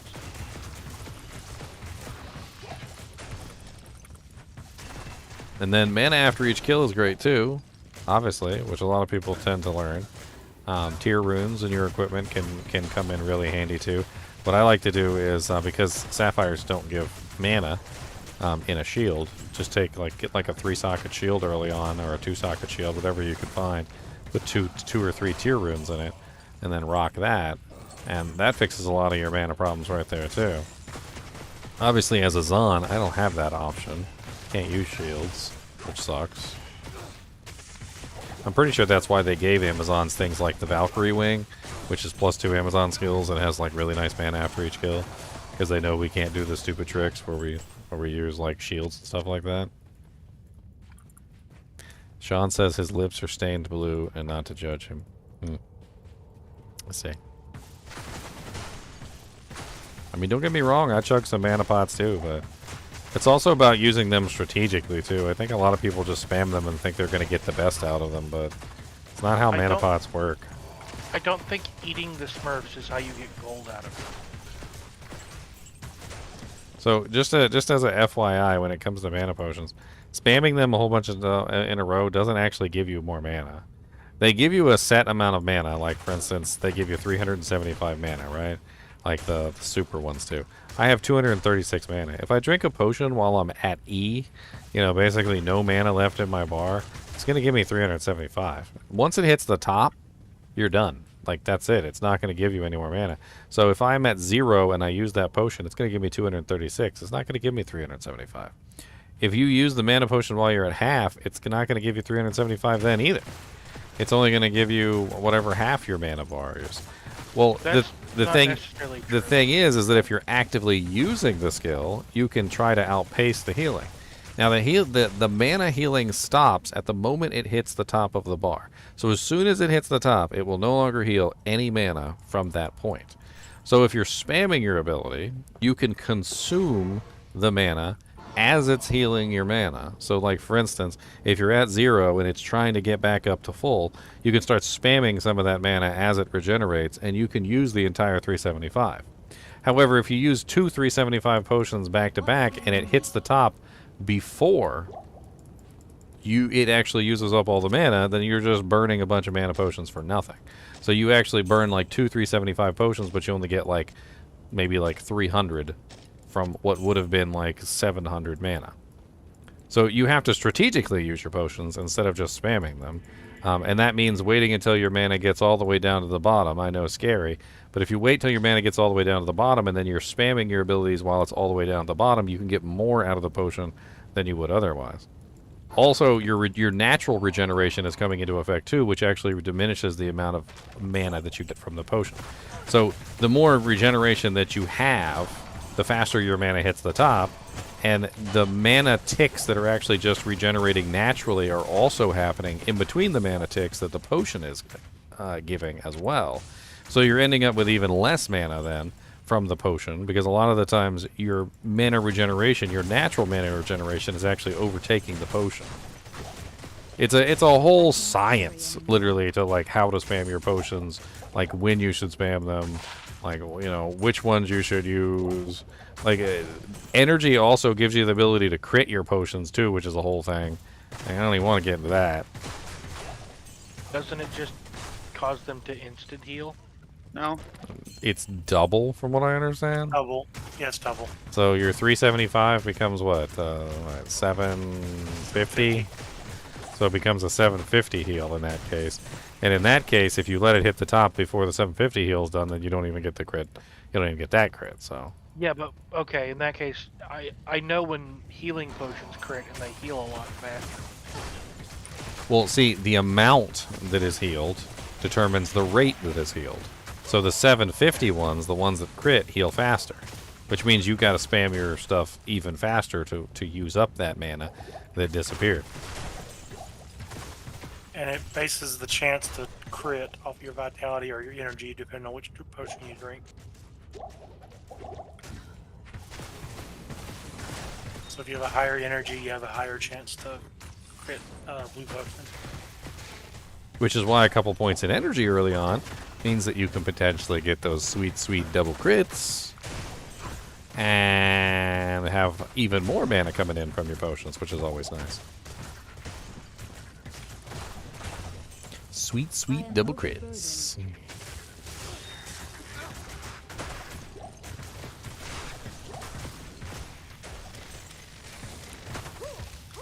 That's why when you invest everything in vitality, basically every potion seems to crit. That's also why I don't actually like juvies. I know, like gasp.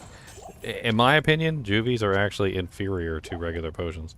Because if used properly, and this is just my opinion, but if used properly, except for in that dire emergency where you have to save your life and you're almost dead and the potions just aren't cutting it. But for the most part, regular potions are just way better in my opinion. In the majority of situations, except for that oh my god, save yourself button. Because you can tactically use them to act as a form of regeneration in combat. You can use them to counter poisons. You can use them tactically to counter things like mana burn and whatnot. Because while mana burn will burn your entire mana pool, it does not burn, however, the fake mana, which is currently in the process of regenerating your real mana.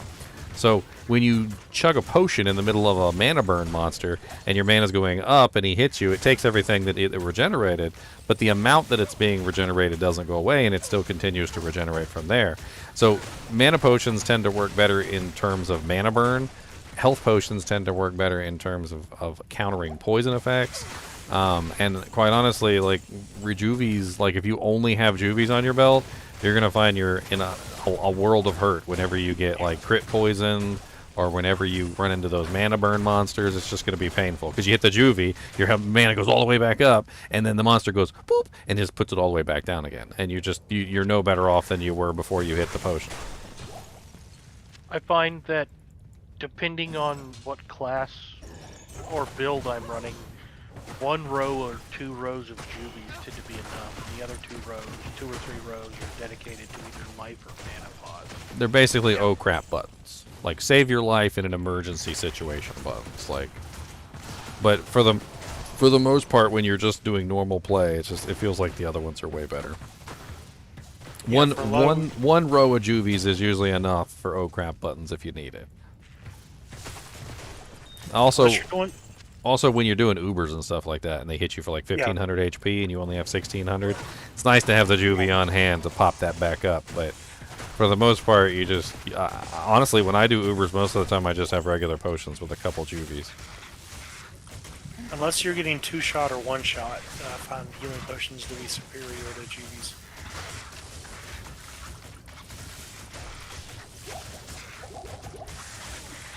So how much HP do you need to survive, like, World Diablo? What's World Diablo? Uber Diablo? The walk. Yeah, Uber when Diablo. You sell soldiers. Okay. Uber So Diablo is not really that difficult. Not as difficult as some of the others. The main issues that you're going to have with Uber Diablo is that he does physical damage as well as fire damage with those stupid attacks. They're all basically half physical, half fire. And that's one of the big things that a lot of sorceresses and stuff don't realize. Like characters that don't normally build physical damage reduction, is they run into Uber Diablo, and then Uber Diablo starts hitting them with the fire, and they're like, oh, I got 95% fire resistance, and I'm using some hot spurs, or whatever, right? And then they die anyway. And it's because it's physical / fire, not just physical. And that's really the only thing you really have to worry about for the most part with him. He doesn't really do massive amount of damage like Iswal and like Lilith do, but he does have that nasty kind of like spread of multiple elements. He does fire damage, he does cold damage, he does lightning damage, he does physical damage. I mean, he's basically got like the full Monty of everything. I think the hose is half lightning, half physical. Yes, and so is the fire that he puts on the ground, the same thing that comes from the Hellfire Torch. That's also physical fire.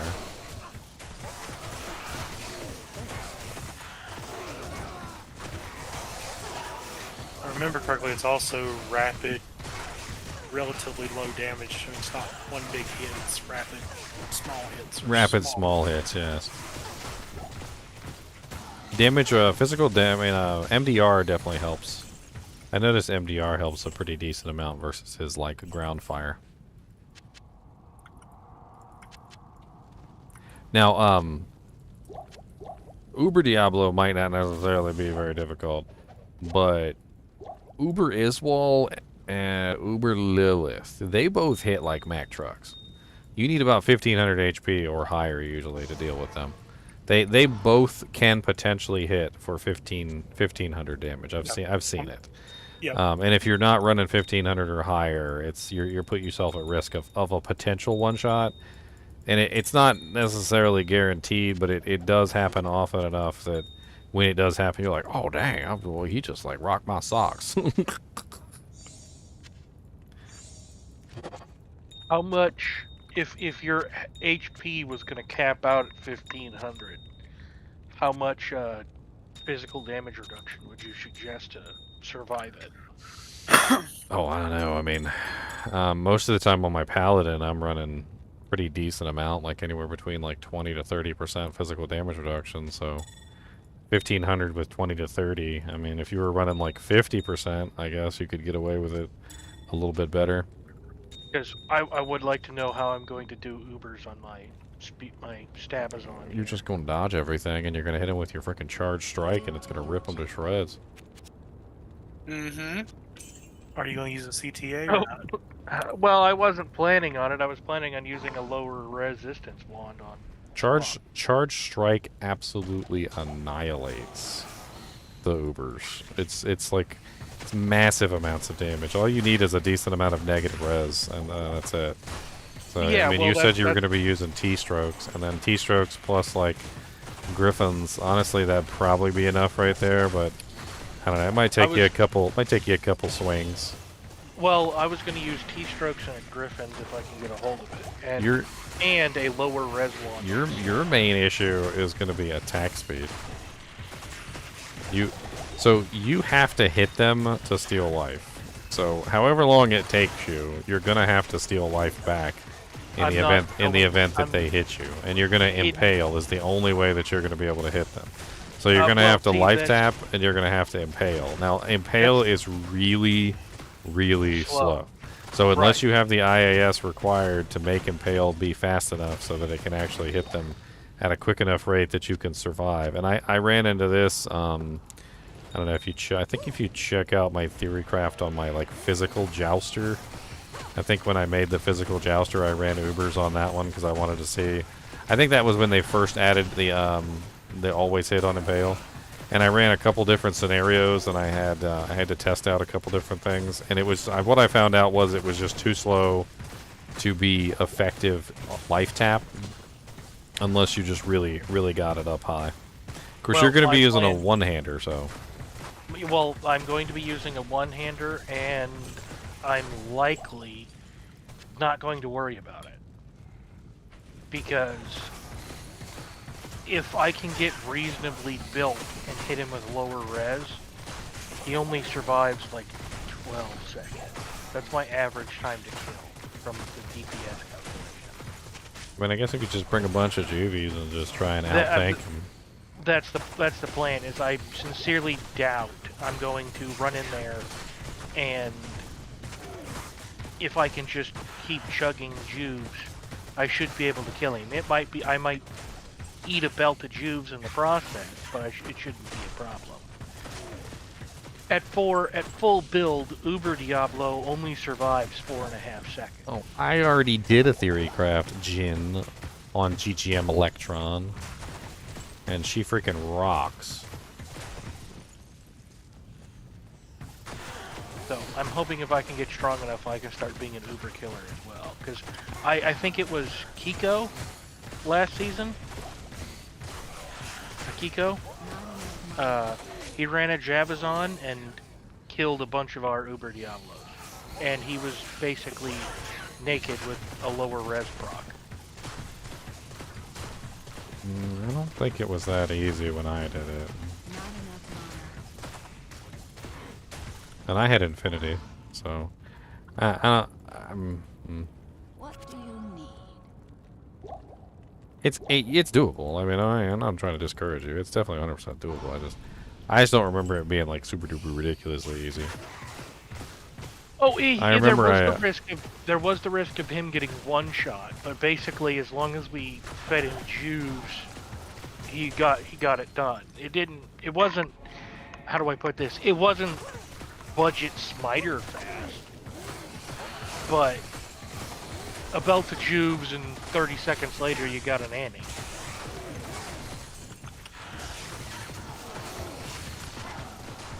That sounds like my necro.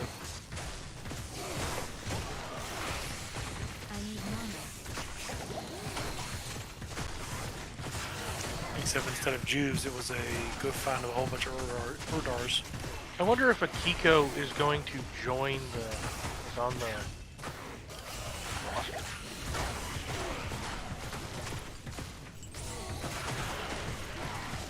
I've got it pulled up. I don't see a Kiko. Yeah. Yeah, he's on the roster. He or she, I'm not sure. I do believe it's dude. I'm fairly certain. At least he sounds like a dude. Lightning Javazon. I am overburdened. He's a barb / assassin this round. Yeah, I'm fairly certain it was him. So.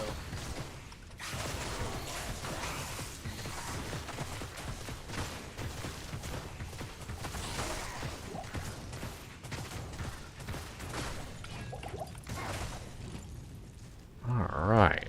What are we gonna get from the forge?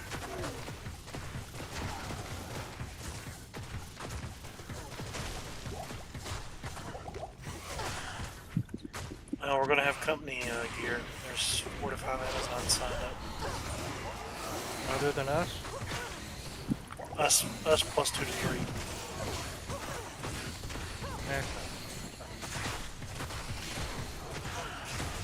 Lowest class right now is Necro, followed by Sorceress. Really? No sorcerers.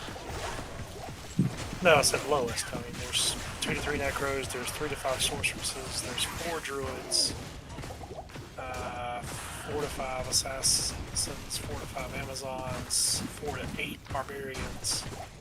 I mean, it looks like we got a really good spread this season. Good. And 5 to 6 Paladins. How many seasons, Ginger, have you run and it's just been Paladin and Sorceress? Man, most seasons there's quite a few paladins and sorceresses.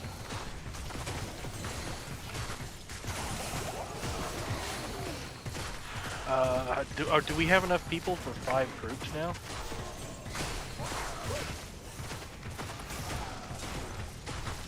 Let me see.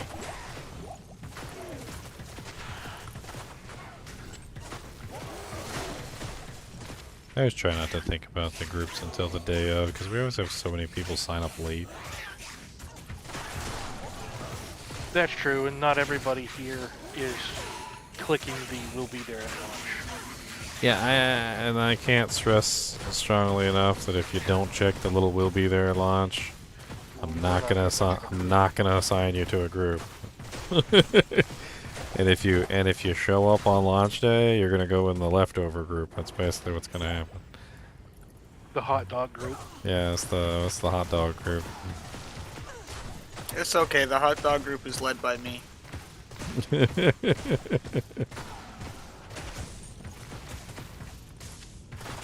I mean, I don't know what else I can do. I'll spend like hours sitting there trying to set up groups, and then somebody will show up like at the last minute and be like, can I get a spot? We're like,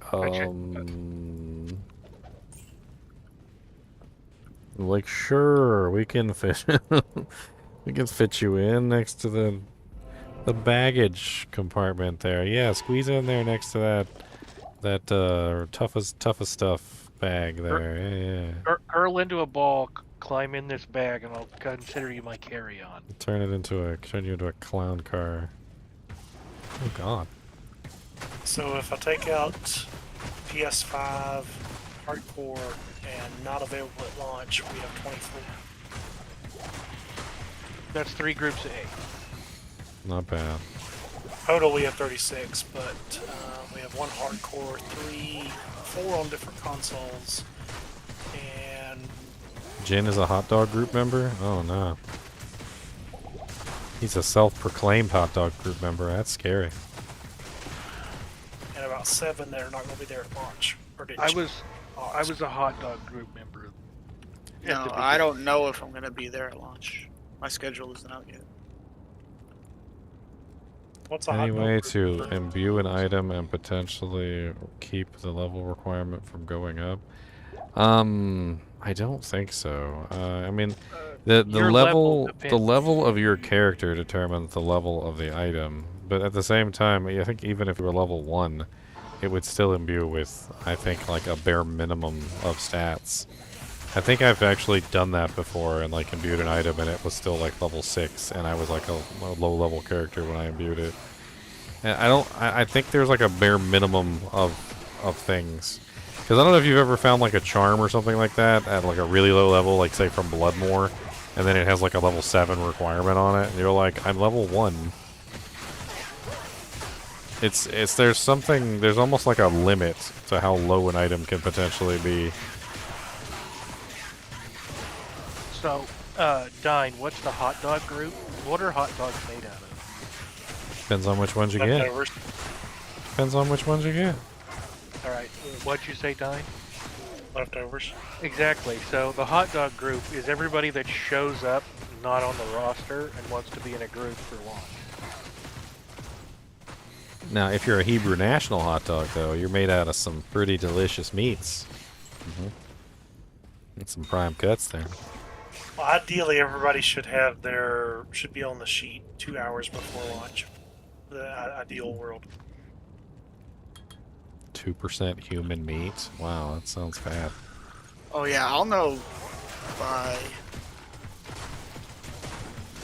Tuesday. Yeah, The I'll know start by of your next Tuesday pay period.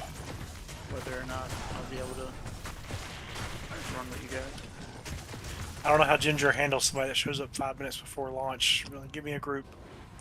That's what the hot dog groups are. We're not organizing you. You just start filling in the groups below, and hopefully you don't end up unable to actually beat the game. Oh, well, I mean, I'm gonna beat the game. I mean, you should be on the sheet 2 hours before, and you should know your final class. There's a couple of them that are still half and half.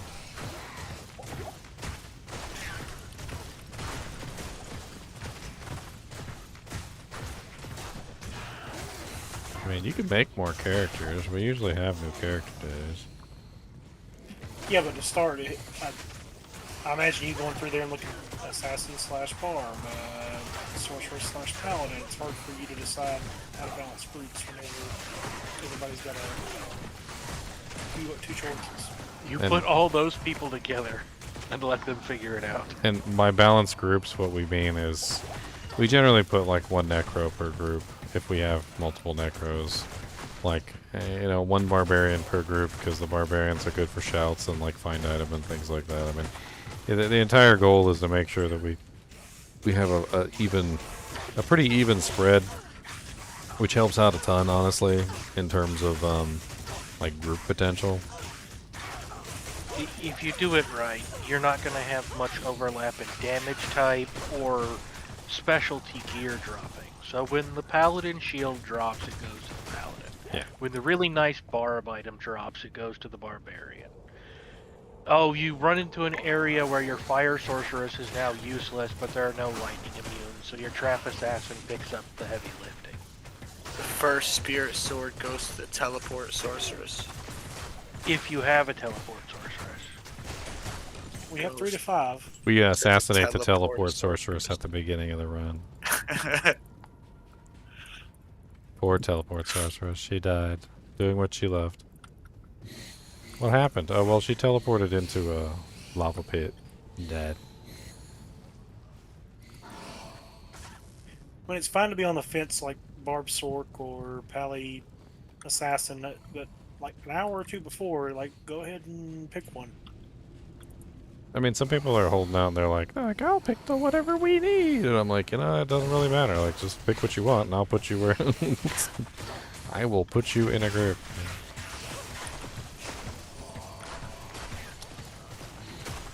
It's unfortunate, but Dine and I won't be in the same group.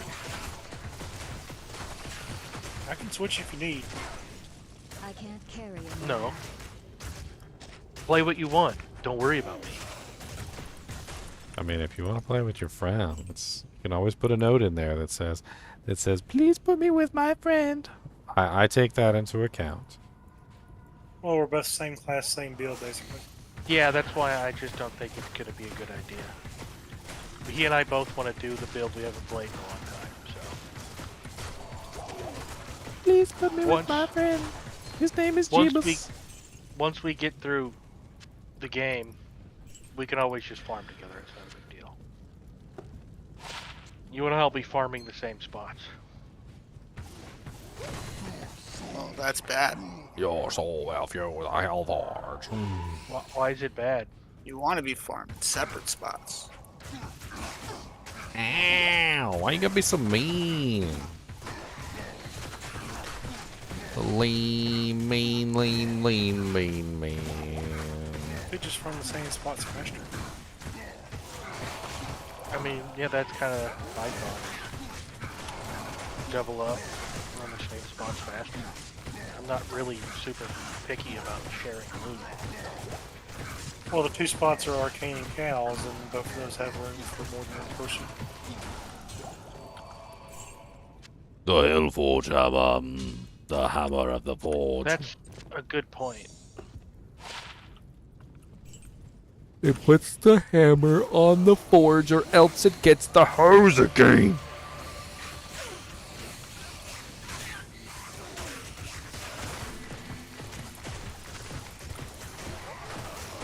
It's not like a key runner where you're just going to kill Nilfgaard and two people can't. Well, they can kill Nilfgaard together, but they don't get the benefit of faster killing, I guess. I guess you do kind of.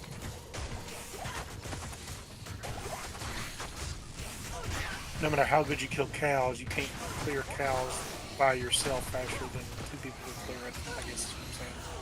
Two people can split off, one go this way, one go that way.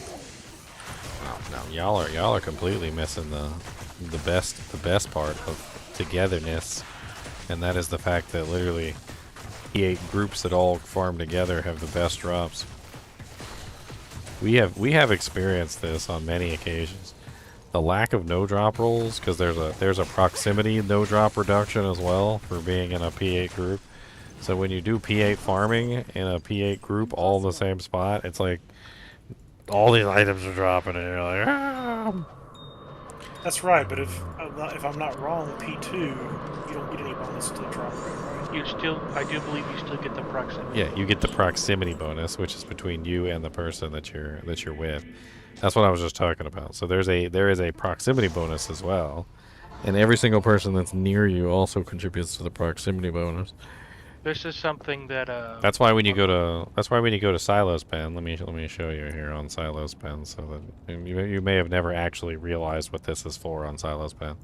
So when you go in there, it says players, right? So you can choose players 8, but then it also says party size, which party size also increases the probability as well. So 8 people in your party would assume that you are all together, is basically what it's assuming. And then on top of that, then you got your MFs, or whatever your MF is. And then let's say you wanted to find a specific item, so let's just throw something in there like Baronera Star, and then we go to bosses, and we go to find. So the probability of finding Baronera Star from Diablo and Hell is 1 in 582, right? So we take away the player's count and then refind. And now the probability of finding Baronera Star from Hell and Diablo is 1 in 582. So hey, we went. That's an Oculus. We went. Well, I guess Diablo doesn't count, does he? Let's try one of the super uniques. Don't have no drop rolls either. Let's try uniques. Uniques is probably where this is going to come into play. So 1 in 16,000. The no drop rolls for trash mods, right? Yeah. 247. course, it doesn't really even... I don't even know if it calculates the party size in there, but it does have the option. Seems odd. Why have the party size in there if it doesn't do anything? It doesn't even seem to... It doesn't seem to have any effect on the probability drop rate whatsoever on the calculations, which means it's not being run. It should have some change, even if it's just 1 or 2 points. Anyway, we've seen it firsthand. Like, we run Players 8, like Magic Find runs, and like just literally watch the frickin' stuff just fall from the sky. Like, holy crap, another dewjag! We got so efficient at XP farming in certain TZs, it was insane. Oh yeah, like sewers is absolutely insane depending on what you're running. You can just blow through sewers.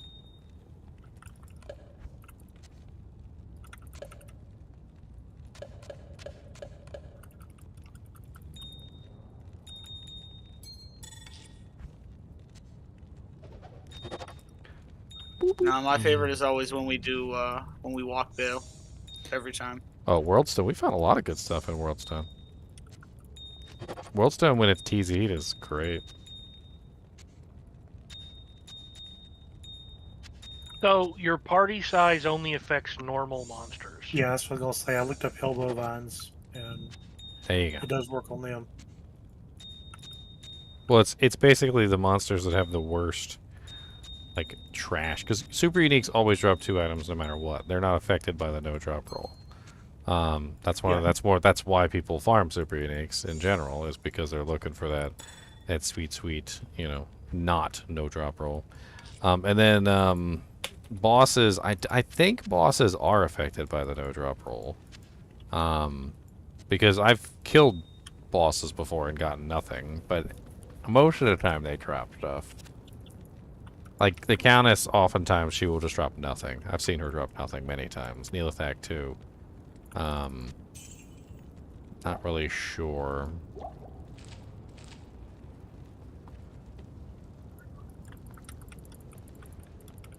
But when you're running like, what is it? Arcane, all of the normal ghosts all of a sudden have a better chance of dropping runes. Yes. And they already have really good chances to drop runes anyway. Right. So, you know, farming Arcane with just 2 Stabazons or 2 Javazons going at it isn't necessarily a bad thing. It'll speed up the farming process and give you a slight increase for rune drops. Well, I got a lumber, which means I can make a smoke. Man, going into hell difficulty, a smoke is definitely not a bad thing. I might be forced to use this piece all the way through, though, because when I get to hell difficulty, the damage... Even though the damage on my beautiful freezing arrow is nice now, it's not going to hold up in hell difficulty. I know that. I need more plus to skills. As many as I can get. And, you know, having a wisdom draw wouldn't hurt either.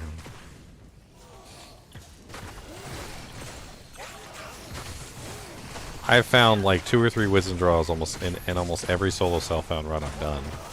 And always like kind of laughed and been like, oh, a wisdom draw. It'd be nice if I find that on my bull run. I better find a dang wisdom draw. It's not even a particularly difficult item to drop. So long battle bows drop everywhere. All the time. They just drop everywhere. And that's one of the reasons why the wisdom draw is so common. It's like almost as common as a frickin' Eisenhart's, but not quite. So if I don't find one, I'm gonna be sad. You know what? You're probably not going to find one. You know what you are going to find? A Buriza? A perfect keystrokes. I don't want that. Or an Ethereal Titans. Yeah, or an F-Titan. I mean, those are like build-changing items. If you find one of those, you like swap builds. You're like, okay, I found an F-Titans. Alright, guys. Love a build. Ton of respect.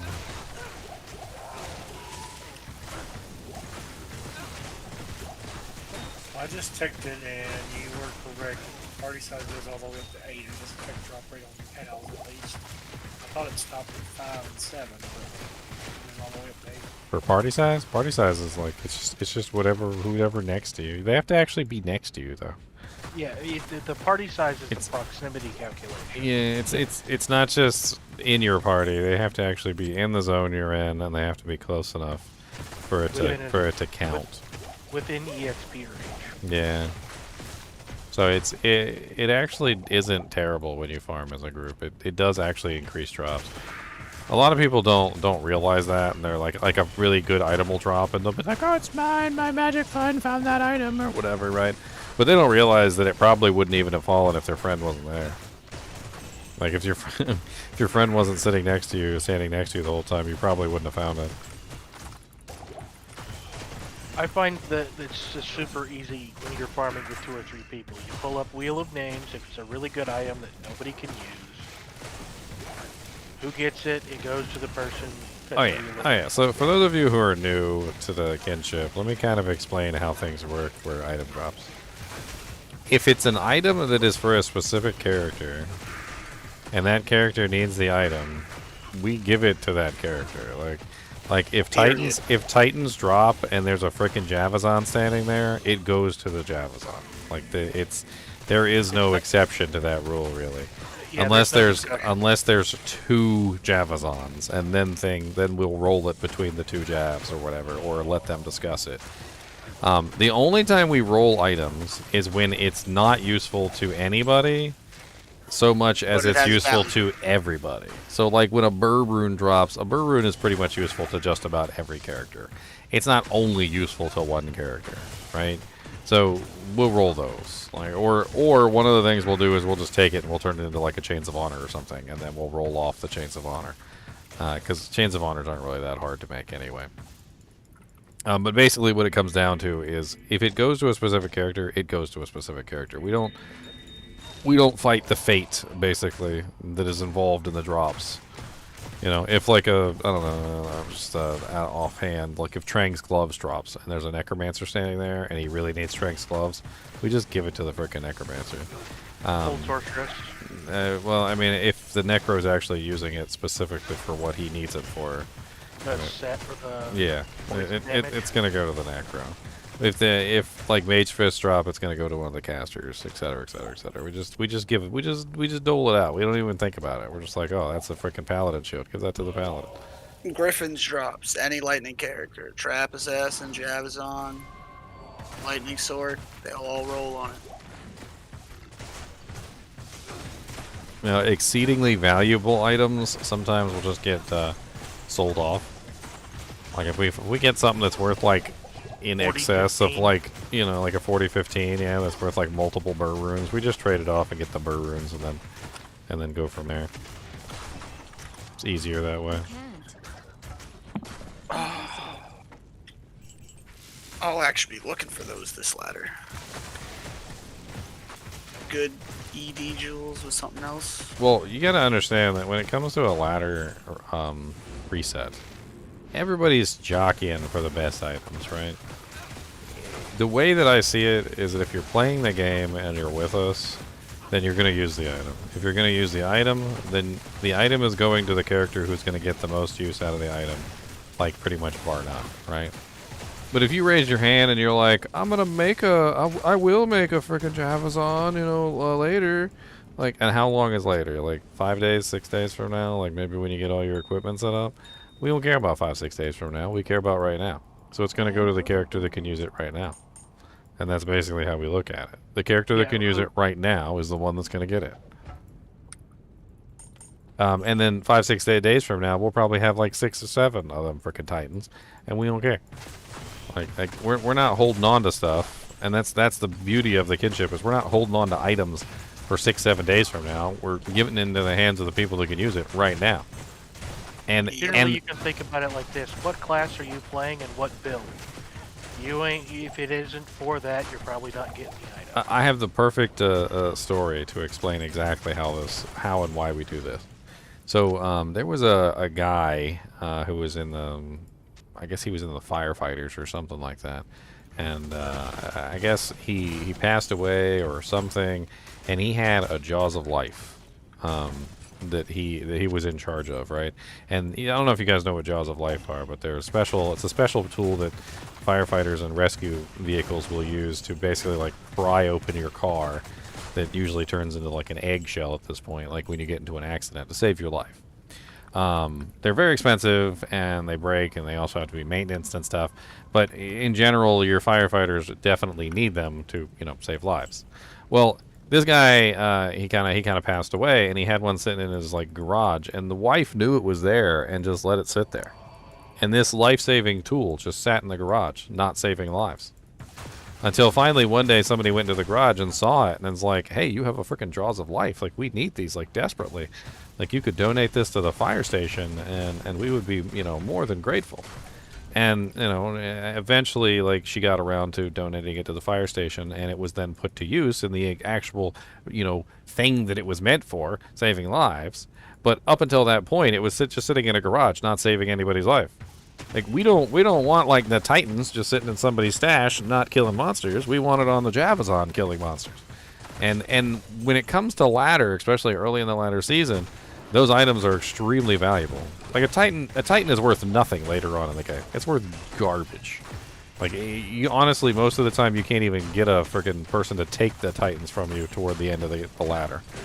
But toward the beginning of the ladder, in the first couple days, in the hands of a freaking Javazon, that thing changes, like, their whole world.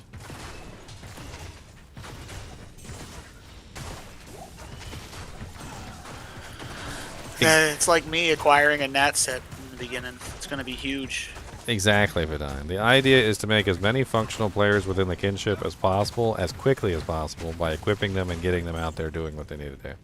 And this means that they're finding more items, and they're helping out the kinship, and the items that they find go to characters and make more functional characters, and before we know it, we end up with a whole bunch of functional characters that can farm equipment. And then our swap games go from go from chipped gems and and crystal swords to like freaking Ravenfrosts and gloriousness. From 4-socket crystal swords and monarchs to and rejuves to and then we get so rich we start trolling Rune. each other with like F1 socket man catchers. My favorite. Ethereal Viper Magi. I found that fairly early on that season. Somebody used it. Yeah, don't sleep on Eth Viper, man. That Act 3 Merc loves it, I promise. Well, I just thought it was funny because I threw it on the ground and watched 2 or 3 people walk by it, look at it, and throw it back on the ground the minute they realized it was ethereal. What was it? Wasn't it you, Bob, that found that ethereal gold wrap? That when you were done with it, you passed it on to somebody else and they upgraded it? Yep, it was indeed, and it full circled back to me. With like 3 durability left, and I was like, I'll use it till it breaks. This shit is mine. Upgrade it to a troll belt. Let's go. Upgrade it to a troll belt. That's just it. It got upgraded twice. It got fully upgraded and passed back to him. It was...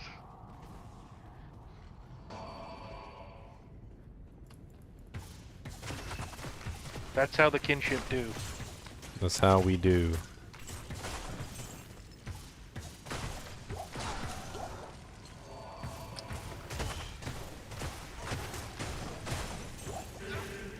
Upgrading an item returns its durability, correct? Not fully. It randomizes the durability somewhere in the middle. Which is better, of course, than it being broken.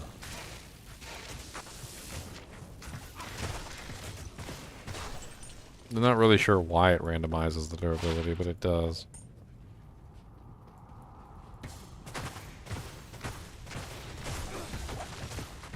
Probably for the exact reason that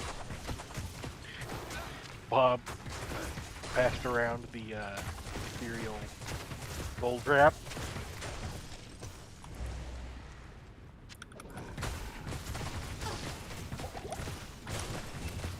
Hey, it takes a gold wrap a while to break if you're not dying, man. I can't carry anymore.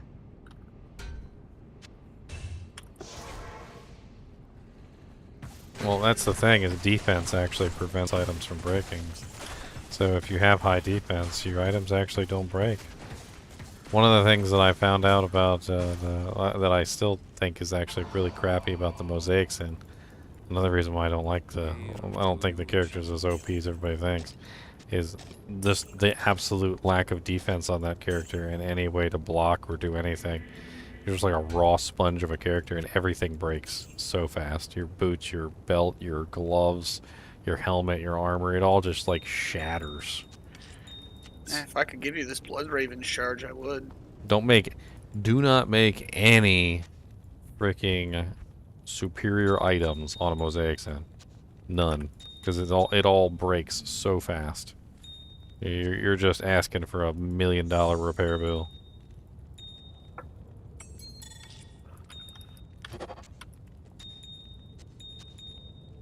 I was so poor that season. Literally, all I did was make a superior treachery. That was it.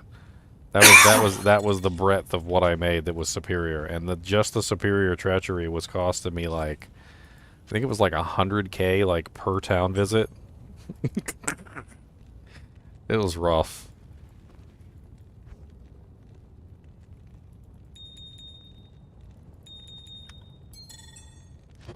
I was like begging people for gold. I'm like, man, if you could give me a couple coins. If you could give me like 1 or 2 gold coins, I really appreciate it. I'll put you in my next video. So you weren't finding 4 35k items every town visit? Even if I did, I was still slowly running out. It was a war of attrition. No matter how much gold I found, no matter how many items I sold, I was still running out.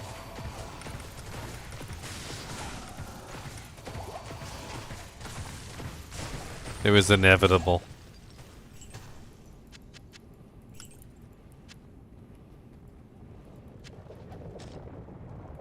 Oh man, you're the physical dude. Oh, here he is, Diablo himself.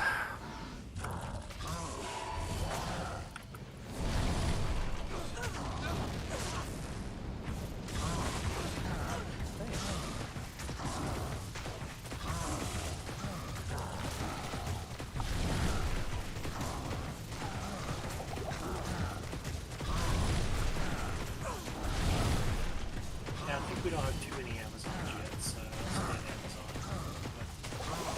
But it's what you need. Man, boss killing on the freezing arrow Amazon is painful. Firing my bow, firing my lasers, firing my bow, firing my phasers. Did you find your Irothus set?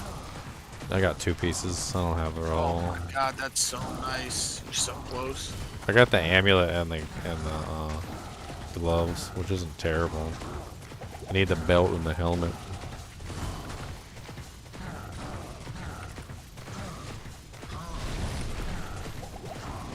Well, my plan of having a super tanky Valkyrie to help me tank bosses and stuff like that is certainly not failing. I mean, my Valkyrie is more than tanky enough to handle Diablo, even though he seems to be ignoring her at this particular moment. Occasionally, he just does that. He's like, you know what? He's like, I don't want to fight your Valkyrie. Your Valkyrie sucks. How about that? Your mom's a hoe. Whoa, man.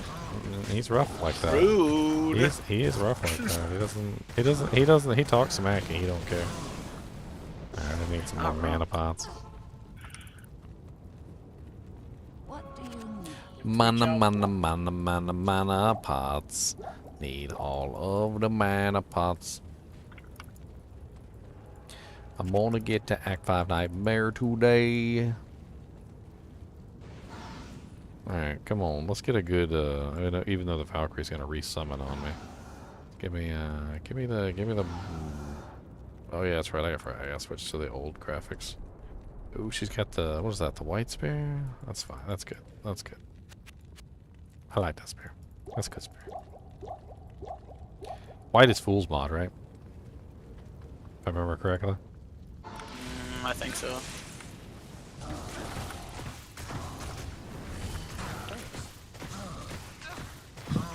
Sometimes I think I know something about this game. It's for the ginger, it's for the veterans.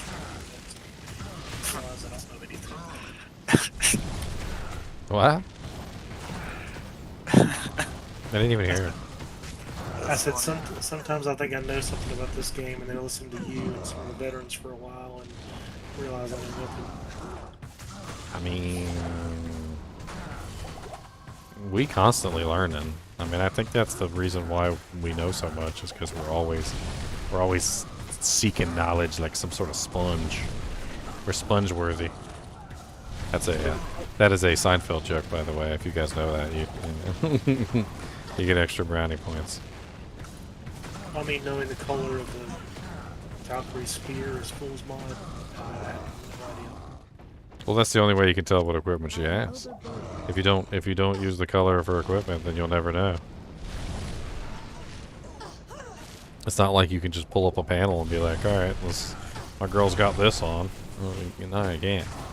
Oh. I wish. Oh, he gonna kill me? Oh, hell no. He put me in a bone prison.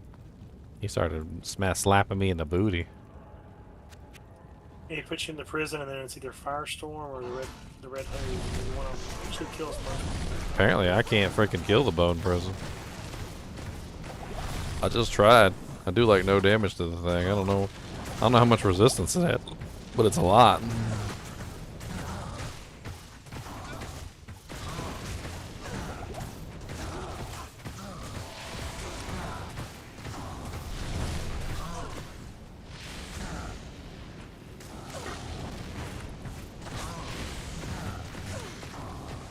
You and your stupid little lightning inferno. Man, you just all up on my booty too.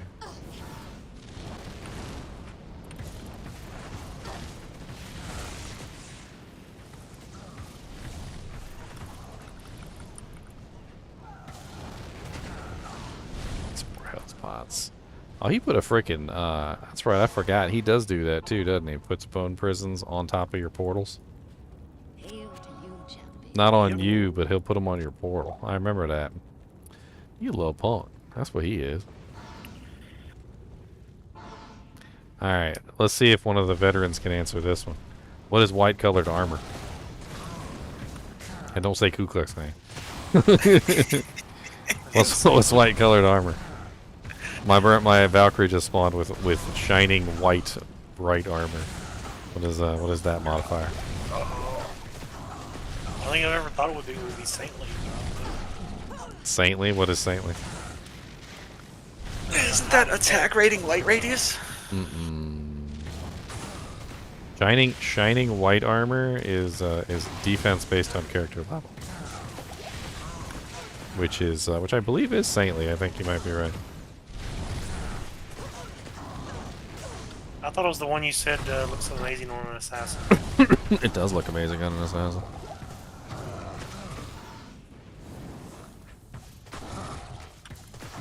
Telling you, man, I'd really love to be able to see what equipment she's wearing. That'd be a very fun thing they could add to the game, in my opinion.